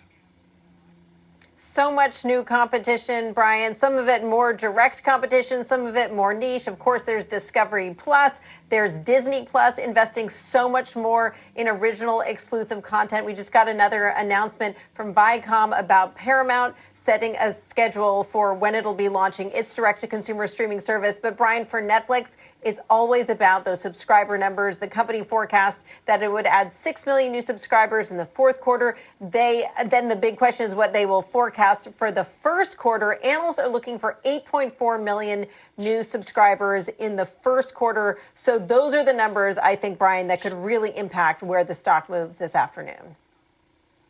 Yeah, and Michael Santoli, how much, if at all, does Netflix matter to the market as a whole? You know, it doesn't necessarily act as a bellwether, a leading indicator of where the overall market's going, but it has been one of the great stocks of the last decade, up 2,000%. But what's really fascinating is, so the stock's gone nowhere for 7 or 8 months. Over the course of the last, let's say, 7 or 8 years, when it was really the streaming era, it has had 3 of these periods where the stock went sideways for more than a year and then started ramping up again. So it does tend to consolidate those gains. Investors kind of, revise and reset their expectations. And I think right now it's lost a lot of the scarcity value because you can buy Roku, you can buy Disney Plus to play streaming TV. But Netflix, as the incumbent, has yet to prove that it's kind of losing the growth edge just yet. All right, well said. Let's move on. Topic number 2. The Chinese luxury goods market apparently benefiting from what some people are calling revenge spending. With the drop in international travel, mainland China doubled its share of the global luxury market, growing its sales by 48% to more than $50 billion, puts them on track to be the biggest market for luxury by the year 2025. Robert Frank, I'm afraid to ask, what exactly is revenge against the lockdowns of the pandemic? Yeah, revenge against the lack of ability to go out and spend, especially on luxury. And look, Brian, when was the last time a single country doubled its market share of an entire global industry? Now, maybe the U.S. did with oil. You would know that better than I did. But in 1 year, China's share of global luxury spending went from 11% to over 20%. Now, China's always been important to luxury spending, but now China is luxury growth for the future. If you're a company that hasn't solved China, you're just not going to survive in luxury. So you look at LVMH, you look at Richemont, you look at Kering. Those are companies that have done well. You look at companies like Prada, Burberry that have not solved China, and they're not doing well. So China is going to be the litmus test for luxury companies this year and next year. Yeah, Julia Boorstin, you're there in lockdown central, all right, Southern California. California's got some of the toughest controls out there. The pandemic is going to end, whether it's in a couple of months or a little bit longer, we don't know, but it will end. You think this could happen here? Is all this pent-up frustration and demand and just urge to get out is just going to explode in the second half of the year? Well, I think a lot of people are making purchases during this pandemic, and we've seen that with certain e-commerce trends. But Brian, my real question is, once the lockdown ends, once people can travel again, how is that going to impact things? Whether the Chinese market, is that going to change once those consumers can travel internationally? Will they be putting their money towards a big international trip rather than buying a luxury good? And I think the same question is here. How are people going to be spending their money in different ways? Maybe not investing in the fancy cashmere sweatpants and instead, spending some money on an overseas trip instead. So I think that's a question that will impact the Chinese market as well as the domestic one. People who travel are going to travel. I made a prediction, Julia, that Vegas will be sold out entirely one weekend in September. Every single room will be sold out. You can count on that. All right, next up. It is a question that everybody seems to have a hot take on. Is Bitcoin in a bubble? Well, it may be, don't at us, if you believe Deutsche Bank's monthly investor survey. The firm asked its investor base to look at assets using a scale from 0 for no bubble to 10 for extreme bubble across 9 different investments. Now, half of their investors surveyed gave Bitcoin the maximum 10 out of 10 bubble rating, pushing it to an average score of 8.7. Only the West German judge gave it a 2. The next highest was U.S. technology stocks. The lowest, by the way, were European stocks at under a 4. Meantime, Bitcoin's continuing to climb back toward 40,000. The markets, they don't care. Michael Santoli, people hate it. You say Bitcoin in bubble, but these are real investors surveyed by Deutsche Bank. What do you make of their results? Well, if you ask a bunch of people, most of whom either don't own any of this thing that has quadrupled in 5 or 6 or 7 months, or don't have enough of an allocation to it, ask them if it's a bubble and there's no real fundamentals to point to, you're going to get a lot of affirmative answers. So I think part of it is the construction of the survey and the fact that Bitcoin seems not really tethered to much of anything except in the short term for crowd psychology. But I also think you have to really have a higher threshold for what we're calling a bubble. You know, if you look across those other asset classes, to me, a bubble is something that has a very high likelihood of crashing well more than half in value. I mean, you got to be going down 60 or 80% like the NASDAQ did after 2000 to start calling it a bubble. And I don't think a lot of those other things, including U.S. tech stocks, probably hold up to that definition. That's well said. Construction of surveys always key. Robert Frank, though, I think the strongest bull case argument, imagine if there's only 21 million pieces of art or bottles of wine or whatever cars that will ever exist in the world's history, and there's a lot more millionaires than that. That kind of is the bull case for just ultimately super fixed supply and huge demand. Yeah, no, that supply-demand equation is exactly why all those asset classes that you just mentioned have gone up. But this bubble talk reminds me of this great story on CNBC.com over the weekend where they asked millionaire investors, is the U.S. stock market a bubble? Most of them said yes, but they also said they would also continue buying stocks and are bullish on stocks. So just because you think something is a bubble right now, as Mike just said, you think it's going to crash eventually, but you don't know when. And when it comes to Bitcoin or the stock market, there are these surveys that show, yes, it's a bubble, but I'm going to keep buying, and it could keep going for much longer. Okay, and finally, topic 4. And we always talk about why aren't the vaccinations going a little faster than they are? Well, check out this story. Some companies are having to step up their vaccination promotion so much that they're going to pay them.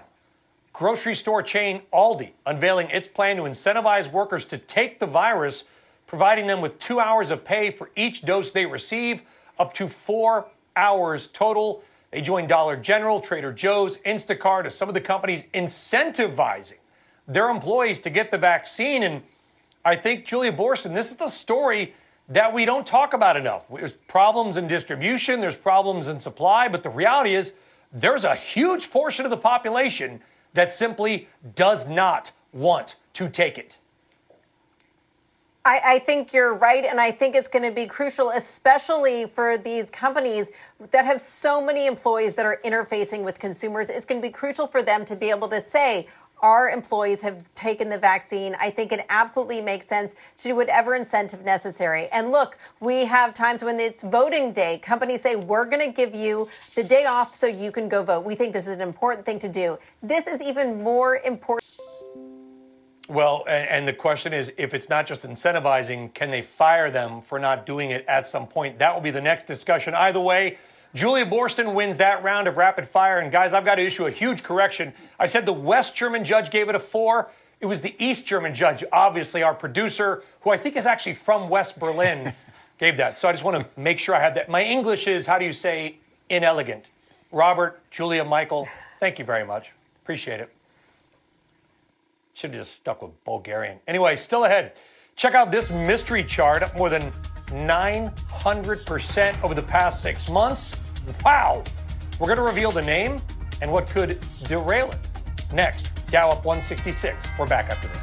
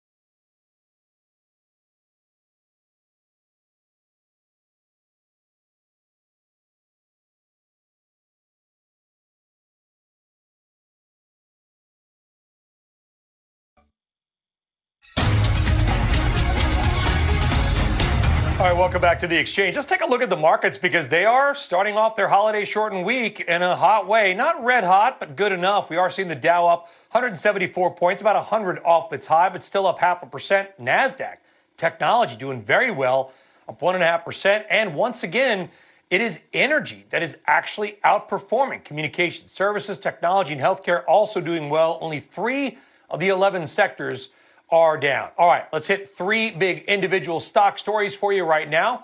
Stock number 1, look at General Motors Go, trading at all-time high. This is on news that Cruise and GM are partnering with Microsoft to commercialize self-driving cars. Stock number 2 is GameStop, hitting a fresh record high today as well. Still up double digits now, but the stock cutting back some of those earlier gains. This after Citron Research tweeted that it would go back to 20 fast. And finally, GameStop, by the way, up more than 900% in the past 6 months. That was your mystery chart. And take a look at stock number 3. It is BlackBerry. Yes, BlackBerry. And no, this is not a repeat show from 10 years ago. We are live. BlackBerry's still a stock and having a great day, up more than 20 or about 20% right now.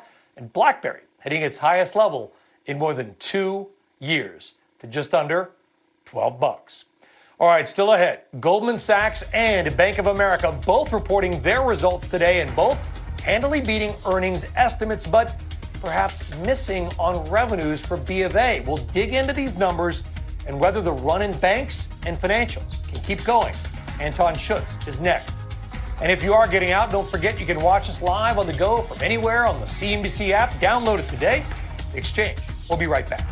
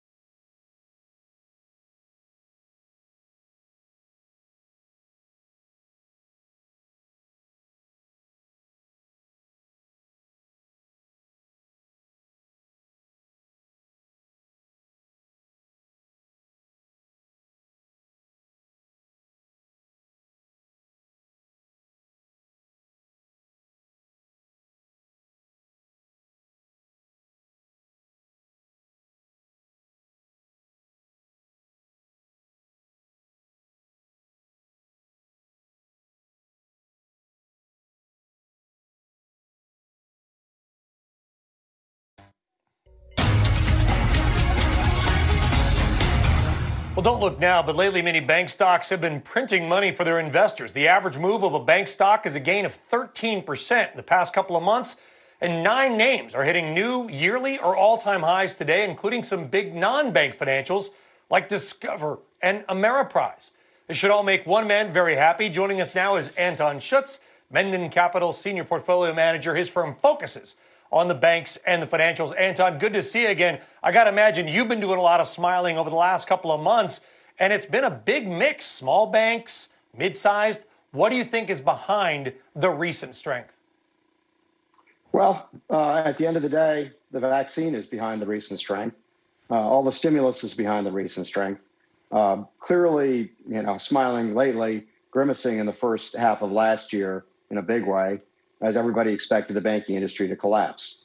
And, effective programs like PPP have done an amazing job in propping up businesses. The stimulus programs have propped up individuals.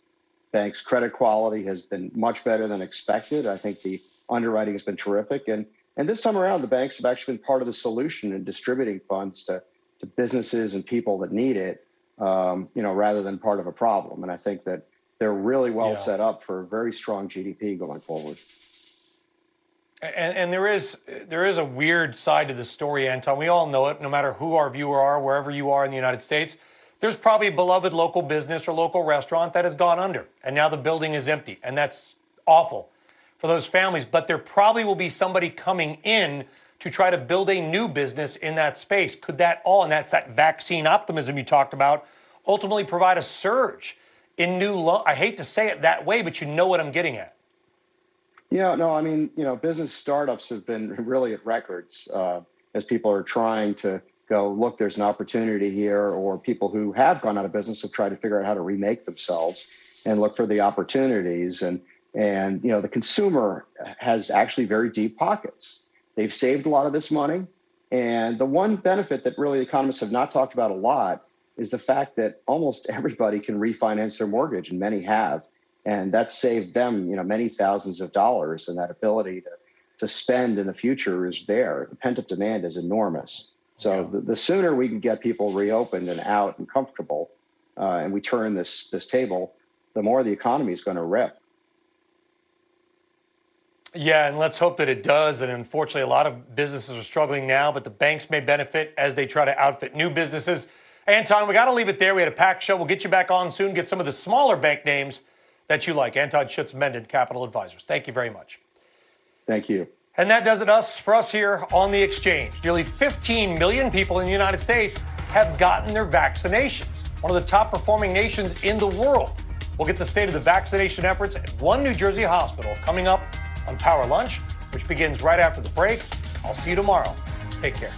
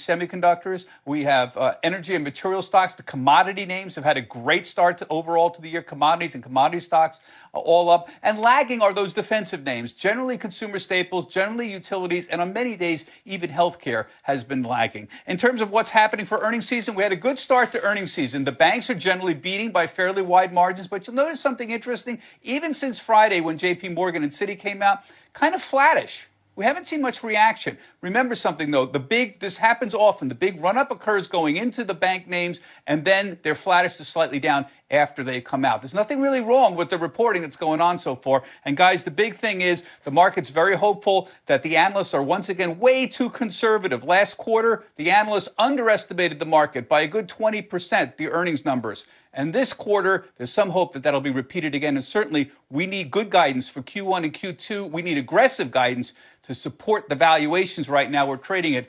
22.5 times 2021 numbers. Guys, that's a very, very big multiple. Back to you. Bob Pisani, thank you.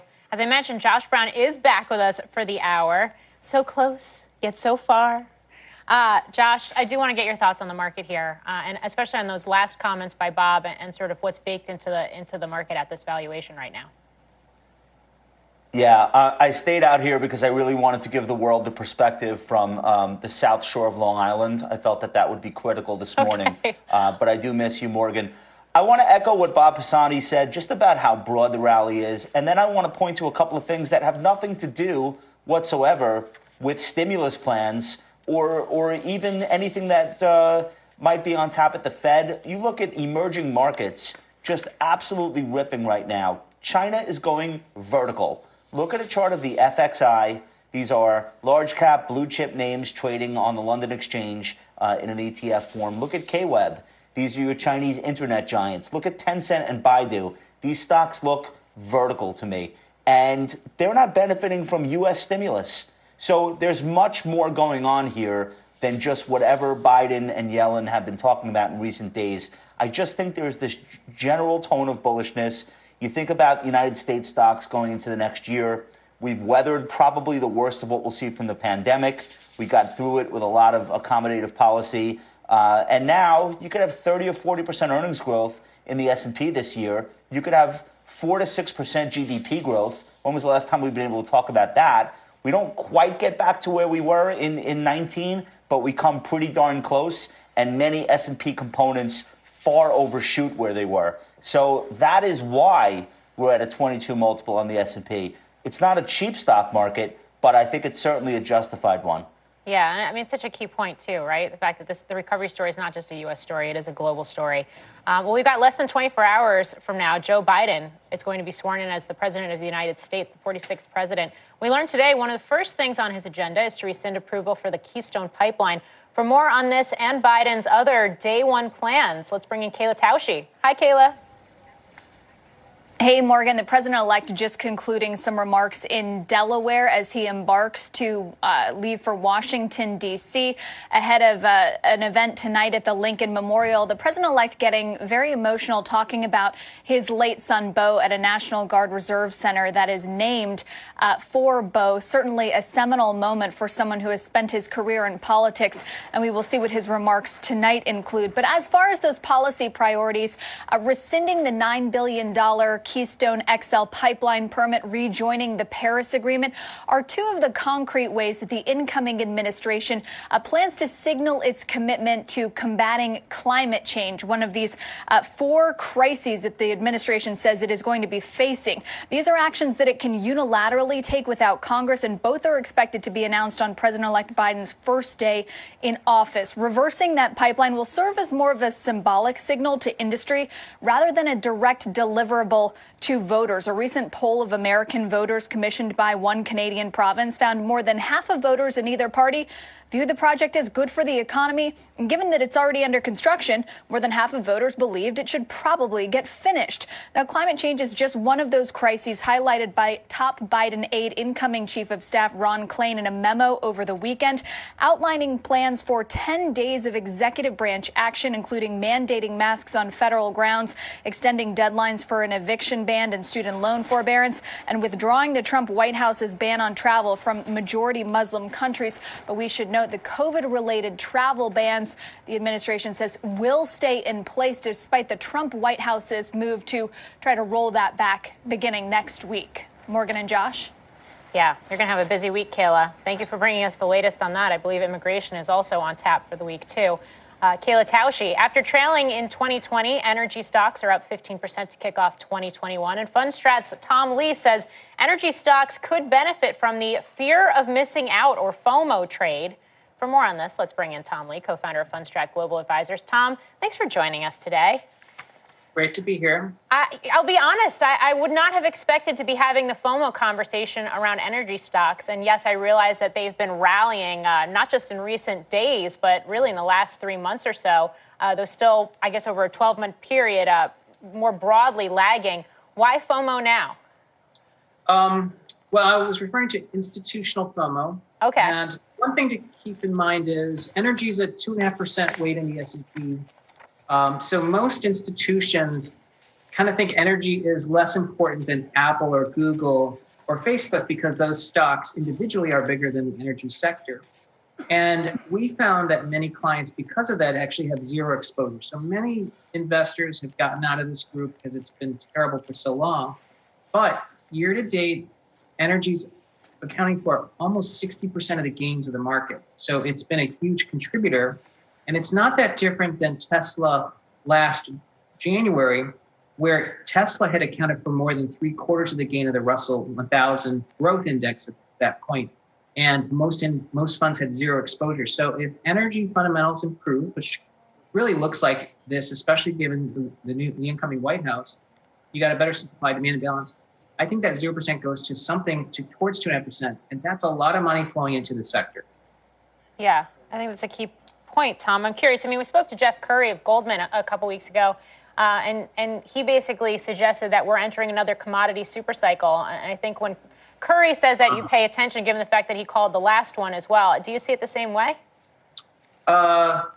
Commodities is not my area of strength, but there are certain firms that I think are really good at understanding the supply-demand dynamics. In energy, it really does seem like it.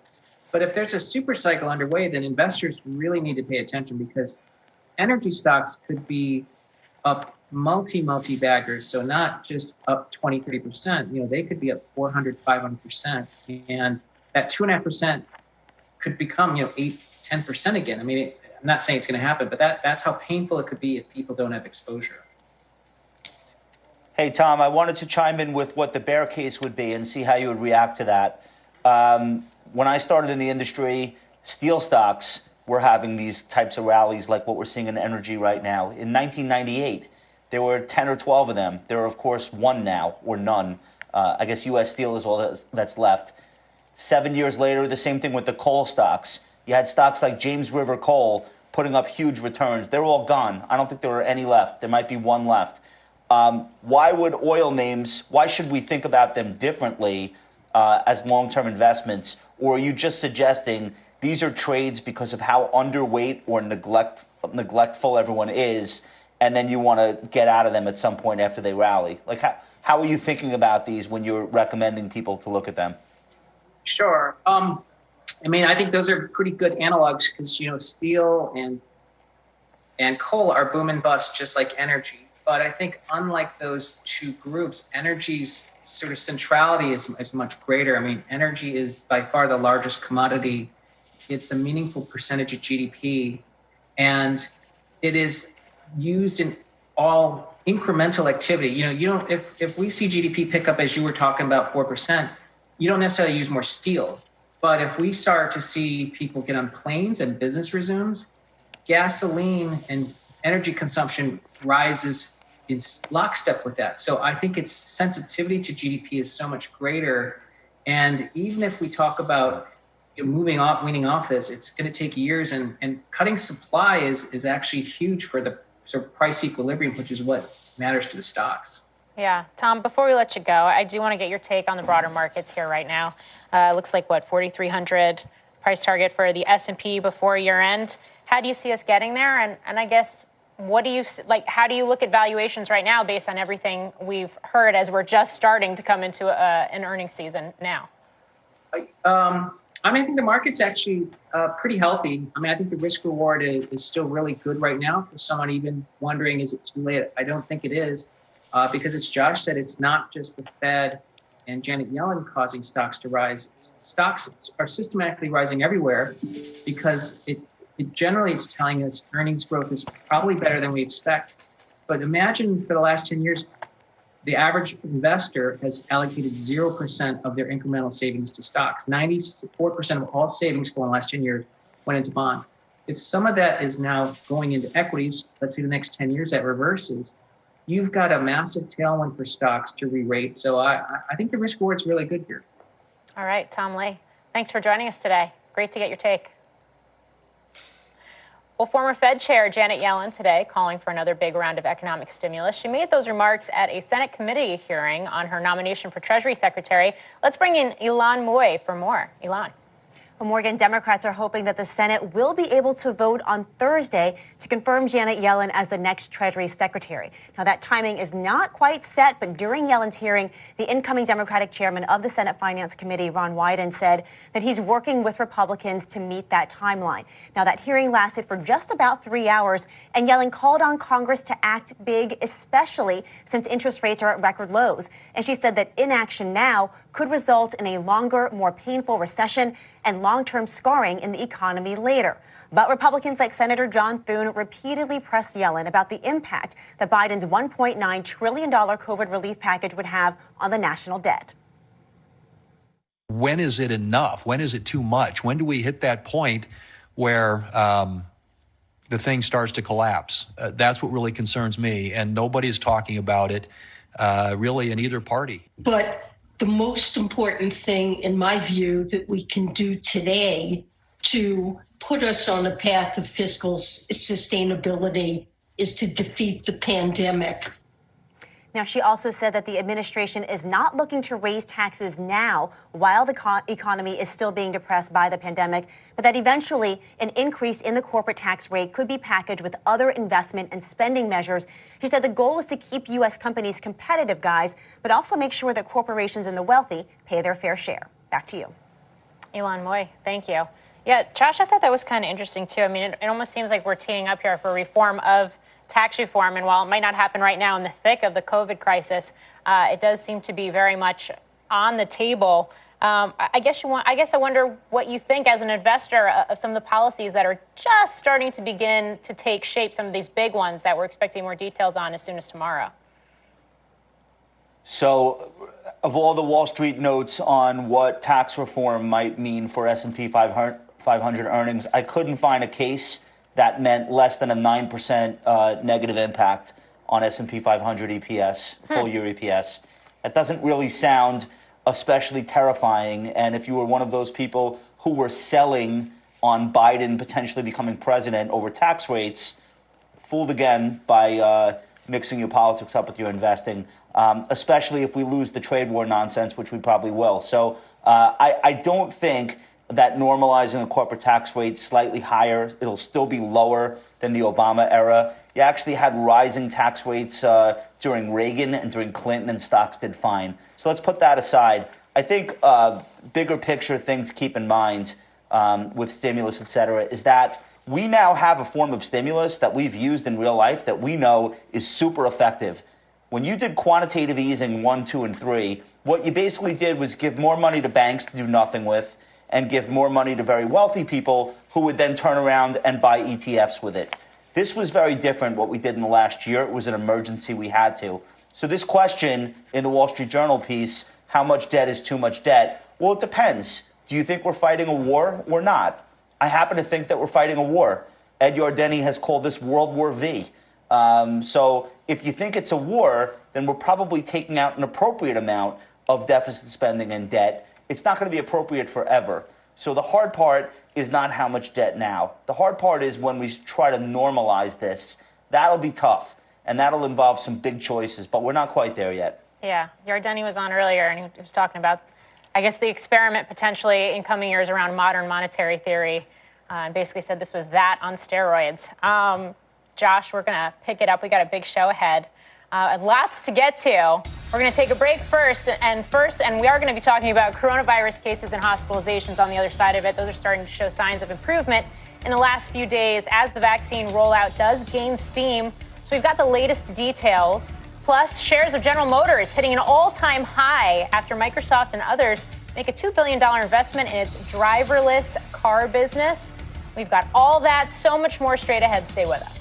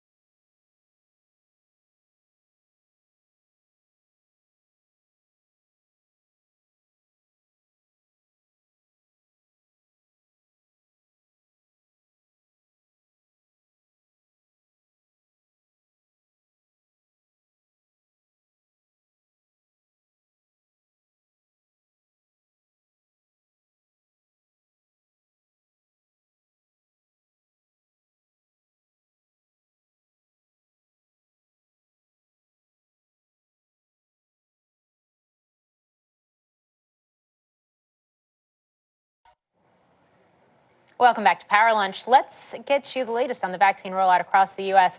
As New York State wants to start buying from Pfizer directly, let's bring in Meg Terrell for more on vaccines and everything else we've been seeing. Meg.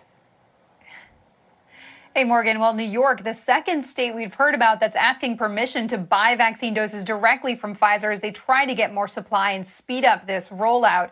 Governor Cuomo saying over the weekend he made that appeal directly to Pfizer. Pfizer saying in a statement, essentially, it would have to get HHS's permission, telling us, quote, before we can sell directly to state governments, HHS would need to approve that proposal based on the emergency use authorization granted to Pfizer by the FDA. Now, government officials or incoming folks or advisors to the Biden team have said this could resemble a situation where states are bidding against each other like they were in the spring for things like ventilators. So maybe not something we are going to see. But this, as the Biden team has made a prediction of 100 million doses administered in the first 100 days.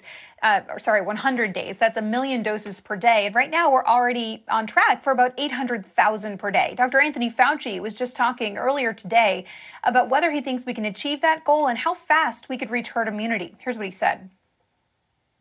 President-elect Biden plan that I think is entirely feasible to get 100 million people vaccinated in the first 100 days. And then thereafter, literally have an open season of vaccine where anybody who wants or needs to get vaccinated will get vaccinated. And if we do that efficiently from April, May, June, July, August, by the time we get to the beginning of the fall, we should have that degree of protection that I think can get us back to some form of normality. So, guys, Dr. Fauci talking about potentially reaching herd immunity in the fall if we can get to 75 to 80% of people vaccinated. But, guys, we're still seeing problems even as this rollout is speeding up. Florida, for example, reporting the number of people overdue for their second shot, more than 45,000 right now, guys. We've reached out to the state to try to get more information on what is causing that, have not yet heard back. Morgan? That is quite a number. Meg Terrell, thank you. For more on the vaccine rollout challenges and how one major New Jersey hospital is faring, let's bring in Michael Mayron, president and CEO of Holy Name Medical Center in Teaneck. His hospital has administered all of the 4,000 COVID vaccines they received as of yesterday and just received an additional 2,000 doses late last night.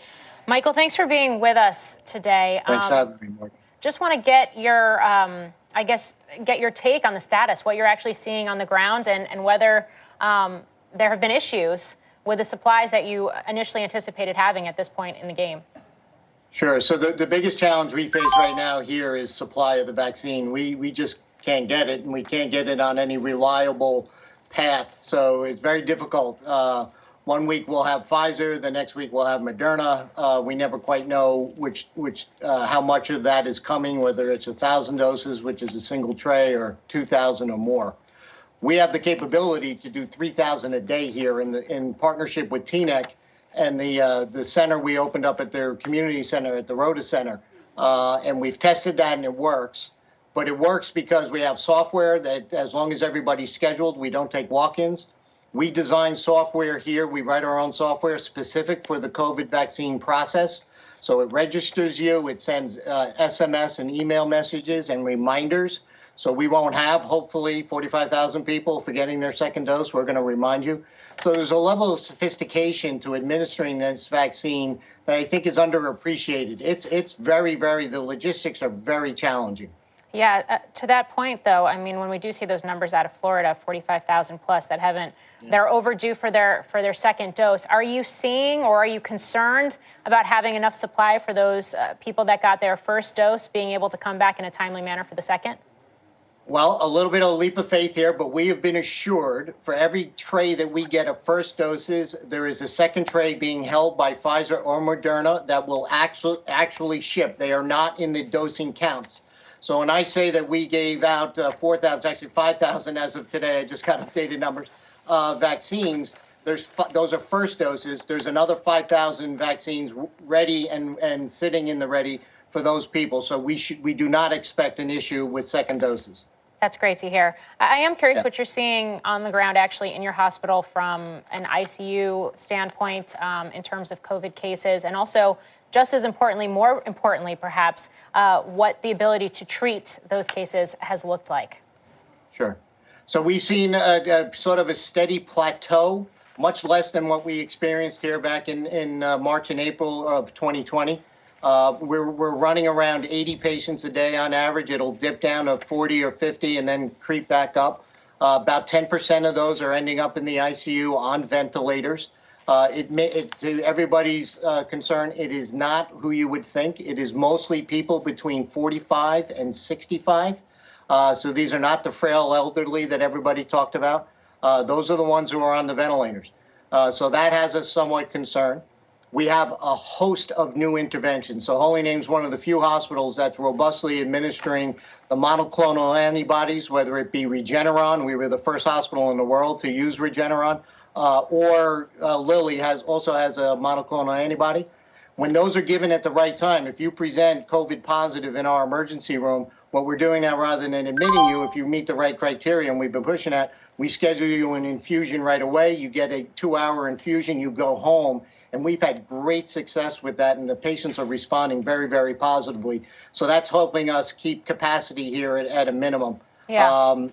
So they're big help. It's good to hear that. I just really quickly, before we wrap this up, Michael, I need to go back to 45 to 65. Why is that? What has changed within everything we've seen in the past year that is the demographic that you're seeing end up in the ICU right now? Great question. Don't know, right? And so it's very important for everybody to remember with this virus, It's mutating, it's changing, its mode of transmission. There is still much more about the virus that we don't know than we do know. And I wish we could pinpoint it to a specific cause and effect as to why these younger people are crashing as seriously as they are.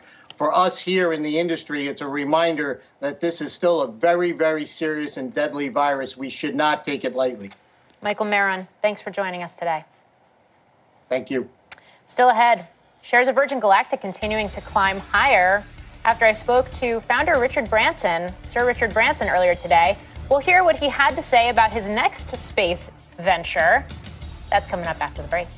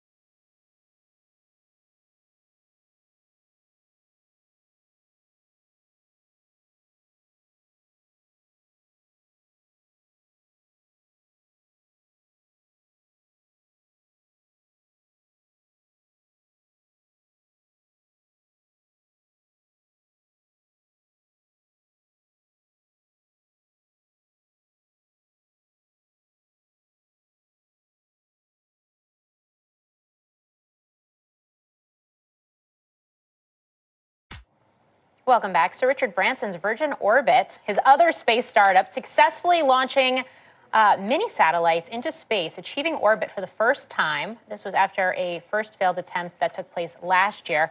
The company is saying that 10 mini satellites, CubeSats, have been carried into orbit, launched from the wing. This rocket was air-launched from the wing of a retrofitted Boeing 747 jumbo jet that once belonged to Virgin Atlantic. I spoke with Branson earlier today about the success of that launch and what it means for the company now going forward. Obviously, I think it positions Virgin Orbit really well. We're the only company in the world that is offering an air launch system. So I think we're now in a stage where we want to ramp things up. We will raise some outside finance to take it to the next stage now that we've proven the concept. Whether we do a SPAC one day, we've loved the experience of the SPAC with Virgin Galactic. There's a lot of people out there who've invested in it, and that's been a fantastic success in its own right. So Virgin Orbit, this is the other space startup from Sir Richard to keep an eye on. It was spun out of Galactic a couple of years ago. And I think really some key comments there suggesting that the door is open, especially now that the company has achieved orbit and will now begin launching its commercial services for its customers, both commercial and government customers, that the door is open in terms of how another round of capital could be raised and the potential for that company to also go public. I, of course, asked him about Virgin Galactic and specifically what he thought of the stock trading at this price right here at more than $31 a share, even though the service, the space tourism service, hasn't yet started. He didn't really answer that one. But I also think it was notable that Dan Hart, the CEO of Virgin Orbit, basically said that they've been getting flooded with emails and texts about prospective new business for Virgin Orbit. These are small rockets. They're 70 feet tall in height. And in terms of Sir Richard, Josh, I did actually ask him about his outlook, especially with everything we've seen to the broader Virgin Group portfolio, all the leisure, travel, hospitality companies that are under that umbrella, what his outlook is for those industries this year. And he basically said everything hinges on a vaccine and also basically put his weight behind the idea, I think, of a vaccination passport, a piece of paper that people could travel with and show that they've had the COVID vaccine, but also didn't rule out the possibility of more, I guess, financial aid in the meantime as we do get to that point of a broader herd immunity and vaccine rollout.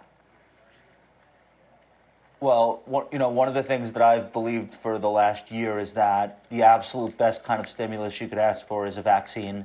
We're starting to see cases fall again, which is nice. Our guest in an earlier block, Tom Lee, talks about Israel.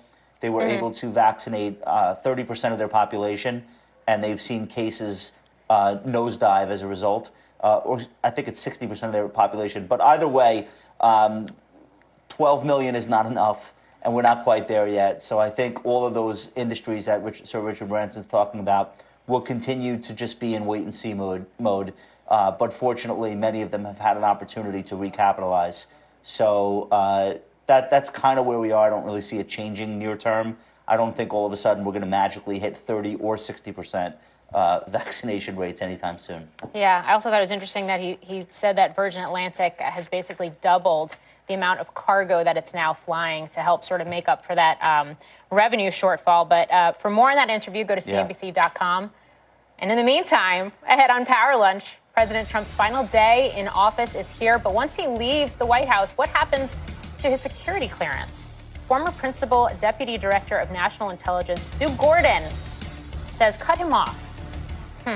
She's going to join us next to explain. Plus, has President-elect Joe Biden proposing a minimum wage hike, but can Main Street actually handle $15 an hour? We're going to explain more on that when Power Lunch comes back.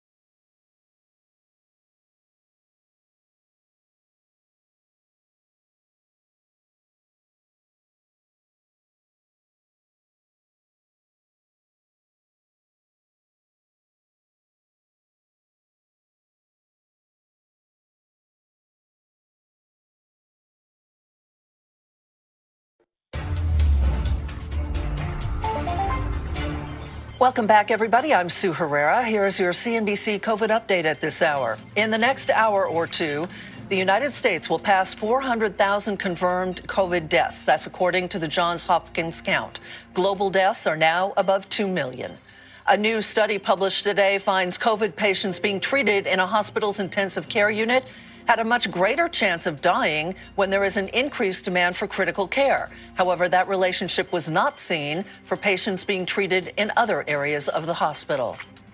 With the planned start of the Olympics just 200 days away, Japan is looking for ways to speed up COVID testing. Officials today looked at a robotic system that could be used at Olympic venues. And the world's top male tennis player found something to do while quarantining ahead of the Australian Open next month. From the balcony of his hotel, that is Novak Djokovic, he watched two youngsters hitting a tennis ball back and forth. He is not among the 72 players in a very strict quarantine because of people on their chartered flights tested positive. But some players are complaining that Australia's tough rules are making it impossible for them to practice. He seems to be enjoying himself. That's the news update this hour. Morgan, I'll send it back to you. He does, Sue. Sue Herrera, thank you. With less than 24 hours until President Trump leaves office, the attention is already turning to his post-presidential life. In a recent Washington Post op-ed, Trump's own former principal deputy director of national intelligence calling to exclude Trump from receiving classified briefings after tomorrow. It is a tradition enjoyed by former presidents. Joining me now to discuss her op-ed is Sue Gordon, former principal deputy director of national intelligence and a CNBC contributor. Sue, thanks for being with us. I just lay this argument down for me, especially since it's my understanding, correct me if I'm wrong, that in terms of these briefings that former presidents get, the most sensitive intel is actually usually typically scrubbed before that former president receives it anyway. Well, thanks, Morgan, for having me, and good afternoon. The reason I wrote it is because I think too often we make new special rules when, in fact, the rules we have apply. And intelligence is the way we have advantage. It's the way we protect humans and partners who participate with us. And it's the way we convey information and the confidence we have in that. And in order to do that, you have to have a lot of information in it. And so you want to protect it. And my assessment is that for this president, and quite frankly, for any president, it should be a purposeful decision about whether you share it. This president has a security profile that is daunting, right? He's a businessman who travels extensively overseas. He has stated some interest in running for office again. And I'm not sure that he totally grasps all the reason why we protect the information. So when you look at that, those people who would do us harm would have a pretty interesting target in him. And so why not apply our standard need to know to it? And I think if you said, does this president need to know? I think you'd come to the conclusion that no, he doesn't. If he does at some point in the future that serves the nation's interest, then you change it up. Hey, Sue, it's Josh Brown. Thanks so much for being with us today. And that was a great op-ed that you wrote. I wanted to ask you about the prospect for a good chunk of the stimulus money going toward things like cybersecurity. I think over the last 5 years, we've learned how vulnerable our corporations and our government agencies and the go-between companies that service both really are. What's your take on that? Is it a big investment opportunity? How crucial is it for our democracy, et cetera? Yeah, so certainly if we needed to be reminded, we were reminded by the SolarWinds hack that we are still vulnerable. It is still important. And the connection between the private sector and the public sector really needs to be minded. Money is good. I'm glad to see it in there. I think it is reflective of how important this is. And some of it is earmarked for just modernization of infrastructure so that everyone has a modern foundation to which apply tools. But I would say I'm not sure that money is quite enough. We need to have a conversation about what our strategy for cybersecurity is going to be, because we have spent a lot of money, not only in the U.S. government, but across the U.S. over the past decade, and we are still in this place. So the question is, what is our theory?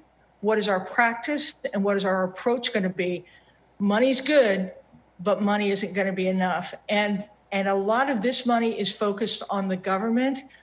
I would argue that let's look at that intersection between the private sector and the government, because we're well aware now that the threat surface spans both. Yeah, I mean, it's certainly a significant piece of, I think, the broader national security discussion and what that strategy is going to look like. I think to that point, I mean, Yellen is getting all the attention, at least from a market standpoint today, but we have a number of nominees, secretary nominees that are testifying today, whether it's Homeland Security, Director of National Intelligence, Secretary of State, or in just a little while, General Austin, the nominee for Defense Secretary. I wonder what you expect or anticipate in terms of that broader national security strategy under a Biden administration, and where something like, for example, China is going to fit into that. Yeah, so it's a really interesting question. I love the slate of appointees, especially this national security team. I think it's really quite a strong team. But man, there are a lot of security issues. There's COVID, there's the economy, there's climate, there's societal unrest. Cyber is in there. Domestic extremism has just reared its head. That has to be addressed. And then you have the hardy perennials of China, Russia, Iran, North Korea. So this is a big national security challenge that the new administration is going to take on. It's a seasoned team. It's going to be a team that calms waters. But I think there's going to be a second play that says, okay, what is it that we need to build to be able to advance the ball, not just calm the waters? Yeah, well, we'll definitely keep our eye on the Hill for those testimonies. Sue Gordon, thank you for joining us today. You bet, Morgan. Coming up, we'll look at the impact of a higher minimum wage on small businesses. Stay with us.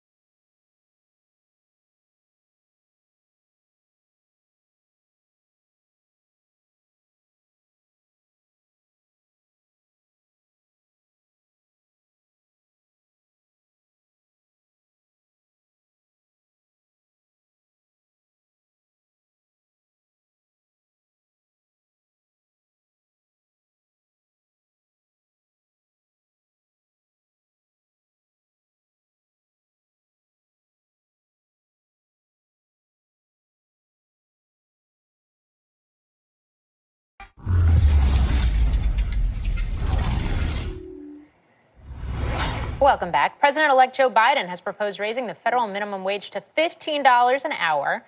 Can small businesses handle it? Let's bring in Kate Rogers. Kate.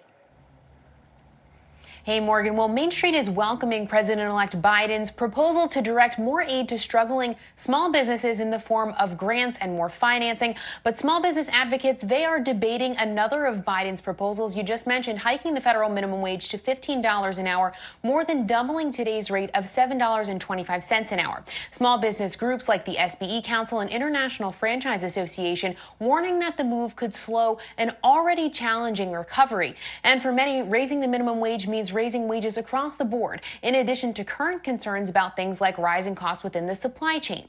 Small business owners like Patrick Way, who's owner of 4 Mooyah franchise restaurants in Massachusetts and Connecticut, are weighing what such a hike means for operations and how he'll handle the costs. I'm not sure that it's fair to burden everything on the small business owner and then have us make the decision as to how much of this do we want to, or are we going to have to pass on to our customers.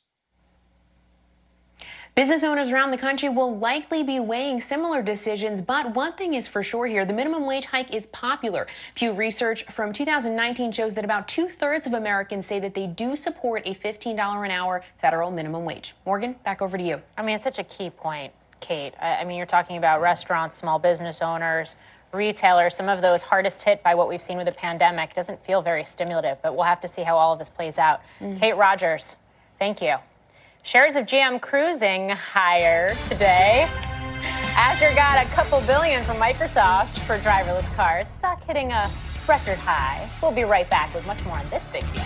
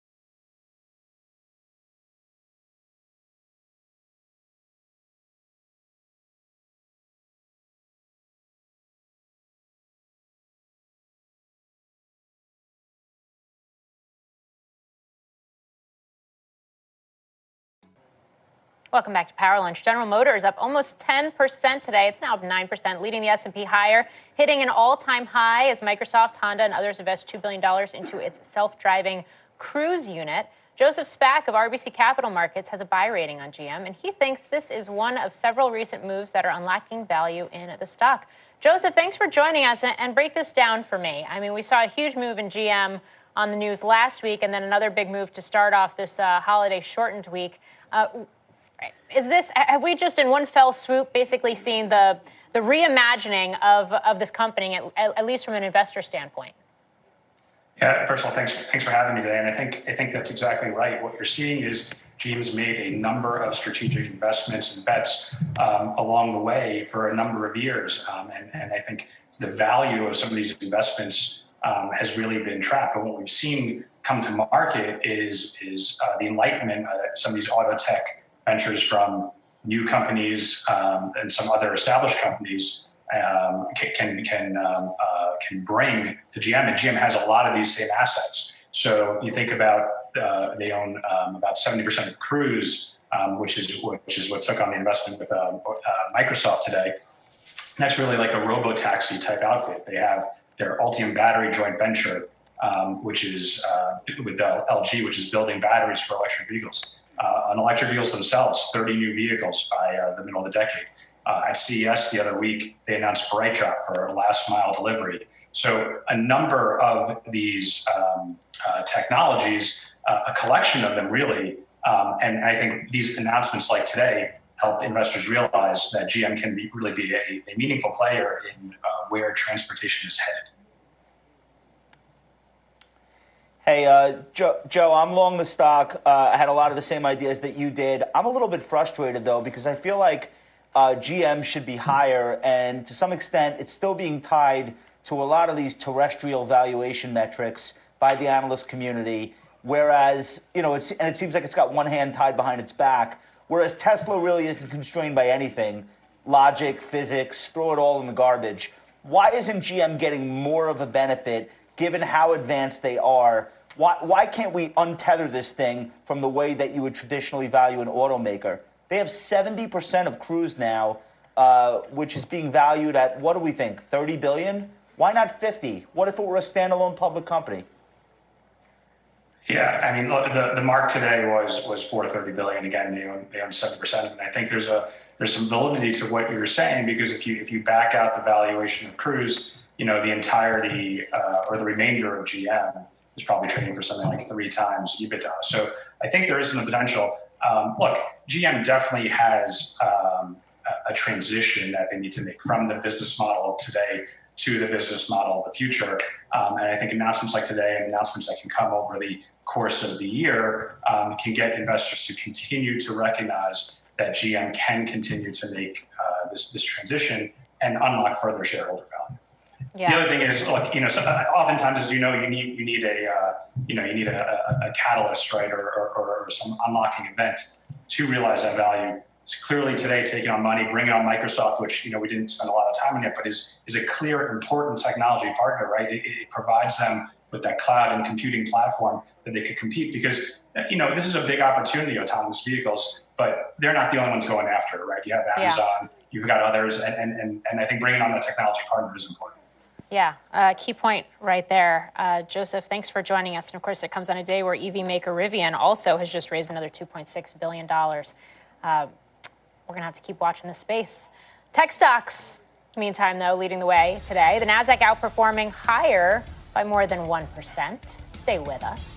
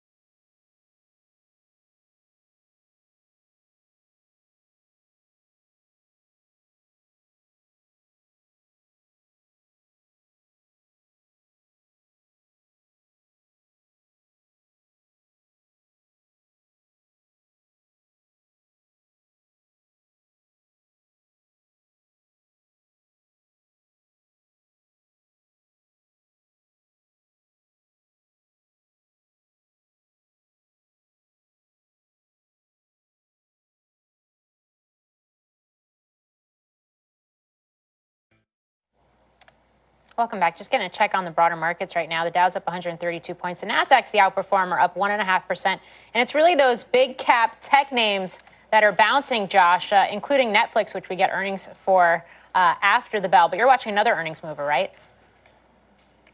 Yeah, Goldman, really just an outstanding report. The problem is it had a huge run into those numbers. So today is classic sell the news, but I wouldn't count Goldman out. It's now outperforming the S&P on a one-year basis. I think it could work its way higher.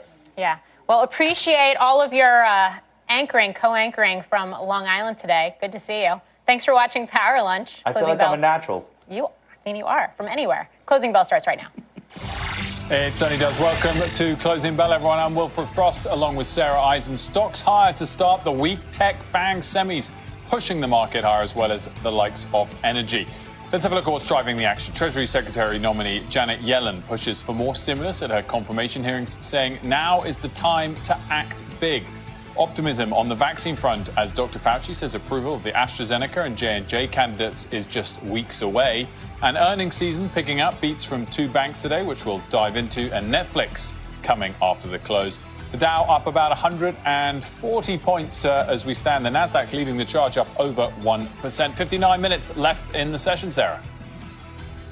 We've got a lot to look forward to on today's show. Coming up, ESG investor Jeffrey Ubben will join us, along with the CEO of App Harvest, the agriculture technology company that he is invested in, with a big news announcement ahead of that company going public. Plus, we will also be speaking with the CEO of insurance company Lemonade about the stock's huge run and subsequent pullback.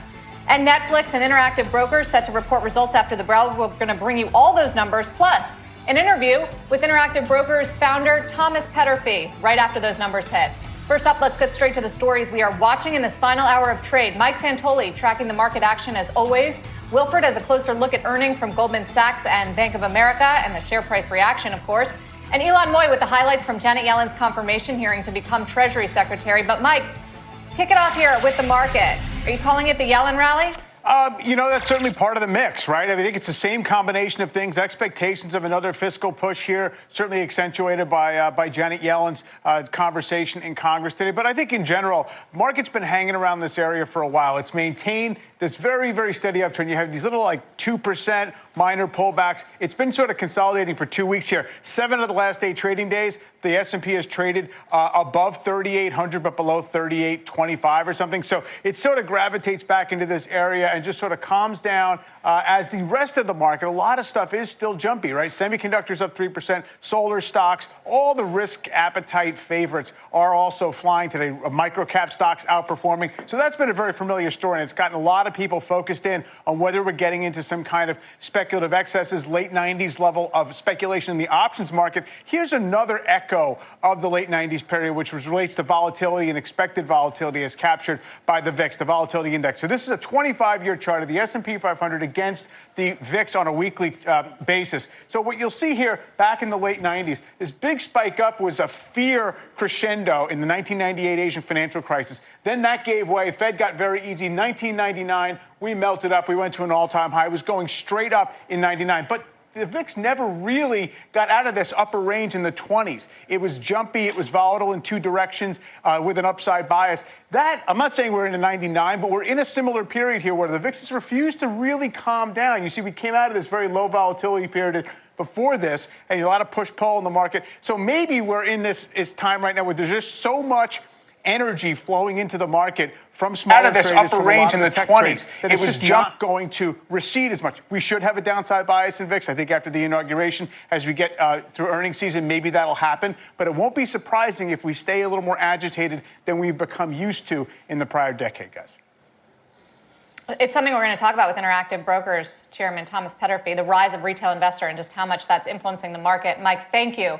We'll focus on the big banks. Goldman Sachs, Bank of America, both reporting results this morning before the bell. Wilfred, what were the big takeaways as we see these stocks decline off better numbers? Yeah, albeit not declining as much as they did on Friday, and up sharply, of course, over the last couple of months. So Bank of America numbers were solid. Revenue just behind expectations, EPS just ahead. Like JP Morgan, Wells Fargo and Citi, provisions for bad loans fell dramatically, though we're still just positive for Bank of America. But all banks now showing that based on current expectations, the worst is behind them and probably for the economy as a whole from the pandemic. The bank also expressed optimism that net interest income had bottomed in Q3, even if the improvement in Q4 was marginal. Goldman Sachs smashed their estimates on both the top and bottom line. The beat driven by asset management revenues, which were $3.2 billion versus $2.2 billion estimate. Equity trading also impressed, and for all of 2020 in both fixed income and equity, trading was up 43% compared to 2019. Return on equity came in at 21.1% for Q4 and 15% for the full year when you strip out litigation expense, most of which should be behind Goldman now that they've settled one MDB. The Investor Day target for the year was 13%, which was clearly beaten. Goldman Sachs optimistic about the outlook for investment banking in 2021, but did have a word of caution about SPACs. One of the things we're watching very, very closely is the incentives of the sponsors and also the incentives of somebody that's selling. And while I think these activity levels continue to be very robust and that they do continue as we head into 2021 to continue to be very, very robust, I do not think this is sustainable in the medium term. And there'll be something that will in some way, shape, or form bring the activity levels down, over a period of time. Goldman, as we mentioned just there at the top, trading lower today by 1.9%. A bit of a buy the rumor, sell the fact type move, as Josh Brown, in fact, just alluded to. Saw that on Friday with some of the other names too. The sector as a whole up sharply in recent months to the tune of 40 to 50% since the start of November, Sarah, depending on which stock you look at. Yeah, I think a lot of this good news was in the stock, at least, judging by the share price reaction. We'll talk more about the banks in just a bit, but we do want to hit Washington, the last full day of the Trump presidency. Joe Biden's cabinet picks are beginning the confirmation process, and Wall Street is paying close attention. Janet Yellen, as she looks to take the role of Treasury Secretary. Ilan Moy with the latest highlights for us today. Ilan. Well, Sarah, there weren't any real red flags for her confirmation during this hearing. The full Senate could vote on her as soon as Thursday. Republicans and Democrats both congratulated her on the nomination. They thanked her for her past service, even if they disagreed on particular policies. Yellen also made sure to explicitly state that it's the role of the markets, not the administration, to determine the value of the dollar. The United States does not seek a weaker currency to gain competitive advantage, and we should oppose attempts by other countries to do so. The intentional targeting of exchange rates to gain commercial advantage is unacceptable. Now, Yellen did make the case for raising the minimum wage and why those $2,000 stimulus checks are so important. But on issues like getting rid of the cap on state and local tax deductions and taxing capital gains, Yellen mostly avoided the question and said instead that the administration is still studying different approaches. Guys. I thought her strongest case, Ilan, came when it comes to this argument over whether we should worry about the debt or do a lot of stimulus. Her whole message that we should go big. And it seemed like she was really ready to preempt any questions and controversies from the Republican lawmakers about worrying about robbing from future generations and sky-high deficits. She really made a compelling case about why now is the time to do it. Yeah, she did. I mean, part of this is about the immediate moment and ensuring that people who are feeling pain now can see some relief and not worrying necessarily about the size of the debt in the future. One other thing she pointed out was that it's not the sort of total size of the debt that you need to pay attention to, but rather net interest payments and what share of GDP the U.S. is spending to pay down the debt. That's also an important metric that she wanted folks to look at. But you're going to hear Republicans talk about this. The size of this package is something that is going to be hard for them to swallow. And Senator Pat Toomey said that's also going to make it difficult for Biden to give bipartisan support, what he needs in order to get this through Congress. Ilan Moy. Ilan, thank you. After the break, call it the catch-up trade. Ag tech company AppHarvest announcing its first crop of tomatoes is ready to ship to stores. We're going to talk to investor Jeffrey Ubben, along with AppHarvest CEO, about the company's ESG mission and its upcoming entry into the public market. You're watching CNBC here on Closing Bell on CNBC.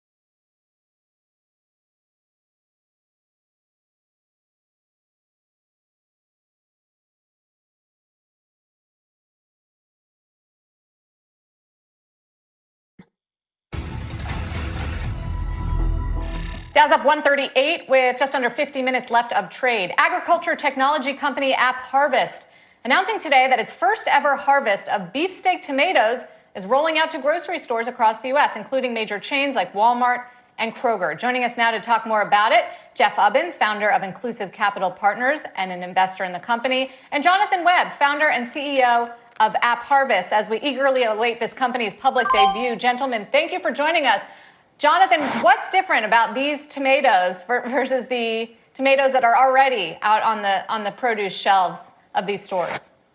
Well, a couple things. One, we don't have the harsh chemicals that you see on tomatoes shelves right now, which the USDA came out with a study saying nearly 80% of cherry tomatoes had at least one chemical pesticide, and 20% of tomatoes had up to 5 chemicals on it. So getting the harsh chemicals out. And then beyond that, we're using technology to align with nature to grow with 90% less water than open field agriculture. And we get about 30 times yield per acre. So in a world where we need to produce a lot more food with a lot less resources, we need to use technology and infrastructure to more efficiently grow our fruits and vegetables. And that's what we're doing right here today in this facility in Morehead, Kentucky. Jeff, to me, this feels very Jeff Ubben ESG play. You've been somewhat critical about everything turning into an ESG play and all the funds going into ESG right now. Why is a company like this different? And what's your beef with ESG in general right now? Well, this sort of company, Sarah, has to happen. For me, it's not ESG. It's what does the core business do to improve society and the environment. And so living in California, I had the opportunity to go to the Central Valley where 80% of the tomato paste is made, and they're getting out of tomatoes. There's just no water anymore. We've repurposed water as a higher use and a higher value for environmental purposes, watersheds and other things. And so when you think about where are we going to get our produce, if California is going to almonds and pistachios only, then you end up in Mexico. Well, you know, Mexico is famous for their hothouses, and it's not great labor practices. It ends up 2 weeks old on the shelf. And so when Jonathan came to me with this idea of turning Kentucky into the Netherlands of North America, which in the Netherlands feeds 2/3 of Europe, it made complete sense to me. And it's nature-based. It's not buying warehouses and filling them up with energy. We're using the sun 12 hours a day, and we're using tons of rain. Kentucky turns out to be getting more rain than anywhere else all of a sudden due to climate change. Jonathan, is this purely going to be based in Kentucky, or is part of the argument that you can get much closer to where the food is consumed, even in high-rise buildings in places like New York? Well, there's a reason we picked Central Appalachia. I love where I'm from, but beyond that, we have a record amount of rainfall here. So when Jeff was talking about rain, we're entering a world where water. Why are we all on planet Earth? It's water. And what is 95% of a fruit and vegetable? It's water. So being able to run this facility completely on recycled rainwater, package up that water and ship it out as a fruit and vegetable is critical long-term resiliency. Also keeps our costs low. We're not paying for water because we're collecting all of our rainwater and using it in our system. Beyond that, why this region? We can get to 70% of the U.S. in a one-day drive. Amazon is building their largest prime facility in the world right now in northern Kentucky. So you don't have to ask us about distribution. Look at UPS in Louisville with their global air hub. We're going to build some of the largest indoor controlled environment ag facilities, and we're going to put it right here where we can get to 70% of the U.S. in a day drive. Beyond that, the UN Security Council visited Kentucky last year to see what we're doing. The world is definitely watching, and we need to get it right here on the home front. But you look at the problems facing the world, the UN's put out, we need 50 to 70% more food by 2050. People are saying we would need 2 planet Earths to grow that food with the way we're currently growing it. We don't have a lot of time to figure this out. And I've tried to say, my background was building some of the largest solar in the world here in the U.S. This is the third wave of sustainable infrastructure. 20 years ago, it was renewable energy. 10 years ago, it was electric vehicles. And right now it's controlled environment agriculture. To Jeff's point, we do not have a choice. We have got to figure out how to use private sector capital, use technology, build infrastructure, and better align with the planet, both for people and planet. And to me, maybe the most important piece out of all this, Martha Stewart joined our board, and I asked her yesterday, she had the first tomatoes. Martha, how do the tomatoes taste? So they're juicy, they're flavorful, they're good tomatoes, the way a tomato should taste. And right now, what you see happening, and Jeff, when he was talking about Mexico, they're breeding seeds for transportation.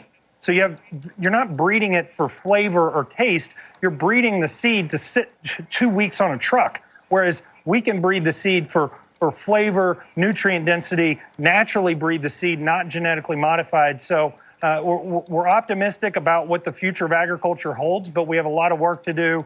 And Jeff can tell you about David Lee, who just joined us as our president. And David's coming from us as the CFO and COO at Impossible Foods. So we got a lot of work here on the ground to do, but a good team around us over the coming years. Learning a lot about tomatoes. Jeff, on the capital side, and David joining the company, look, you're launching this via SPAC. A lot of people look at the SPAC mania right now and think it's a sign of froth or bubbles or over-exuberance. Why do this via SPAC, Jeff?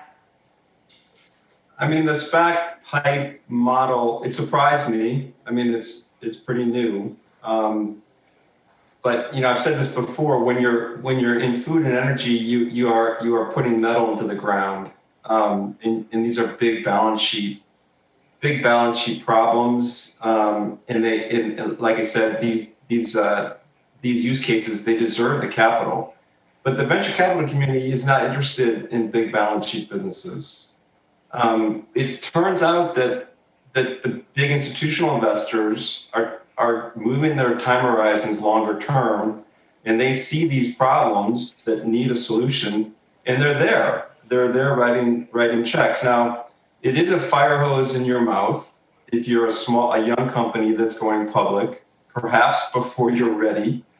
But it has this interesting effect where you get your house in order pretty damn fast, and it allows you to attract capital to the balance sheet. I mean, talent to the balance sheet. And David Lee is a perfect example. He would not, I don't think he would be joining AppHarvest if we weren't public and he didn't see the ability to use a public currency to be first in controlled environment agriculture and to use the privilege given to us by the big balance sheets, the big asset managers to really make this industry come alive. So there's going to be some rough roads.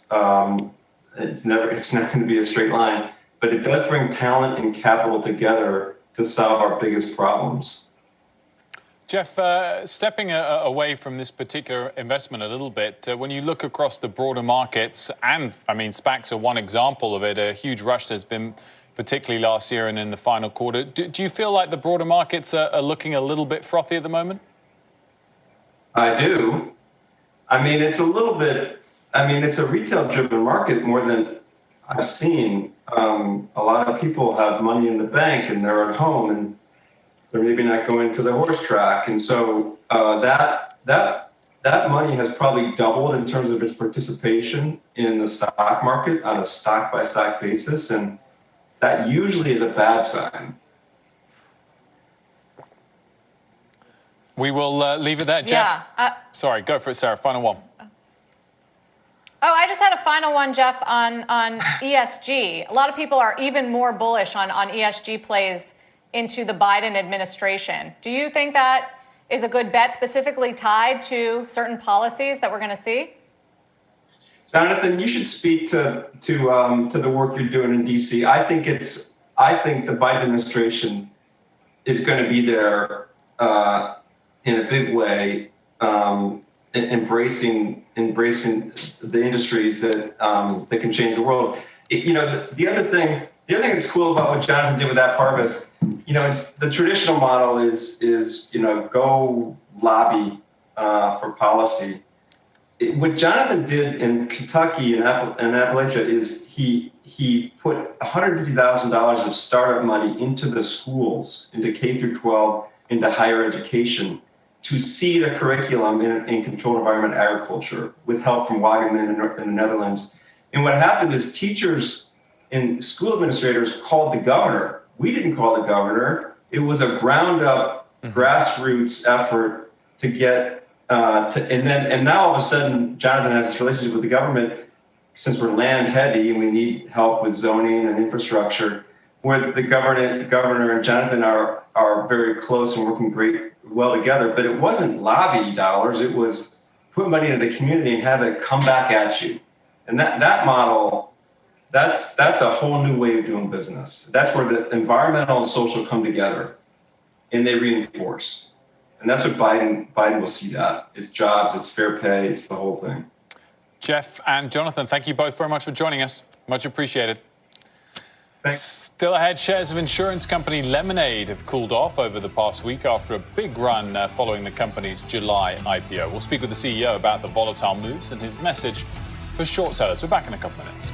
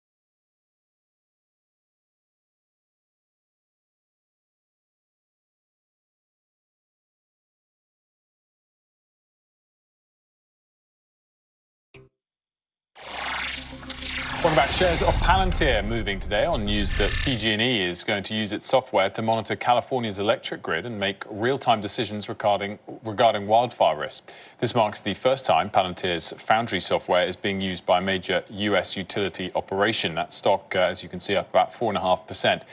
JP Morgan initiating Roku with an outperform rating and a $475 December 2021 price target. The firm says Roku has a significant advertising opportunity. Roku is up about 6% on that news today. Sarah. Still ahead on the show, Netflix was a darling of Wall Street back in 2020, climbing more than 60% as the pandemic kept people stuck at home and glued to their TVs. But can the company keep up the momentum amid a slew of new players? We're going to get the latest read on the business when earnings hit right after the bell. We are all over it. And as we had to break, a quick check on bonds for you. Yields starting out the week a little bit lower, I think, last check. Yep, 10-year yield, 1.09%. Bit of a reversal from where we were this morning. We'll be right back here on Closing Bell.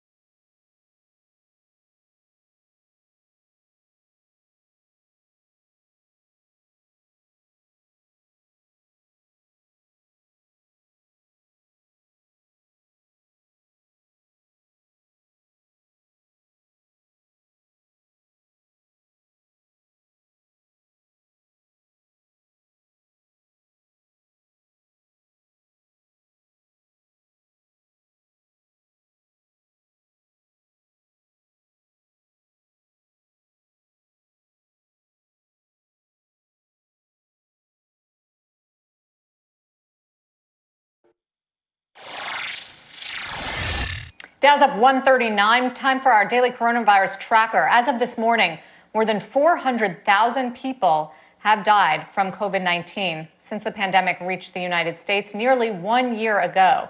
More than 12 million Americans have now been vaccinated, but the distribution effort continues to hit roadblocks. In Florida, for instance, more than 40,000 people are now reportedly overdue for their second shot, and that number has been steadily rising since last week. Dr. Anthony Fauci offering a glimmer of hope, though. He was speaking at a Harvard Business Review live stream event today, saying that if Biden's vaccine plan is executed successfully, the U.S. could reach herd immunity early this fall of this year. Wilfred, let's hope. Indeed, let's certainly hope for that. Time for a CNBC News update with Sue Herrera. Hi, Sue. Hello, Wilf. Hello, everybody. As Sarah just mentioned, the U.S. death toll from the coronavirus has now gone above 400,000. The Biden administration will hold ceremonies across the country in commemoration of those deaths tonight. In Washington, the National Guard removed another 10 members from the inauguration security detail, bringing the total to 12. This after new vetting of the thousands brought in to guard the Capitol. 2 were pulled due to inappropriate comments. Trump supporter and MyPillow CEO Mike Lindell says multiple retailers have dropped his products after his repeated false claims of voter fraud in the presidential election. Russian opposition leader Alexei Navalny's team has released their investigation into what they call Putin's palace. They claim the massive complex owned by the Russian president cost at least $1.3 billion. Russian officials say the allegation is untrue. And on the U.S.-Mexico border, yep, those are seesaws installed in the wall. They were up for less than an hour in July of 2019, but they made enough of an impression to win the Design of the Year award from a London museum.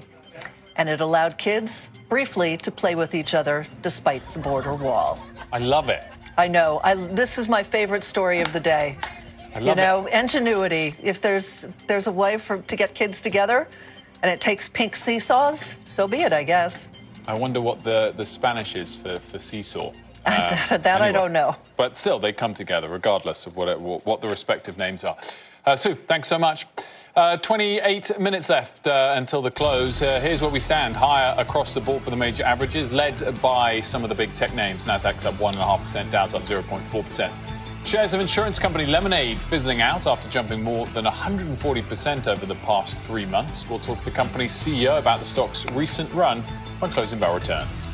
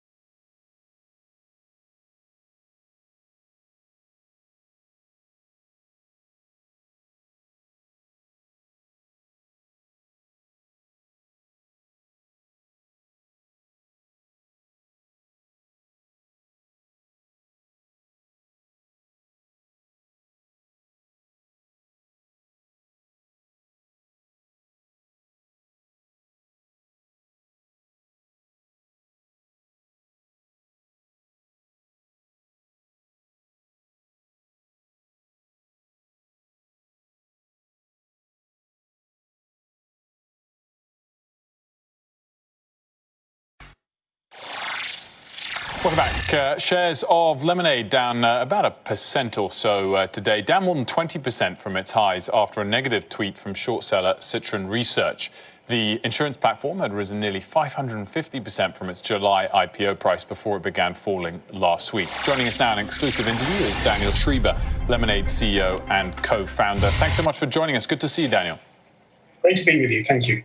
So I guess at essence in this debate that's been sparked the last couple of weeks is the valuation multiple that your company enjoys. And a lot of that rests on the level to which people believe you are totally reinventing the insurance market or not. What do you say to the critics that say lots of other existing insurance companies are using tech and data and AI in a similar way to you? Well, I think those who have been investing in the company, and as you say, the stock has been up some 5x since our IPO, are believing in the thesis that insurance may be the most disruptable industry on the planet.